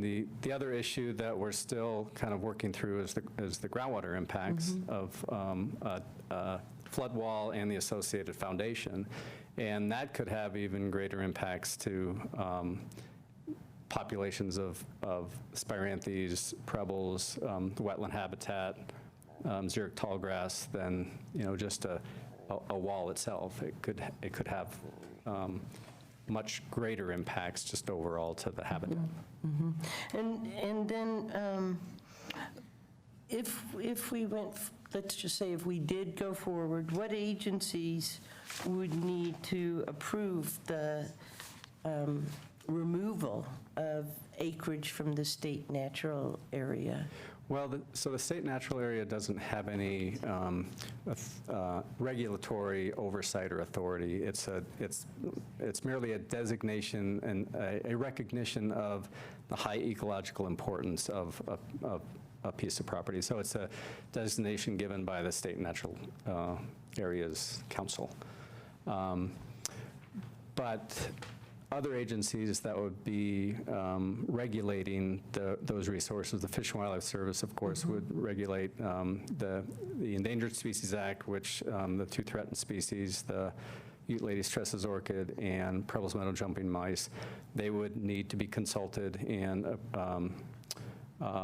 approve, I guess, of the plan that we would have to mitigate any impacts of our project.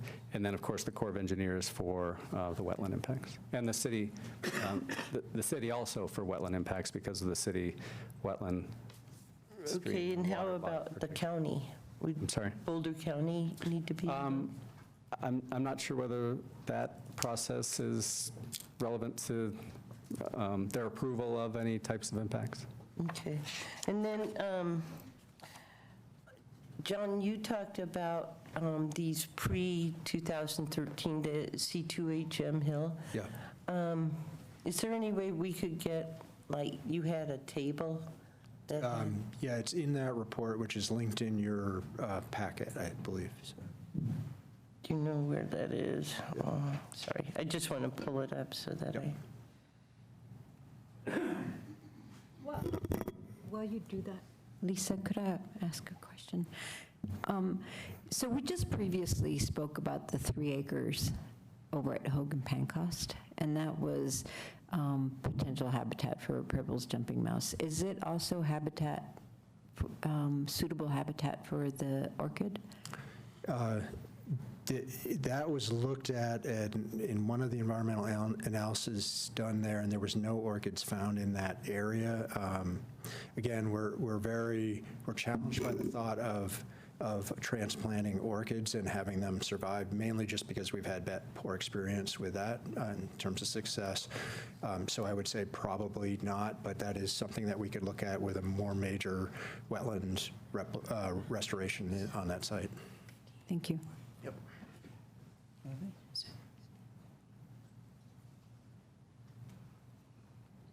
so somebody else can go on. I have it on the Well, list. so we need to answer some questions. I have questions again of, Okay, but then we're going to give direction. So go ahead. so I have some more flood questions. Option C, the dual storage areas, Jeff, that you have in our presentation. Yeah, I do. It has similarities to some of the things that we've asked about with the, or that I've asked about with the map that was brought to us by the public comment, open comment, with the upstream storage, and this has 2, and there's that outlet pipe again, which is running to the southeast. Is that correct? That's correct. Do I have that right? That's to the north. So I'm wondering again, there's an outlet tunnel there.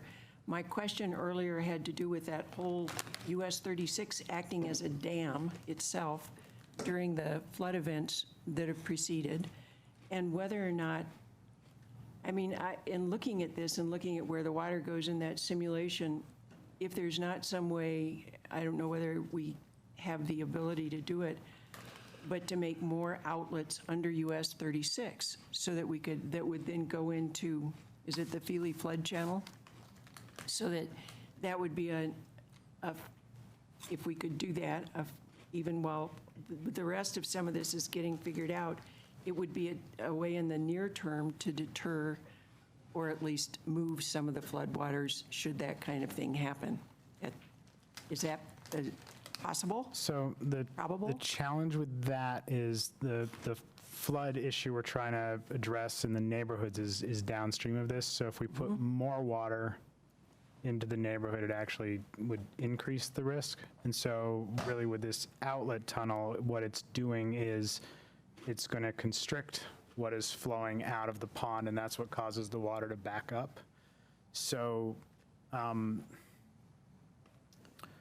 so really adding more ways for water to get from upstream of the highway to downstream would actually put more water in places that there isn't necessarily infrastructure to handle it.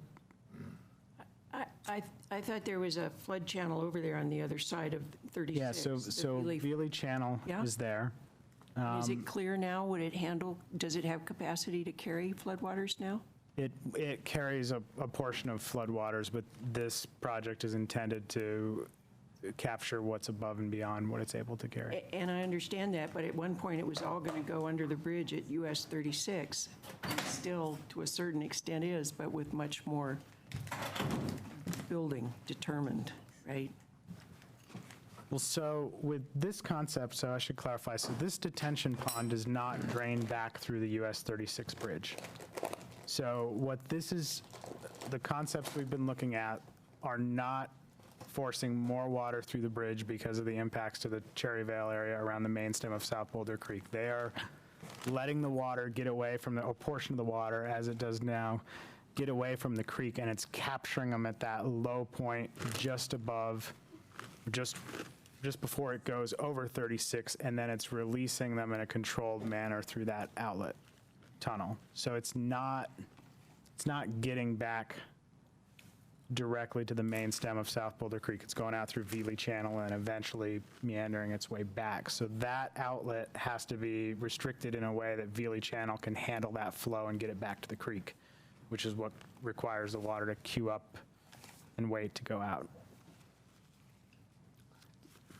So the capacity, in other words, for Veely Channel, even if it were cleared, wouldn't be enough to lead many of those stormwaters back into South Boulder Creek, further north. Yeah, so the ponding is so that the water can be released within the capacity of Veely Channel.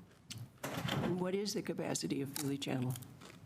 I mean, we've talked about 20%, for example, more detention if we use something further upstream, floodwaters, that kind of thing. Have you done that kind of analysis just of that? I don't know the number, but that's the concept of there needs to be enough storage that the water coming in accumulates so that it can be released out of the bathtub at a rate that Veely can handle. So you either need to constrain it, or you have to have a big enough channel downstream to handle all of the flow, and Veely does not have capacity. Well, Tim wants in on this action, but I have a question too, which doesn't this have even more impacts to open space? Yeah, that's what I was going to ask, I don't open know. space. If we could get open space to comment. I mean, this doesn't seem, can you guys want to comment on that? So to clarify, this particular one, it doesn't have upstream impacts to open space. This was a version that they put together in terms of what would it take to capture what naturally spills up there without manipulating that. So this one, the problem is even with this maxed out, catching what spills high enough to get in that upstream bucket does not eliminate the need for the flood wall around 36. And so that's where we get into those trade-offs, is to modify this upstream to catch enough water to eliminate the flood wall and the impacts along 36. We would then have to do impacts in other areas to get enough water to go into the pond. So that would have different upstream impacts to open space. And But that open space that's OSO, which has been disturbed by the gravel mining, correct? I mean, it's not like that's down towards the creek, which has the wet meadows and such. So the actual pond area, yes. The dilemma, though, is because when we talked about the width of the floodplain, the water that is going to that area is not a big enough proportion of the total flow. So something would have to happen closer to the creek to make more of the water leave the creek sooner and go into that area. And the areas where we would need to make modifications to get the water to do that are also open space areas. And I think John or Don could probably speak to what's in those areas and what the sensitivities are there. And is this a 100 or a 500? I can't tell what it is except it seems wider on the 500s in terms of the flood. It says 500 here in the I bottom. believe this is a Down at the bottom, 500. New limits of, okay. Does open space want to comment on whether this is an improvement or where we're currently headed? Well, and can I add on to that? What we're probably, I think what you're asking about is not this per se, but a version of this that does not require the flood wall along 36. Correct. Right, so which is actually some bigger berm and some inlet. Isn't that where we had to do the riprap? Yeah, that is where you need something to cause the creek to spill sooner, or some of it to spill sooner to go into that area. Yeah, so as Jeff mentioned, you would need to build some infrastructure, and the concept plans that we saw required some type of constriction in the South Boulder Creek channel, kind of in the area of that southernmost rectangular appendage. So there would need to be something to kind of dam up the water and divert it from the creek into that upper detention area. That would include some type of channel dug into the floodplain. And then one other piece of infrastructure that we saw was also a perpendicular berm that comes south from US 36 to keep the water kind of going in that northwesterly direction. So, and those areas are pretty similar. We talk about this 90-acre block of habitat. Same type of thing where we have Ladies Tresses orchid, Preble's habitat, some really high-quality wetlands. And back in the napkin calculations we did were somewhere between 15 and 20 acres of additional impacts, just based on kind of the drawings that we saw. So it could be, you know. Additional to the flood wall that was down along 36. Correct, yes. So this is not an improvement? No. Great. Okay. Thank you for that. So, From an open space. so That's helpful. Cindy, how we doing? Can we? Good. Yep. Okay. Just want to ask this one more time. Way back in the day when we were looking at other things, there didn't seem to be any magic bullets that addressed flood, that minimized impacts, that were in the realm of foreseeable for CU, that I can recall. And I guess I just want, are there any that leap to mind that we are not thinking of? That open space wants to go, yeah, but you're forgetting the wonderful option. So I wasn't here, so I don't know the direct conversations. I guess because what we know about the expense of this particular project, my question would be, is there any options that we threw out at that time that had less impact open space that maybe got thrown out for cost considerations, and have we compared that now with what we might be dealing with now in terms of costs? So that would be my only open space suggestion, but I don't know any specifics to point you in a better direction. So you were referencing 2013 and pre-2013, but the CH2M flood mitigation study linked in our packet was 2015. I thought you said 2017, pre-2017 Well, so option. I've heard three different dates, 13, 15, and 17. It is 2017. So I can chime in on that. So the final study that was accepted by council was the 2015 CH2M Hill study, but there were a number of years of iterations that were reviewed that looked at a much broader range of options, and that included not trying to mitigate to the 100-year flood, just addressing high-hazard properties through smaller improvements in the neighborhoods, doing pipe systems, looking at feasibility of doing downstream channels. And so believe it or not, through all of that, using this area was what rose to the top of that list. There was also consideration of things farther upstream. So detention in the area of Marshall was looked at and was not well received. So there was definitely a broad range of look upstream and downstream of this. And since 2015, the focus has been on this particular area and options within it. So the 2015 report was a distillation of those things that you just described that had come before. Yeah. And so it's from here that we moved on to essentially option D, and then a couple different variants, and then as part of that, we looked upstream. We've done a few different looks upstream at different, and have always concluded there are various challenges with them, and they have higher open space impact. So, it doesn't seem like we've not been casting a wide net, and it seems like we're where we are for a reason. And I guess I'm tempted to start trying to answer the questions, and Bob had one other point that I will reiterate, that we're going to need staff to give us some feedback on the time you think it will take to get answers to whatever we tell you, and further, that you're going to keep moving on the geotechnical stuff, you're going to keep moving on getting to the 30% design of the dam. If we say go ahead with this and start exploring with open space, you would still continue doing what you've told us that you're doing in the past? We are staying the course until you tell us otherwise. Okay. Okay. Last remarks and questions. What, Aaron?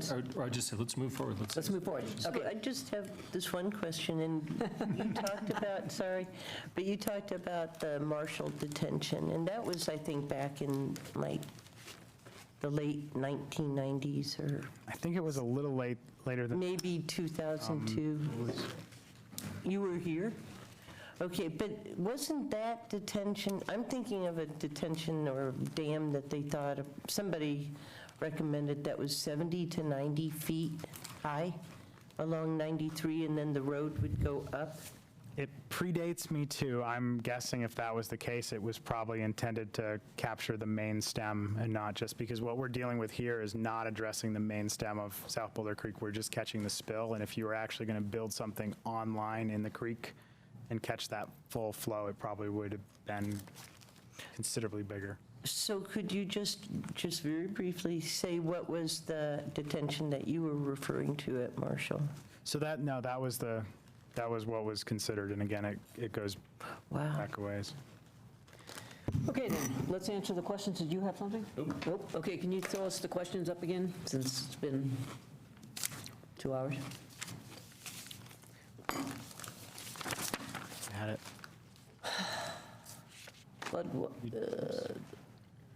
A question. These are the two topics. One moment. We can look in our packet. You had the one. Number one, should open space look at mitigation? Yes. Okay.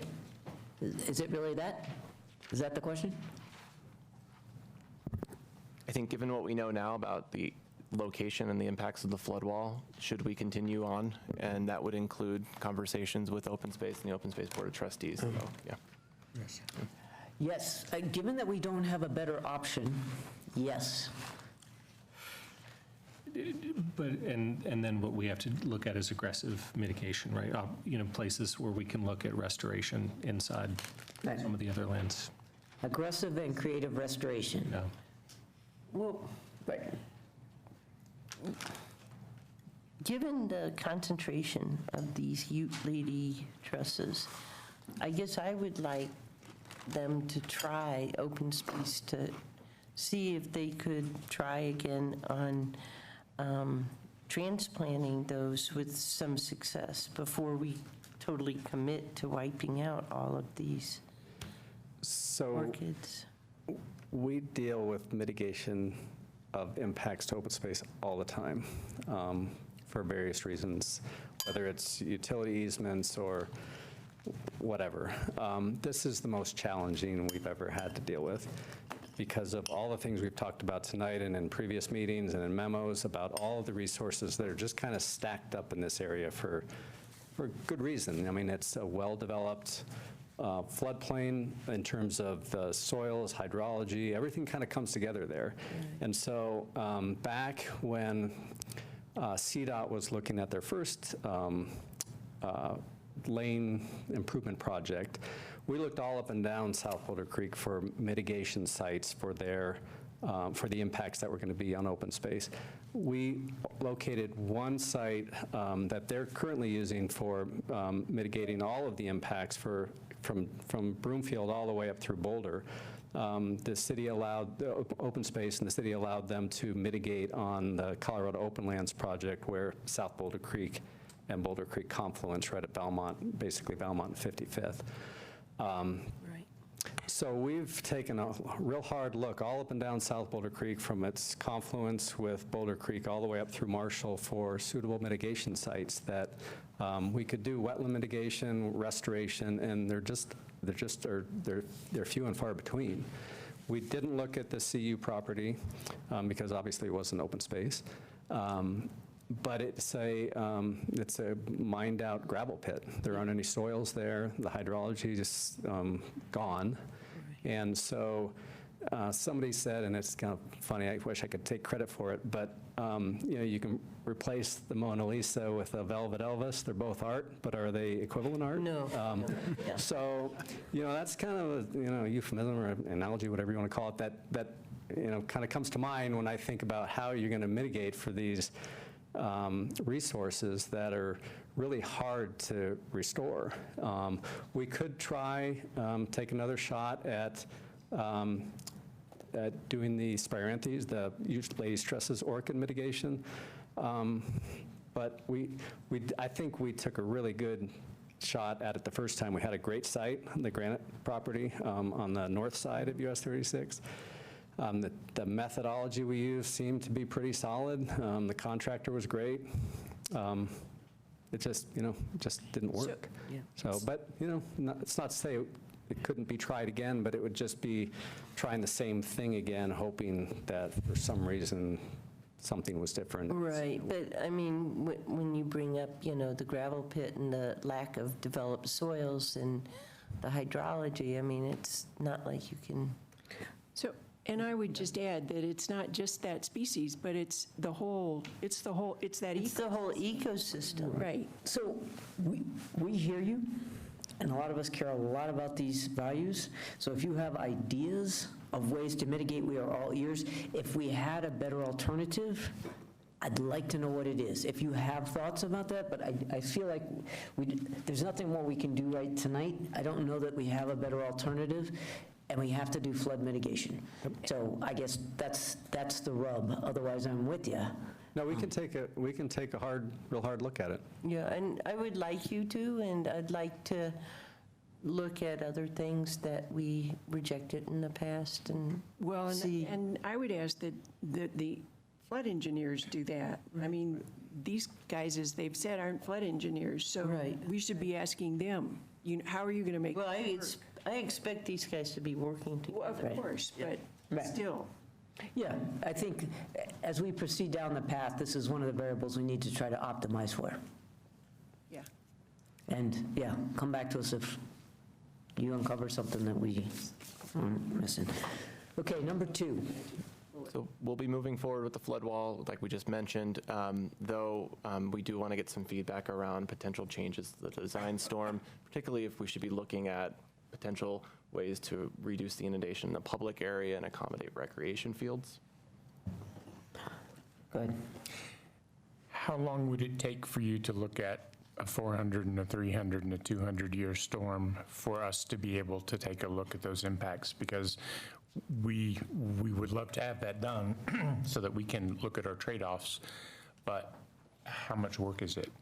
So I think the way we would actually go about it is if we can understand what we're trying to accomplish in that area, we can then have them set that up and run that through and see what the impacts are, and then we'd be able to tell you what that hits. There isn't really a 400-year storm that's set up that could plug in. So the short answer to your question is we're probably talking about end of the year by the time we can get this set up, fully vetted, and back to you. And certainly if we were able to pull a rabbit out of the hat sooner, we wouldn't sit on our hands. But in terms of what it would take to give you a reliable analysis, it's fourth quarter. Okay. Sorry, I lost track of that. I thought it was you, Bob, and Aaron was first. Might have been. Okay, Aaron. So, I might think about this in conjunction with the next question, because, I think the thing that we would want to do is come up with a plan that gave us the most flood mitigation, but also accommodated CU's requirements. So I might look to council and say, where would we be willing to give more, right? I mean, if we're going to be practical about this and actually get this done so that we can protect the downstream folks, we have to adjust for the variables, and that either means, allowing some CU to use some of the land in OSO, or it means allowing for a lower, somewhere in between 100 and 500-year flood mitigation, or some combination.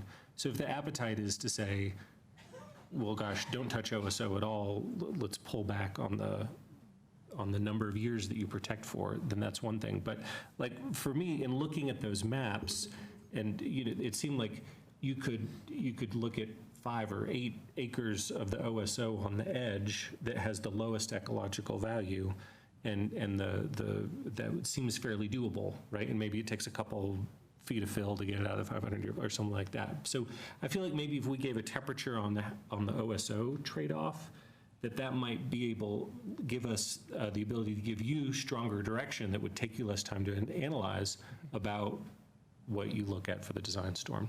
So what do people think? We'll have a question on that. Do these things exist along gradients? So, then you extrapolate between 100 and 500 and go, okay, there's a graph. You need this, and you kind of like what CU sent us, set up with, there's a framework. If you take from here, you add here, so that you can look at the trade-offs, and then as you raise one, so that you could actually come back, and there's 3 variables. There's CU, there's OSO, and there's the design storm. And depending on how you move, it affects the other 2. It'd be nice to know the relationships between those. And if it's easily done, because these things are along graphs, and you look at where there's intersections, and then you can make the political and ecological and public safety trade-off. So yeah, to build on that, so if we were to say, for example, like, okay, maybe 10 acres of OSO is a reasonable amount if you look at the map, then we could say to you, well, draw the line such that you get 20 more acres for CU, up in the detention area. What does that look like? How much flood protection is that? And so what we would do is we would take that direction. We would maximize how much volume we could get in that area. So whatever we're trying to accommodate, we know that it can only be this deep and do a ball field. It can only be where we move it. And then we can back in and we can triangulate around what that design storm is. Because otherwise, if we just pick something and run it through, we'll be kind of, it doesn't give us a way to kind of converge that analysis. So it's about volume, right, at the end of the day. At the end of the day, maximize the volume. You're going to give us a volume number, and somebody's going to extrapolate what hundreds of years that means. Exactly. But, the 100 and 500 year aren't 5 times different than each other, right? The 500 years, 60 or 70% more volume than the 100 year. So, yeah, I guess, again, so that we understand, maybe we could give you guidance, like Aaron was saying, on 5 acres, 10 acres, or 15 acres of OSO, and then what each of those result in as far as volume to get the additional that CU needs. And then we'd have kind of a set of options to look at and say which is better, because the thing about OSO is we have to keep in mind that some of that open space maybe we'll use for mitigation of the losses along 36. And so I don't think we want to just pick a point and say, it's 8.5 acres, and then go give us a storm and we're done. But if we could do something like 5, 10, and 15 OSO, what volumes those result in as far as storage goes, and then we have to figure out how to make sense of that volume as far as downstream protection. Along with key areas for mitigation. Protected. Right, so 5, 10, and 15 isn't arbitrary, it's related to. 5, 10, and 15 is just a way to calculate out flood volume, and then we could have staff say, well, 15's terrible, that doesn't give us nearly enough, 10's mediocre, 5's okay. Right, okay, so I think that's where we're headed, and then I have Bob, Lisa, and Mary. So Bob, Mary, and Lisa, sorry. Here's what we know. We know that if we did a 100-year, we believe, I guess, based on the current information, that if we did only 100-year protection, then we wouldn't need the 30 acres in OSO.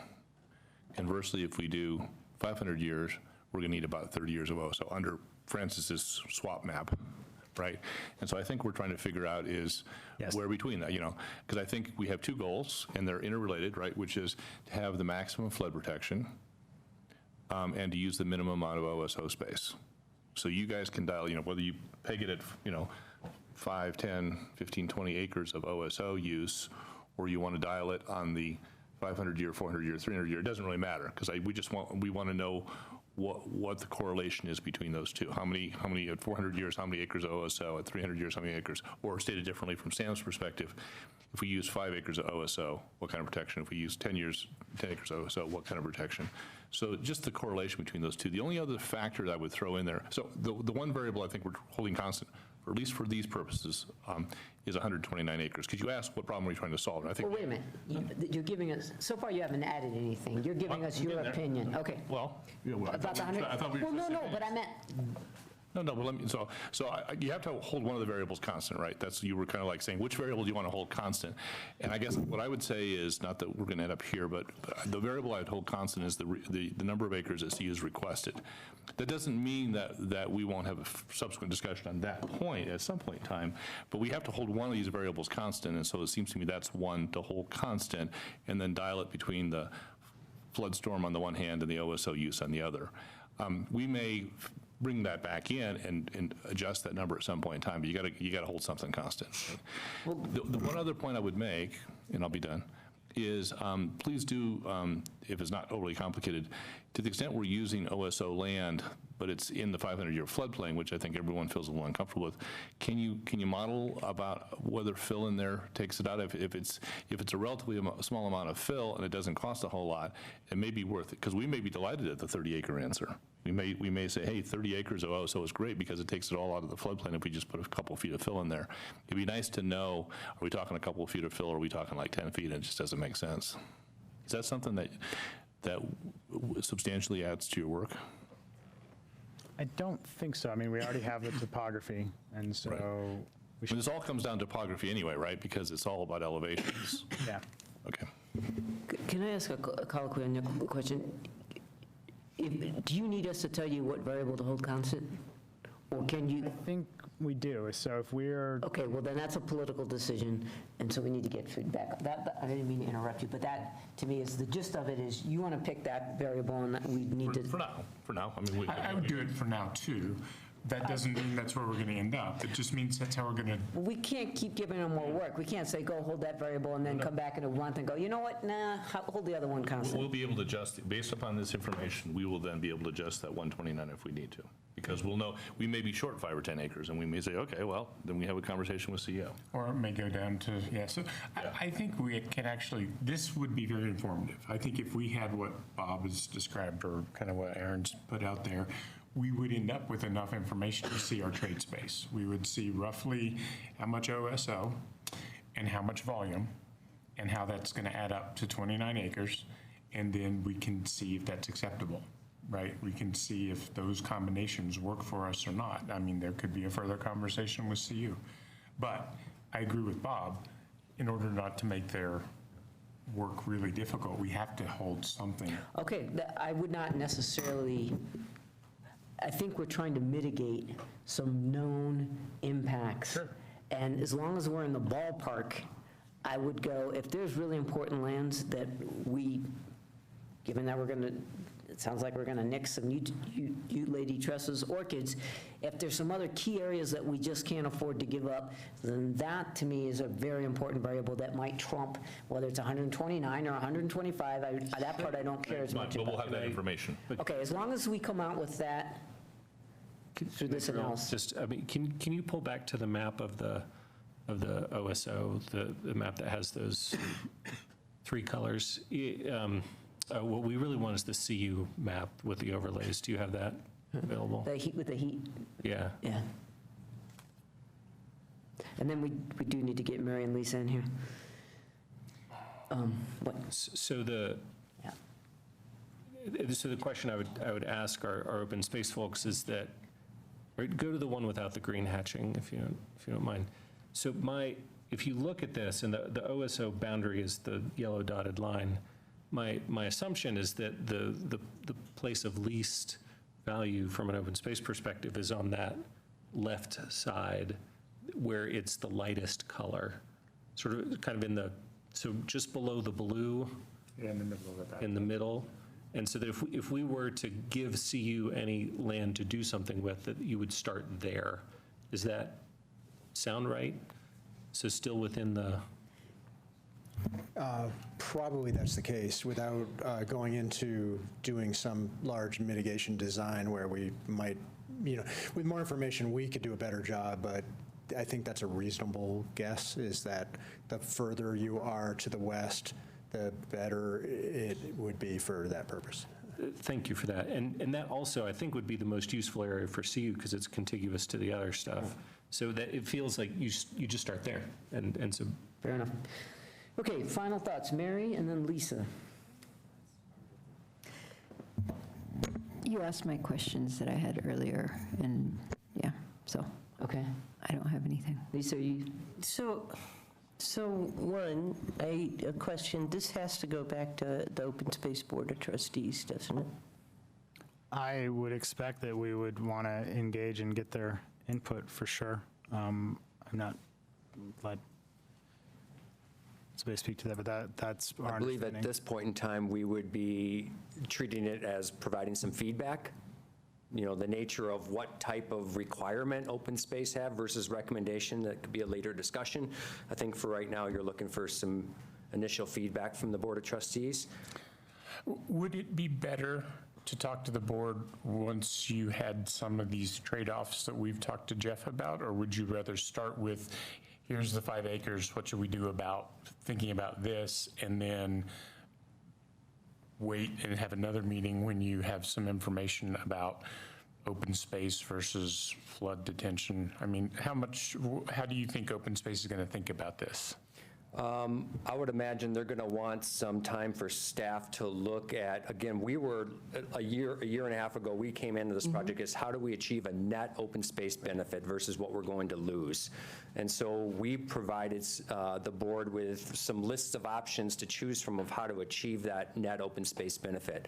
We would need some time at the staff level to come and look at some ways that the board could kind of choose from in order to see in their mind, would selecting these various other things, add them to the current set of recommendations in their minds, would that achieve a net open space benefit? And to kind of come back to you with, yes, we think we may be able to accomplish that, or perhaps the sense is maybe, I don't want to speak for the board of where they'll end up, but I know that from a staff perspective, we would want to do some homework. As Don said, they looked up and down when CDOT asked for some land, and we would want to go back at this time and do that same scenario again. So it probably wouldn't be in time for August meeting but that would be something we could get to work on right away. So, but some of this proposed dam or flood wall would be on our open space land, correct? That would be the assumption we would go into it based on what I'm hearing tonight, is that we're still looking at a flood wall. We're still looking at up to 5 acres of degradation, some of it permanent.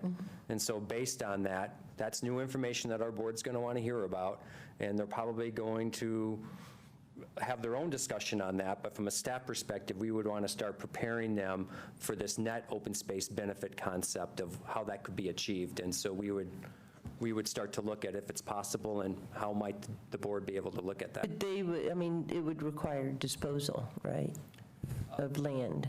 Again, that would be, for this initial thing, we would be coming probably from a feedback standpoint. If it was determined from a council's perspective that is the process you wanted us to follow, we would do that. But initially, I think that we would be coming back from a little bit lower below that, just to give you a sense of what the board's feeling at this point.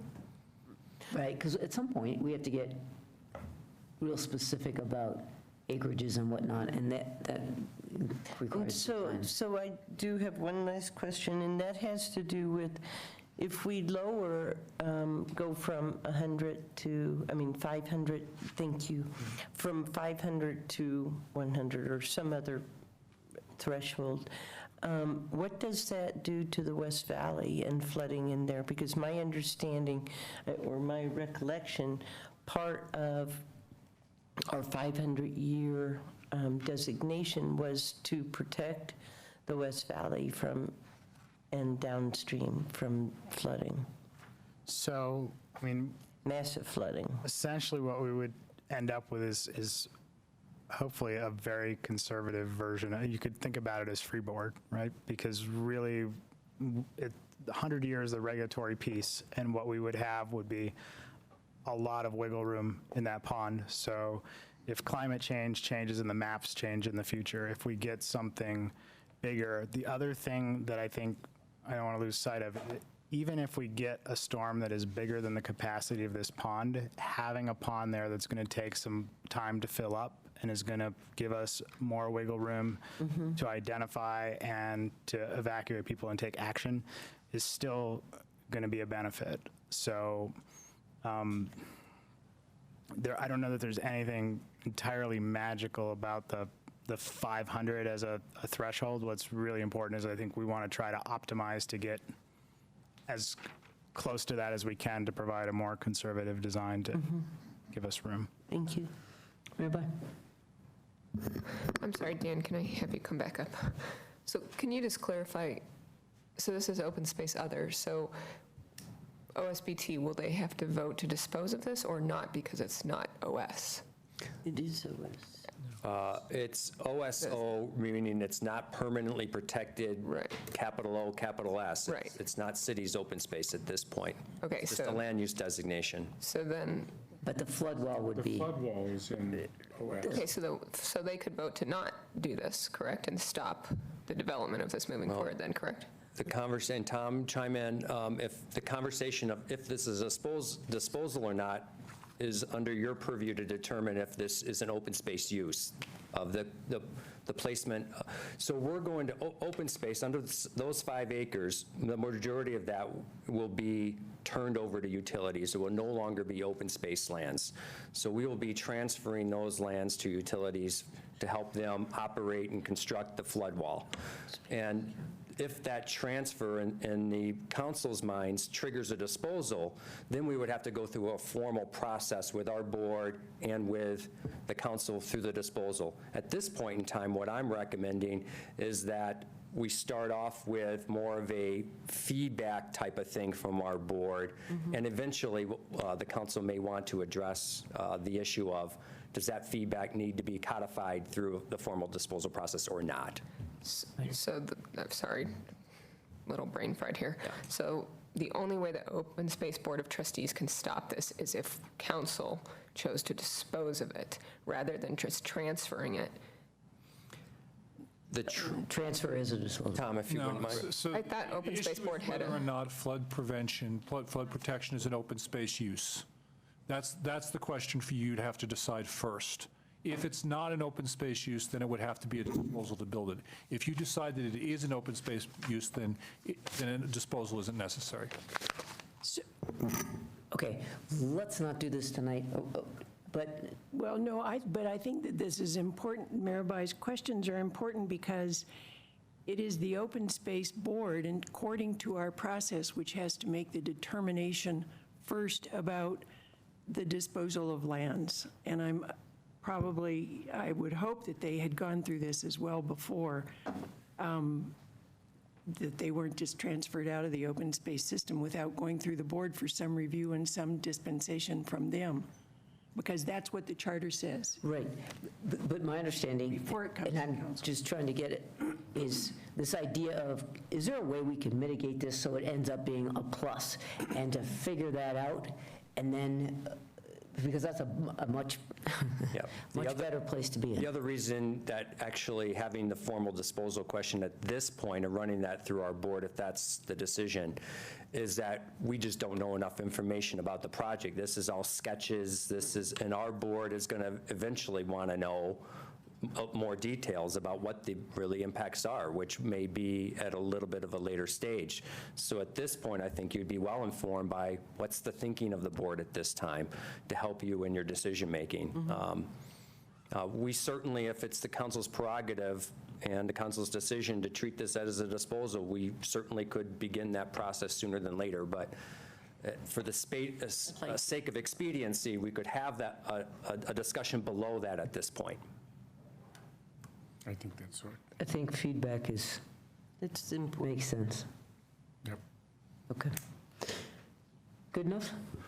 I think so. Can we just make sure we've understood? So I'm understanding that related to the first question, you would like us to continue conversations to understand how we could minimize and mitigate impacts to open space under the current scenario, and that you would like us to provide some range of options that would maintain at least as a starting point, maintain the 129 acres either in the P or with a trade-off of OSO, and hit as close to the 500 year as we can within those parameters.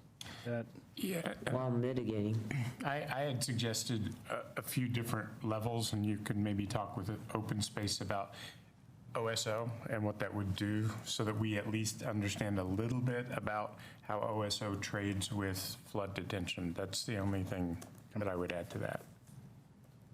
But I'm just, you had said that that would take a pretty long time, or to the end of this year or something.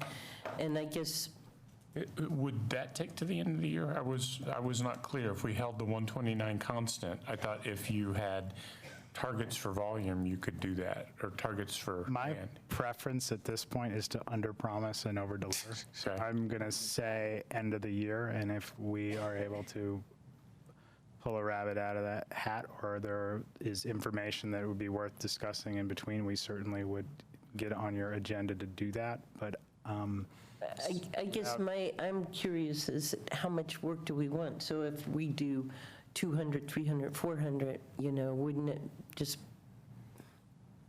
Both also 5, 10, 15 acres. Right. So whichever. Yeah, so we're I think what we're doing is creating, with some level of detail, 3 new, or whatever the right number is. Trade-off framework. Yeah, and so we're going to want to bring those to enough level of detail that you can have a meaningful conversation about it. So we need to figure out what, and so it's going to be conversations with CU to kind of understand in more detail what land uses might work in which place. And so I think there's more.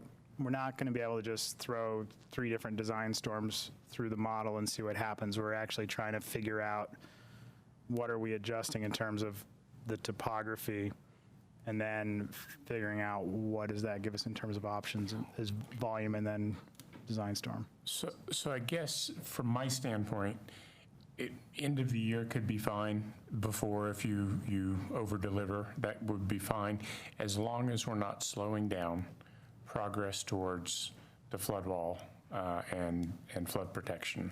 So if you can say that, and we can represent that to the folks who are watching this closely, then I think that's fine. Yeah, and I would say if we are continuing to go with the general concept that we've discussed, so where we would be talking about different things if you had picked a totally different option, but all of the work we're doing still fits within this option, and we're really just fine-tuning so we can keep plugging along. Okay, well, that's good to hear. Although 5 months is still a long time. I mean, we've been at this for so long. I mean, is there, like, if you did 2 options of 6 and 12 acres, would that make it any easier? Like, does it shave it? I don't know.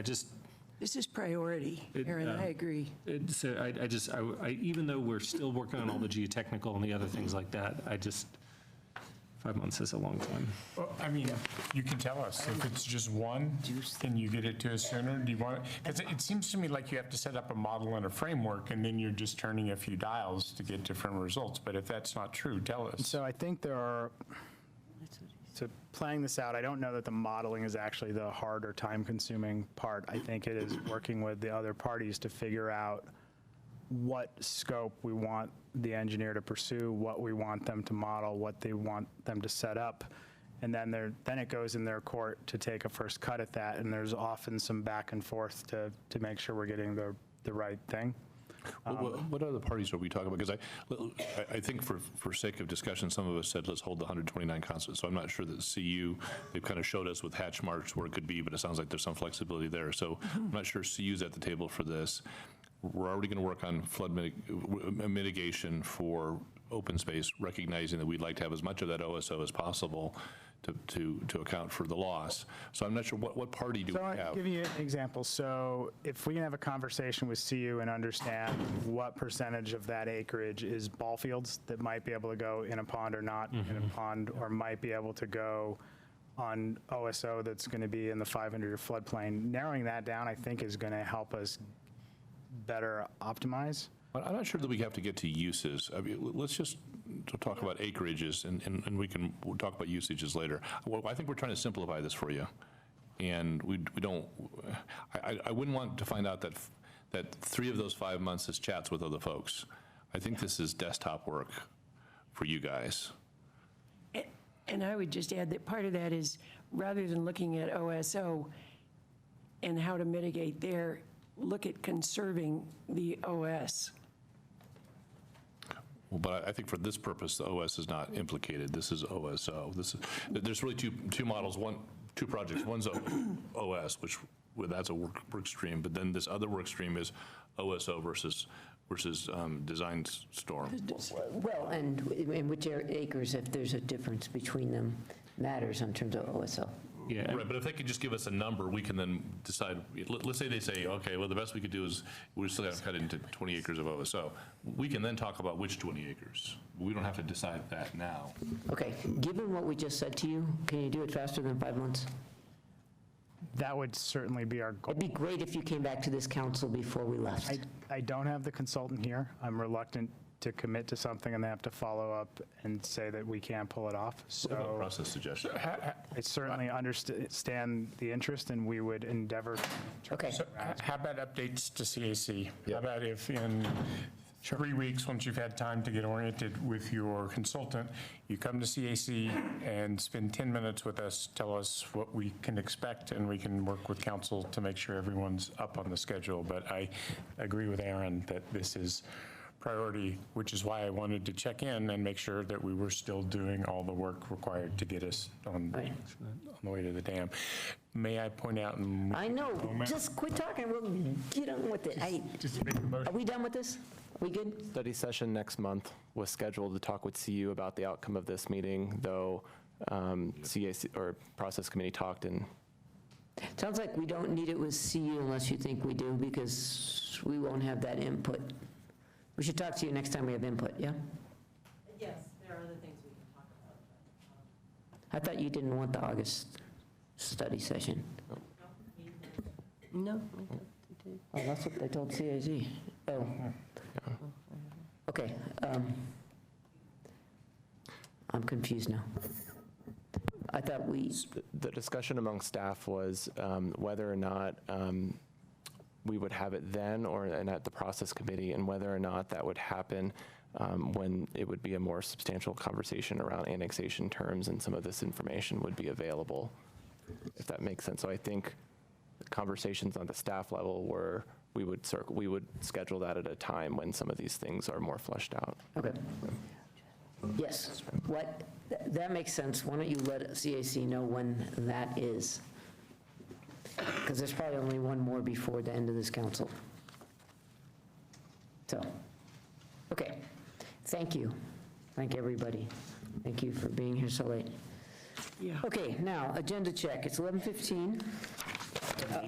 We have 11. How fast can we speed through what? We can speed, people, these are all, okay, can I have a motion to continue the meeting? So moved. Second? All those in favor? Okay, I'm going to be ruthless.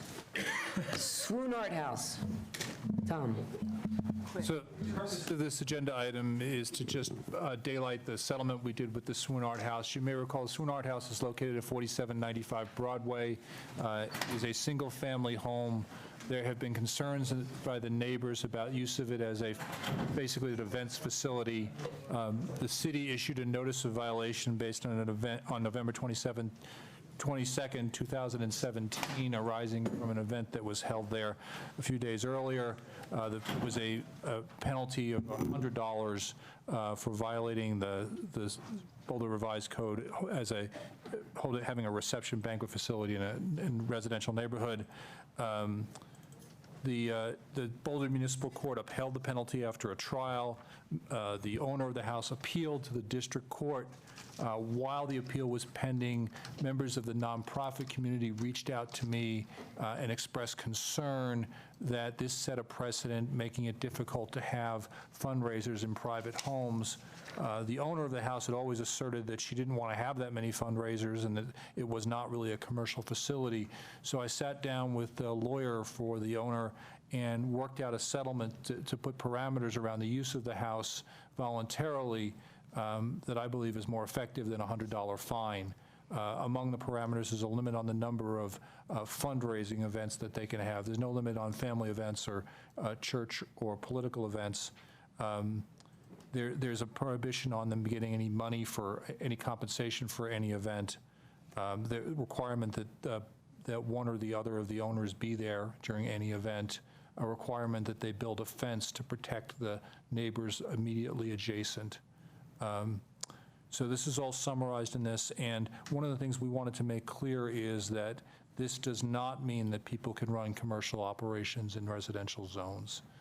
The purpose of this was to resolve a very unique circumstance and to try to put some parameters around something that is more effective than the step-by-step litigation that we had undertaken in this case. Great. Thank you for that and for your work on this. Lisa? So I have a few questions and a few comments.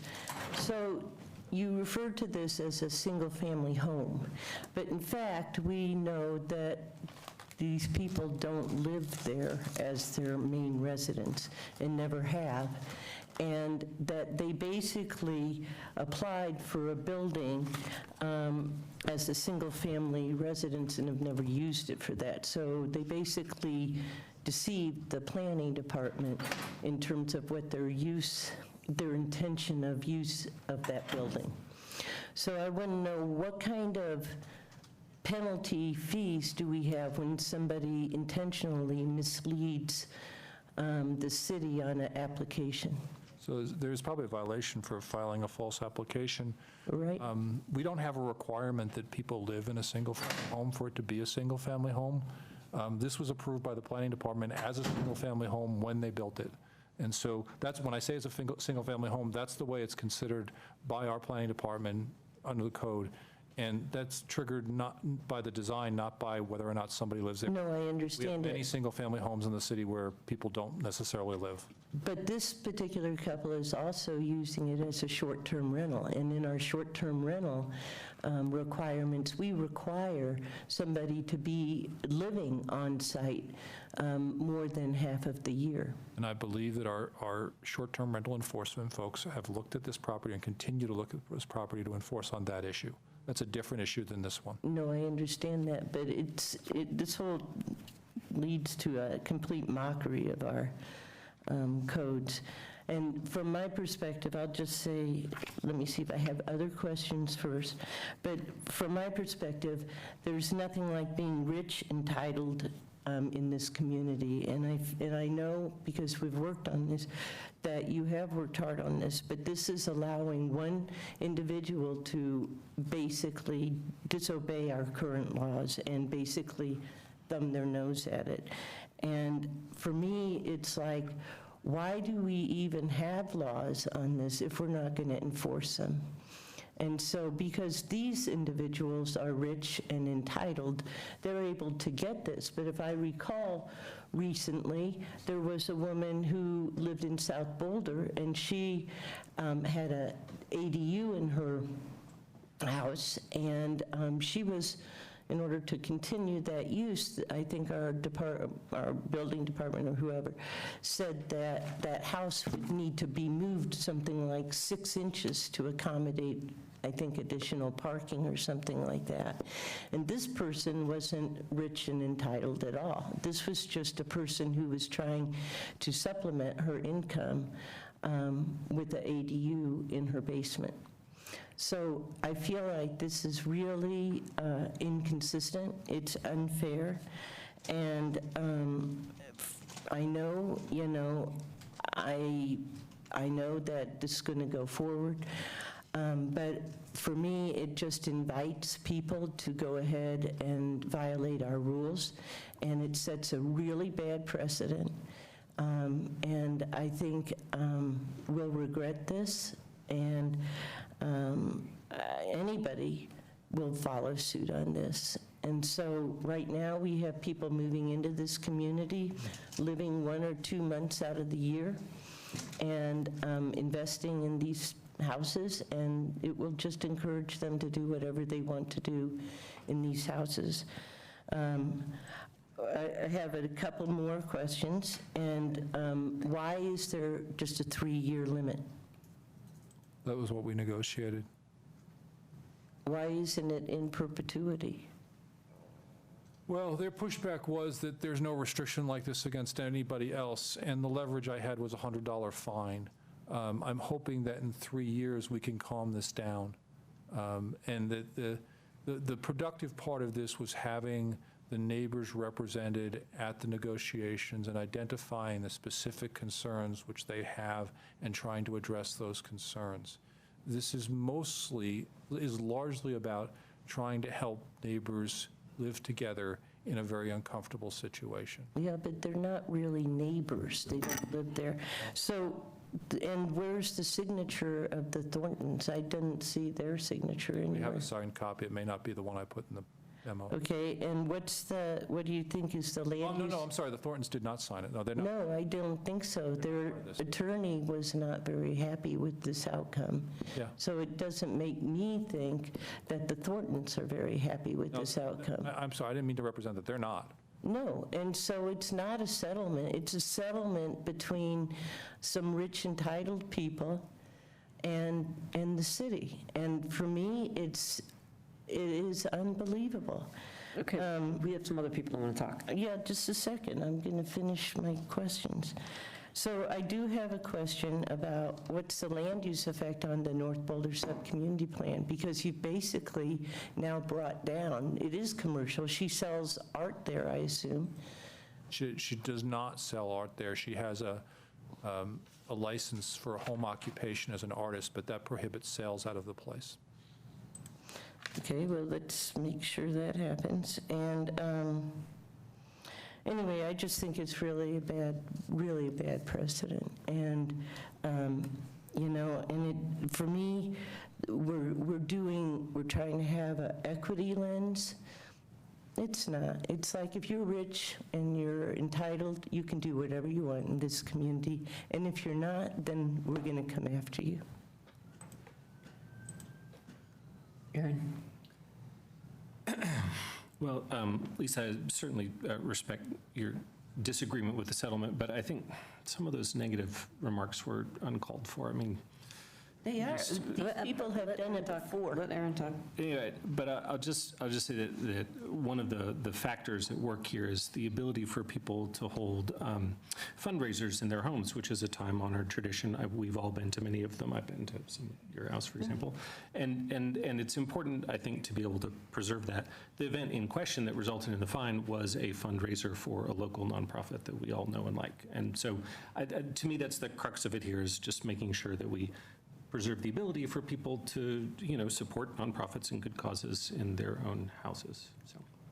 And I think, just respond, just a minute. It's that people have fundraisers in their homes. I live in my home 12 months out of the year. These people don't live there. Okay. So, Speak to it. So. Anybody else want to speak to this?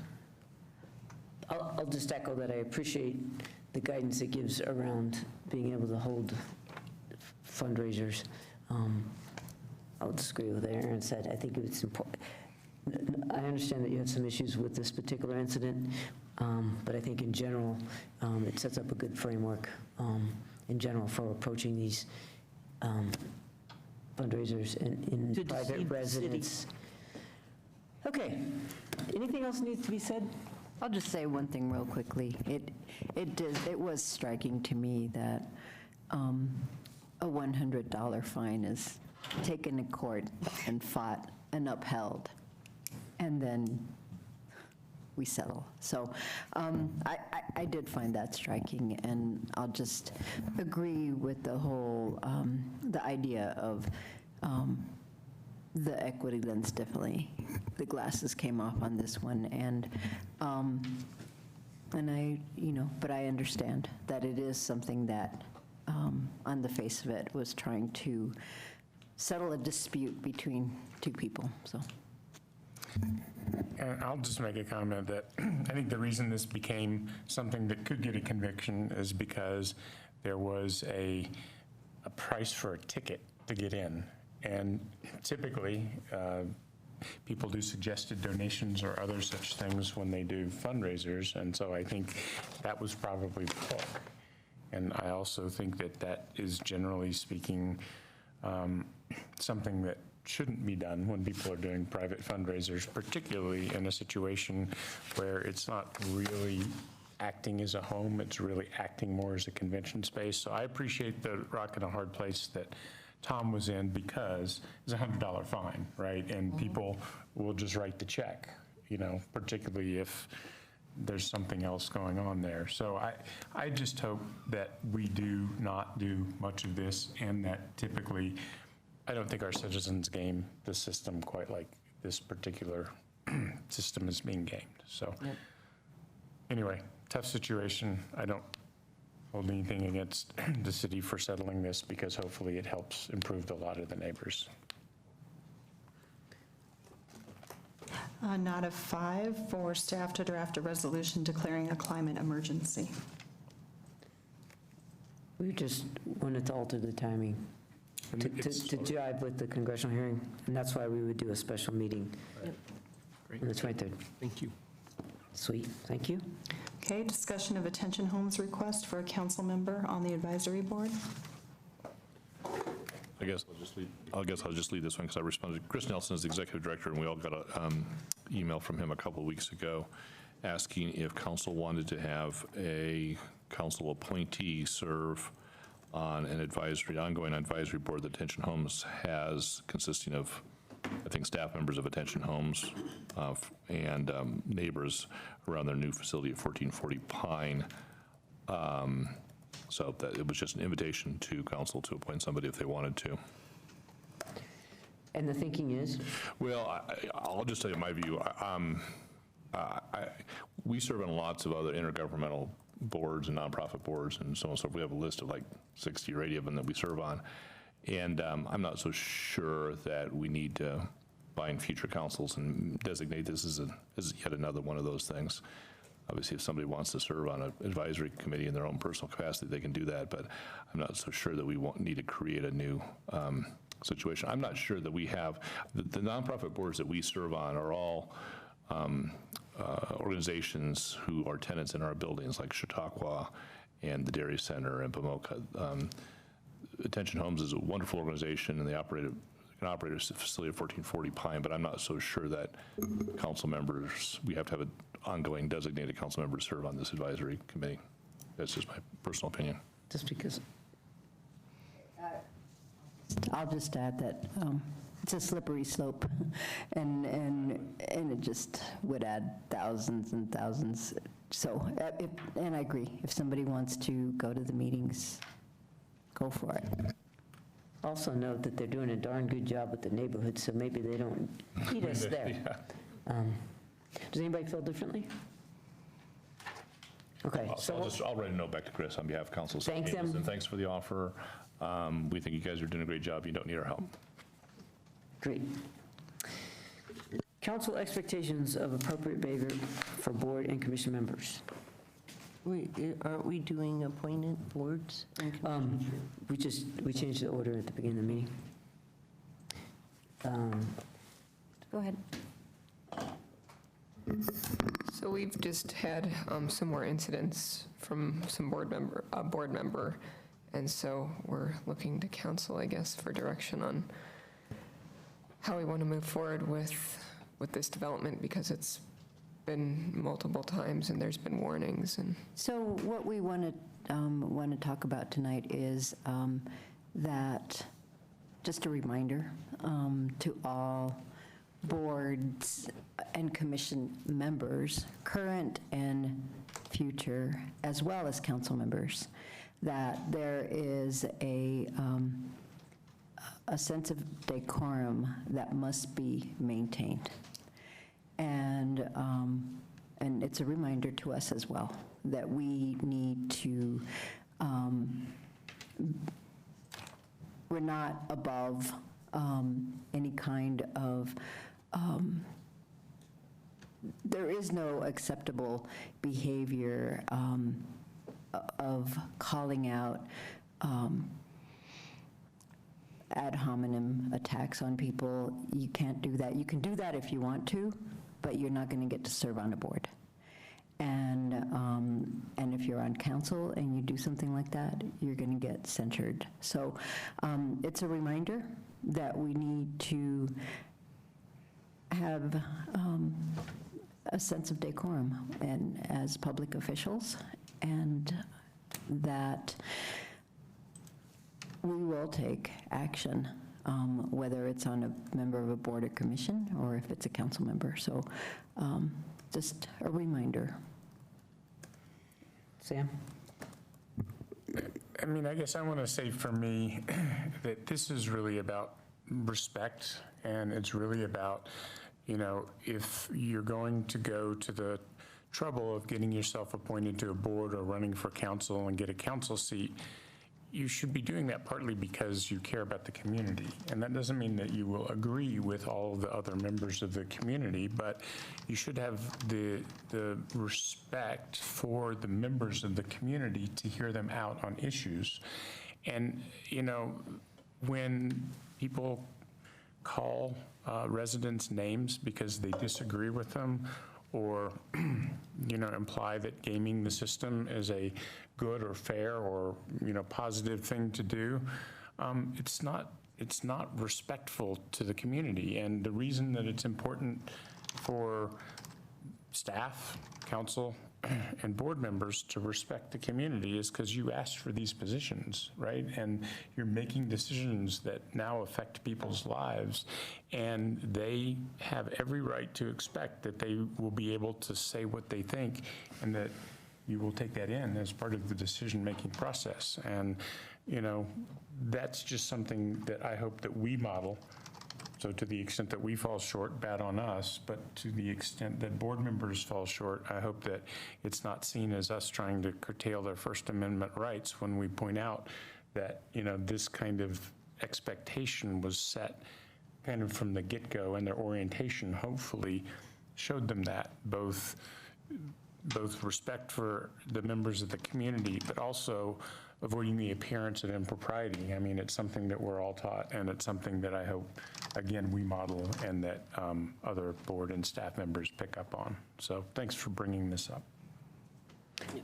The only thing I'll add is, I'll just note that it seems to me that it's the behavior on social media that trips people up.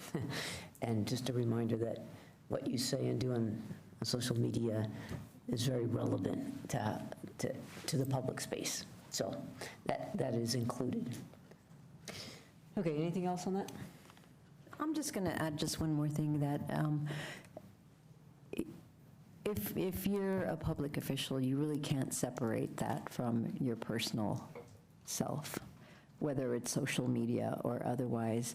You do give up a certain amount of freedom to do whatever you want on social media, and I think that just has to be taken into account when you accept a board position or are elected. Yeah. Yeah, so I appreciate these points that people are making, and I certainly support the essence of them. I just wonder if we might craft guidelines that are a little bit more specific at some point. Because we're offering some generalities, and some of it's a little more specific than others. But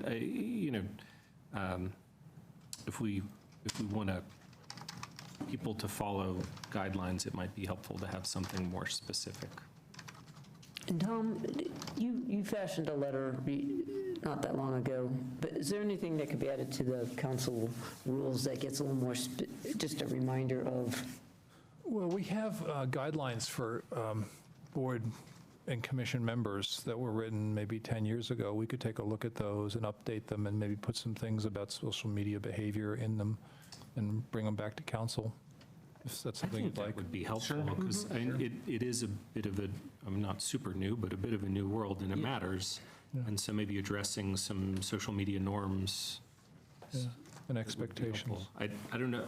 We're busy. That doesn't have to be done in the next couple of weeks or anything. Maybe it's the next council, but. Yeah, I think that'd be good. I think by the next council is fine. Yeah. Okay. That work?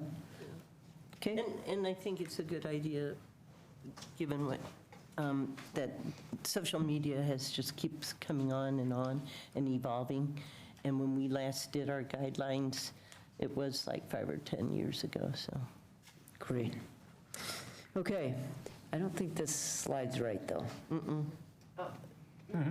But go ahead, Lynette. Could surprise one of them. So this is your board and, housing board, but.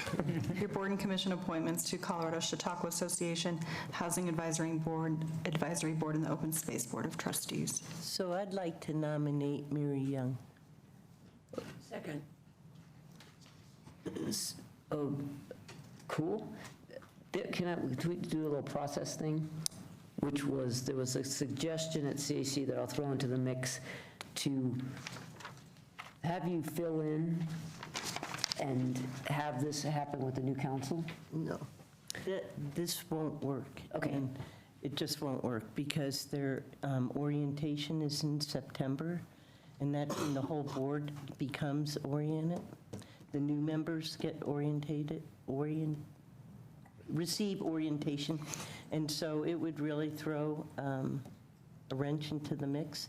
And so I think it's important to move forward and have the new council member at the September orientation. Okay, that's a good response. And so I will be, as a result of this, would be vacating the dairy board, but that would just be like for a month or two. Can you wait until we get a new council members who might want to jump in on? Can you do both for a couple months?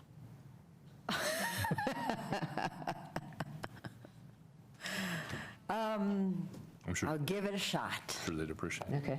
I won't have any more open space process committee, so That's right. there, I have an hour and a half opening up, so. Okay, done. We got one more. We got one more. We're close. I guess I should have. The party. Great. I assume no more nominations. Any more discussion? Mary will be great. Thank you. Thanks. Great. Thanks, Mary. Thank you. Yep, being long. Okay, we vote on all of these at the end. So moving on. Oh, it didn't go? It's not working. Ooh.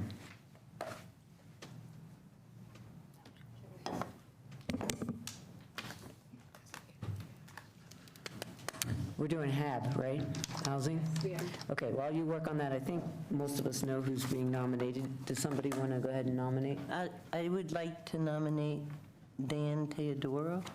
Okay, there we go. Other nominations?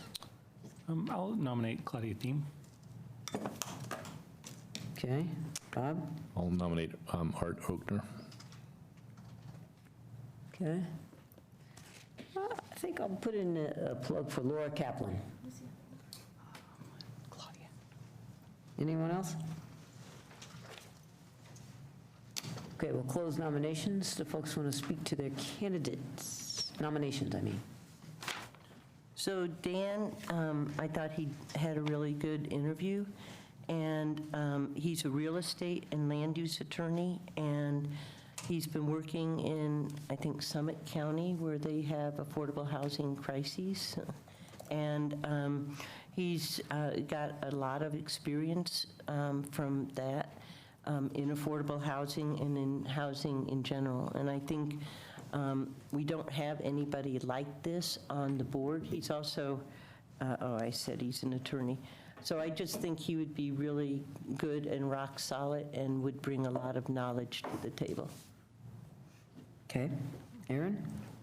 Oh, so I nominated Claudia last time around. I'm just really impressed with her innovative ideas around housing. Oh. Lynette apparently disagrees, but that was the point. Aaron? but anyway, so I think she'd be great on this board. I think we have a wealth of great choices here. I think we have a lot of all the nominees. We do have a wealth of good choices. Arthur has applied a few times before. What he brings is a senior perspective. Arthur is a senior gentleman, but he has a lot of experience in senior housing, and he's got a lot of great ideas. And so, while I suspect that there'll be a majority vote behind one of the candidates, I want to encourage Arthur to continue to apply, and I hope that at some point in time we do have an opening for a senior who brings senior housing issues to the table, because that's a large and growing component of our community, and I want to make sure that voice is heard at some point in time. And with Laura, I just want to acknowledge she's got a lot of skills. She's a facilitator. She applied for several boards, did a lot of homework, came to a lot of meetings, and I appreciate that. And I think she'd probably be an asset to any of the boards that she applied to. Okay. Can you call heads or tails? Tails. I'm sorry, you're supposed to witness and say what it was. We don't trust our clerk. You're keeping her honest. Okay, what is it? Tails. Okay, so we're going to vote from the bottom up. Okay? So all those in favor of Claudia? 1. All those in favor of Dan Teodoro? 1, 2, 3, 4, 5, 6, 7. That's it. Okay. It is Dan. Next.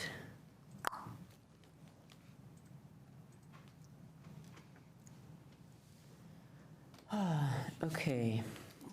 I get Take Daniel's off, unless we're going to have him on 2 boards. Yeah. Nomination here. Okay. Nominations.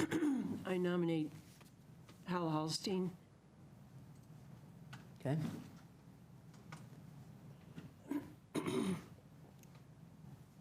I'll nominate Doug Ginley.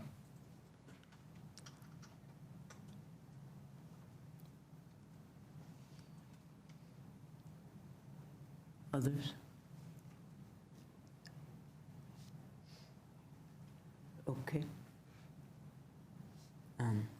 Flip the coin? Well, no, you just, this time we'll start from the top. Oh, just goes the other way. Okay, speak to your nominations. If I can find my voice, there's been some, I think Hal is someone who has been active in many areas with land use, both in acquisitions and mindfully as in all different kinds of ways. And one of the things, questions, so he has experience with both public lands as well as privately. I think he's done some things philanthropically. He has a background in recreational activities as well as land conservation. So, for example, he's worked directly with the Winter Wildlands Alliance, the Wilderness Society, Colorado Cattlemen's Ag Land Trust, the Nature Conservancy, the Access Fund, the Outdoor Alliance, Protect Our Winters, and Leave No Trace. So I think he has some real bona fides in terms of having a very broad perspective about lands and their differing values. And I think he'd be a really great open space Board of Trustees member. First of all, I agree with that. I think Hal brings a lot of great experience, as does Doug. I think the reason I'm going to vote for Doug is I want to make sure that there's 3 or 4 boards that I think it's probably pretty important that we have some balance on. This is one, planning's another, there's a couple of others. And Doug, as far as I can tell, is just super right up the middle of the fairway, very neutral. He's got great experience, just like Hal does, just like many of the other applicants do. But I think it's important for us to try, considering some of the things that open space is going to have to grapple with here over the next year or two. I think it's important for us to have someone who's just right up the middle, that's pretty balanced, that's pretty open-minded, that brings both a recreation and a preservation perspective. And so I'm going to support Doug for that reason. The other folks want to speak to? I would say that Hal brings that balance as well. He's very balanced, and I think as Cindy pointed out, he's got a foot firmly planted on both sides of the issues. And I think he will look at open space as a comprehensive system. Well, I'm going to say a few things. One is I also want to call out a few of the other candidates. I think actually Beth is quite qualified and has both a strong academic background and also has been a part of the climbing community for a long time. It would be good. Paul Cura as a lessee, I think, would bring some interesting perspectives, and Jason Unger with his work at the federal level, working for the Senate, would also. So I just want to call out those folks. I had a good chat with Hal, and he does have a good public lands credentials, and I appreciate that about him. You guys may also recall, and I talked to him about this, he was somebody that I had to ask to leave our chambers as he was yelling at us over our housing decision on Parkway. And we talked about how that was not the temperament that we needed on open space. Now that's growth and development and housing is different than open space, and I would hope there'd be a disconnect. But I did want to call that out, since we've been talking a lot about expectations around boards and commissions and elected folks, and it is really important that we have someone on open space that will help collaborate and bring people together. So regardless of who we choose, I wanted to note that conversation and note that expectation. Yep. Sam, and then Aaron, and then Mary. So I also recall that Hal did that. I also went back and reviewed every email that either we as a council or I personally have gotten from him, and generally speaking, his tone is not that. Generally speaking, his tone, even on issues of land use where he is very passionate, has mostly been respectful and mostly been an attempt to get across his point of view, whether you agree with it or not. And so I think that, all of us sometimes fly off the handle a little bit. I think that was probably what happened at that time. I'll also say that, I've been willing in the past to take a chance on somebody who I might have had a question about, and then try and make it a point to check in with them as things go along. And so I'm probably going to support Hal at this point because of his experience and because of a couple conversations I've had with him just about how he looks at open space and, his approach that he would take to some of the bigger issues before open space. So I acknowledge what you say is true, and I appreciate you for bringing it up. But I also think, A, that I'm willing to give him another chance at that, and B, that I expect on this kind of issue, given his background, that he will be quite good at working with a group. And so we will find out. Aaron? Well, just actually, Suzanne, you spoke my mind on pretty much everything, all the individual candidates, so I'll appreciate that. And I'll be supporting Doug Ginley tonight as a good, balanced, moderate, full person. Mary? Yeah, and I spoke with Hal this afternoon just to get his reassurance that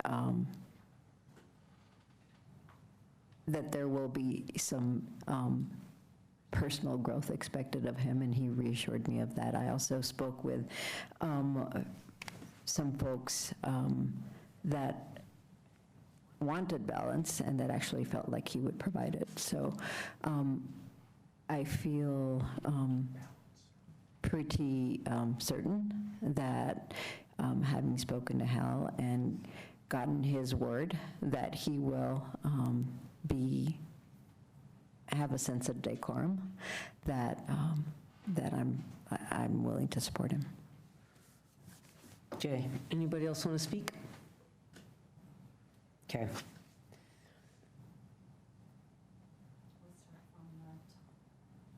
Okay, all those in favor of Doug Ginley? We have 2. All those in favor of Hal? Okay. All righty. We have one more item, not a 5 for research. Make a motion on that one? Well, we're going to do them all at the end. Okay. And that's a silly way we do it. Do you want me to speak to it? Yep. So I had emailed the city manager asking for, about the development fees and how much is collected what goes to which department for the last 5 years, and also for, I hope I said that correctly, and also for consultants. How much on an annual basis for the last 5 years, which departments, and what for? So that, and it seems to me this is something that I had thought would be pretty readily available, but apparently it's going to take some considerable staff time, 5 hours, I think, more than. Yeah, at least 5 hours. Part of the issue is that we switched financial systems 3 years ago, and so some of the data is in the old financial system, and retrieving that is more difficult. So there's that. But also, the level of detail is just going to make it take a little bit of time. But we have the information. It's not a problem. Just research. Can I just say, if it were 3 years, would that make it a whole bunch easier? It would still be time, but it would be quite a bit easier. Can I ask a question? Yes. 5 years seem, go ahead, and I'd like to hear from other people. I guess what I want to know is, given all the things we have to get done and we want staff to do, is if you get this information, what will you do with it? This is budgetary? Well, no, I know. It'd be interesting to know, but how will it influence the decision we're going to make?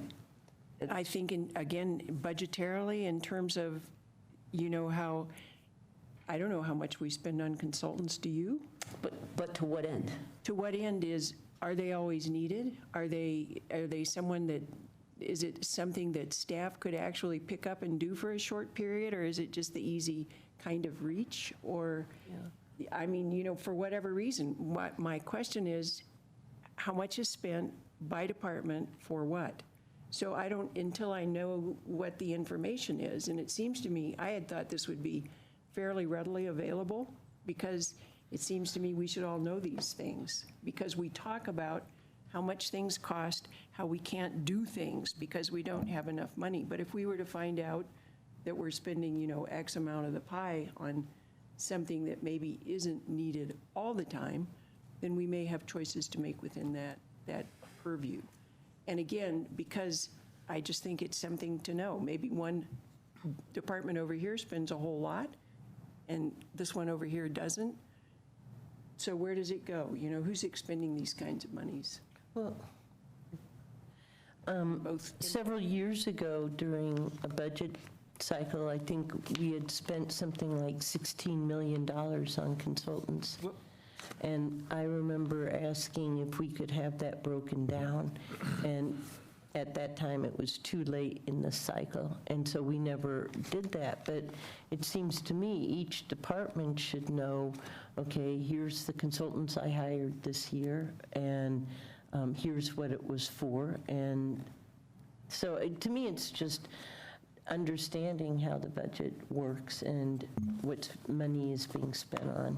And I actually like Aaron's comment of maybe if we could just look at the last 3 years, then we could get a better sense of where these fees go and, how much money we actually have spent on consultants.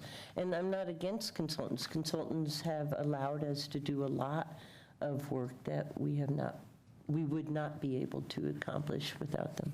So my only devil's advocate is that sometimes we hire consultants because we save money on staff.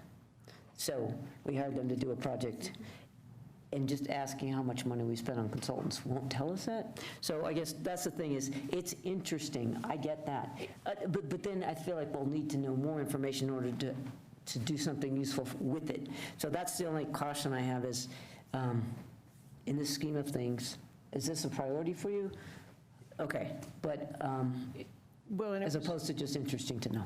No, because it has to do with which department spends how much on what, and then how much do we spend collectively? The number that Lisa just mentioned is seemingly high, but maybe that's just fiscally conservative. I agree that consultants are needed, but I think it's an interesting question, and I don't see why it needs to be hidden. It seems to me if a council person asks a question about finances in this city, that it ought to be there. that it shouldn't take this It's not 3 hidden. years later. It's just where we want to spend our time. Well, Okay. but it's not we, it is the staff. Do we work for the staff, or does the staff work for us? in Okay. this sense? People agree? Any other opinions? So I'm totally fine doing this. I think, Cindy, it's just a process And 3 question. years is fine. I mean, I think it's just that if we have a request of staff that's more than a certain amount of effort, it requires a majority of council. That's all. So I'm fine. I mean, if we didn't do it that way, every council member could be jerking staff around and asking them to do 20 hours worth of work or whatever. So I think from a process standpoint, we kind of have to do this if. it used to be 3 council members, so sometime it changed to 5. I don't know when that was, but at any rate, I agree, it shouldn't be just any one person if it's a significant amount of time. And I would like to ask one other question. You've answered the consultant question. What about the development fees question? Because there are many that are like, go to our utility. So I read in the newspaper about the housing, for example, and what the new housing fees have garnered. So in the last 3 years, they had 3 years, and I don't know, and these are more or less approximate, this is my memory. The first year was something like 967,000, the next was 4 million, and then the next year was 14 million. And so this goes to affordable housing, right? So, I mean, to me, those leaps in numbers are great, and so I would just like to say, where is it going, who's getting it, where, just have a better fix on where it is and not have to read it in the paper. So when you talk about development fees, I mean, there are things like tap fees for water and sewer fees. Are you Right. interested in those as well? I think, as- again, all of this should be available to us so that we don't have to have a vote of 5 in order to get it, or do a Open Records Act or something like that, but that it's available to the public as well as it is to us, so that if someone goes to some department and says, well, how much of it's coming to you from this or that, that we know it, that it's part of our information. So, I mean, I'm fine with it as Aaron is. I think really what we're asking staff to do is pull something out that we would otherwise have to find in the budget. So when Zan says it's not hidden, likely all those sources of inflow of income are in the budget. It's just very hard to find because the budget is a very dense document. Byzantine, one could say.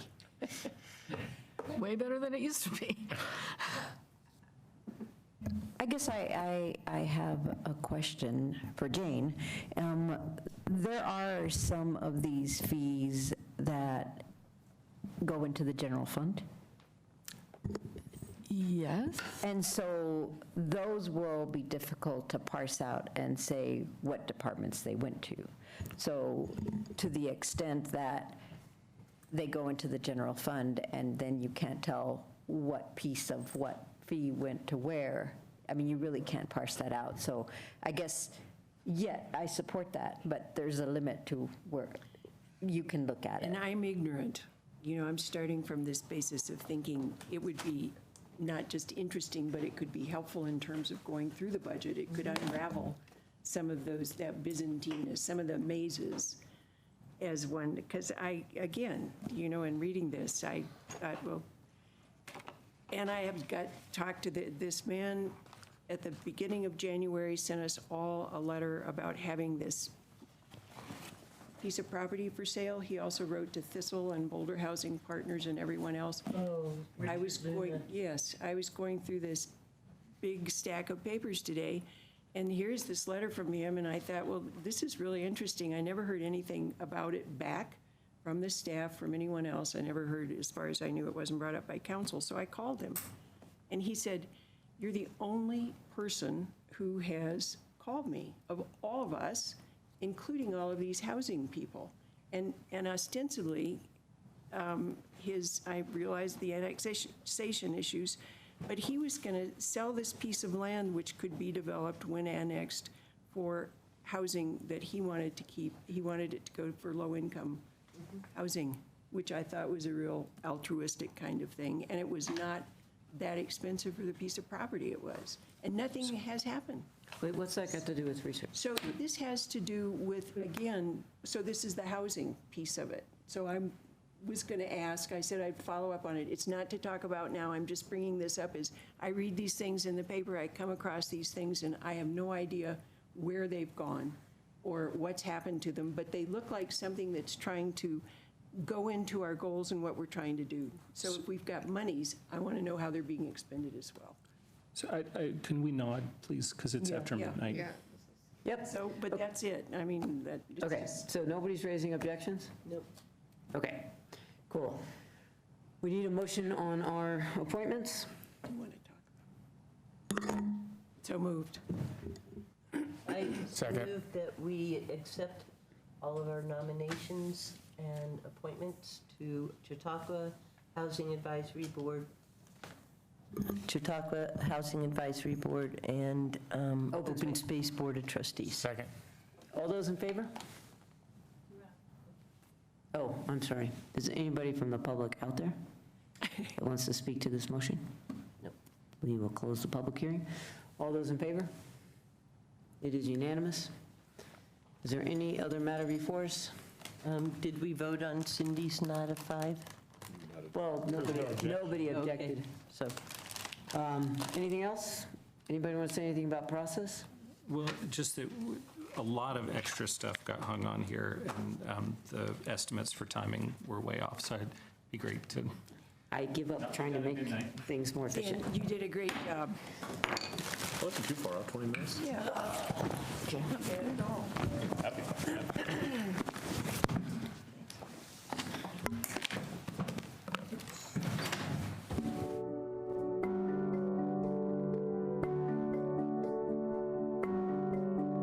Live from Paris on France 24.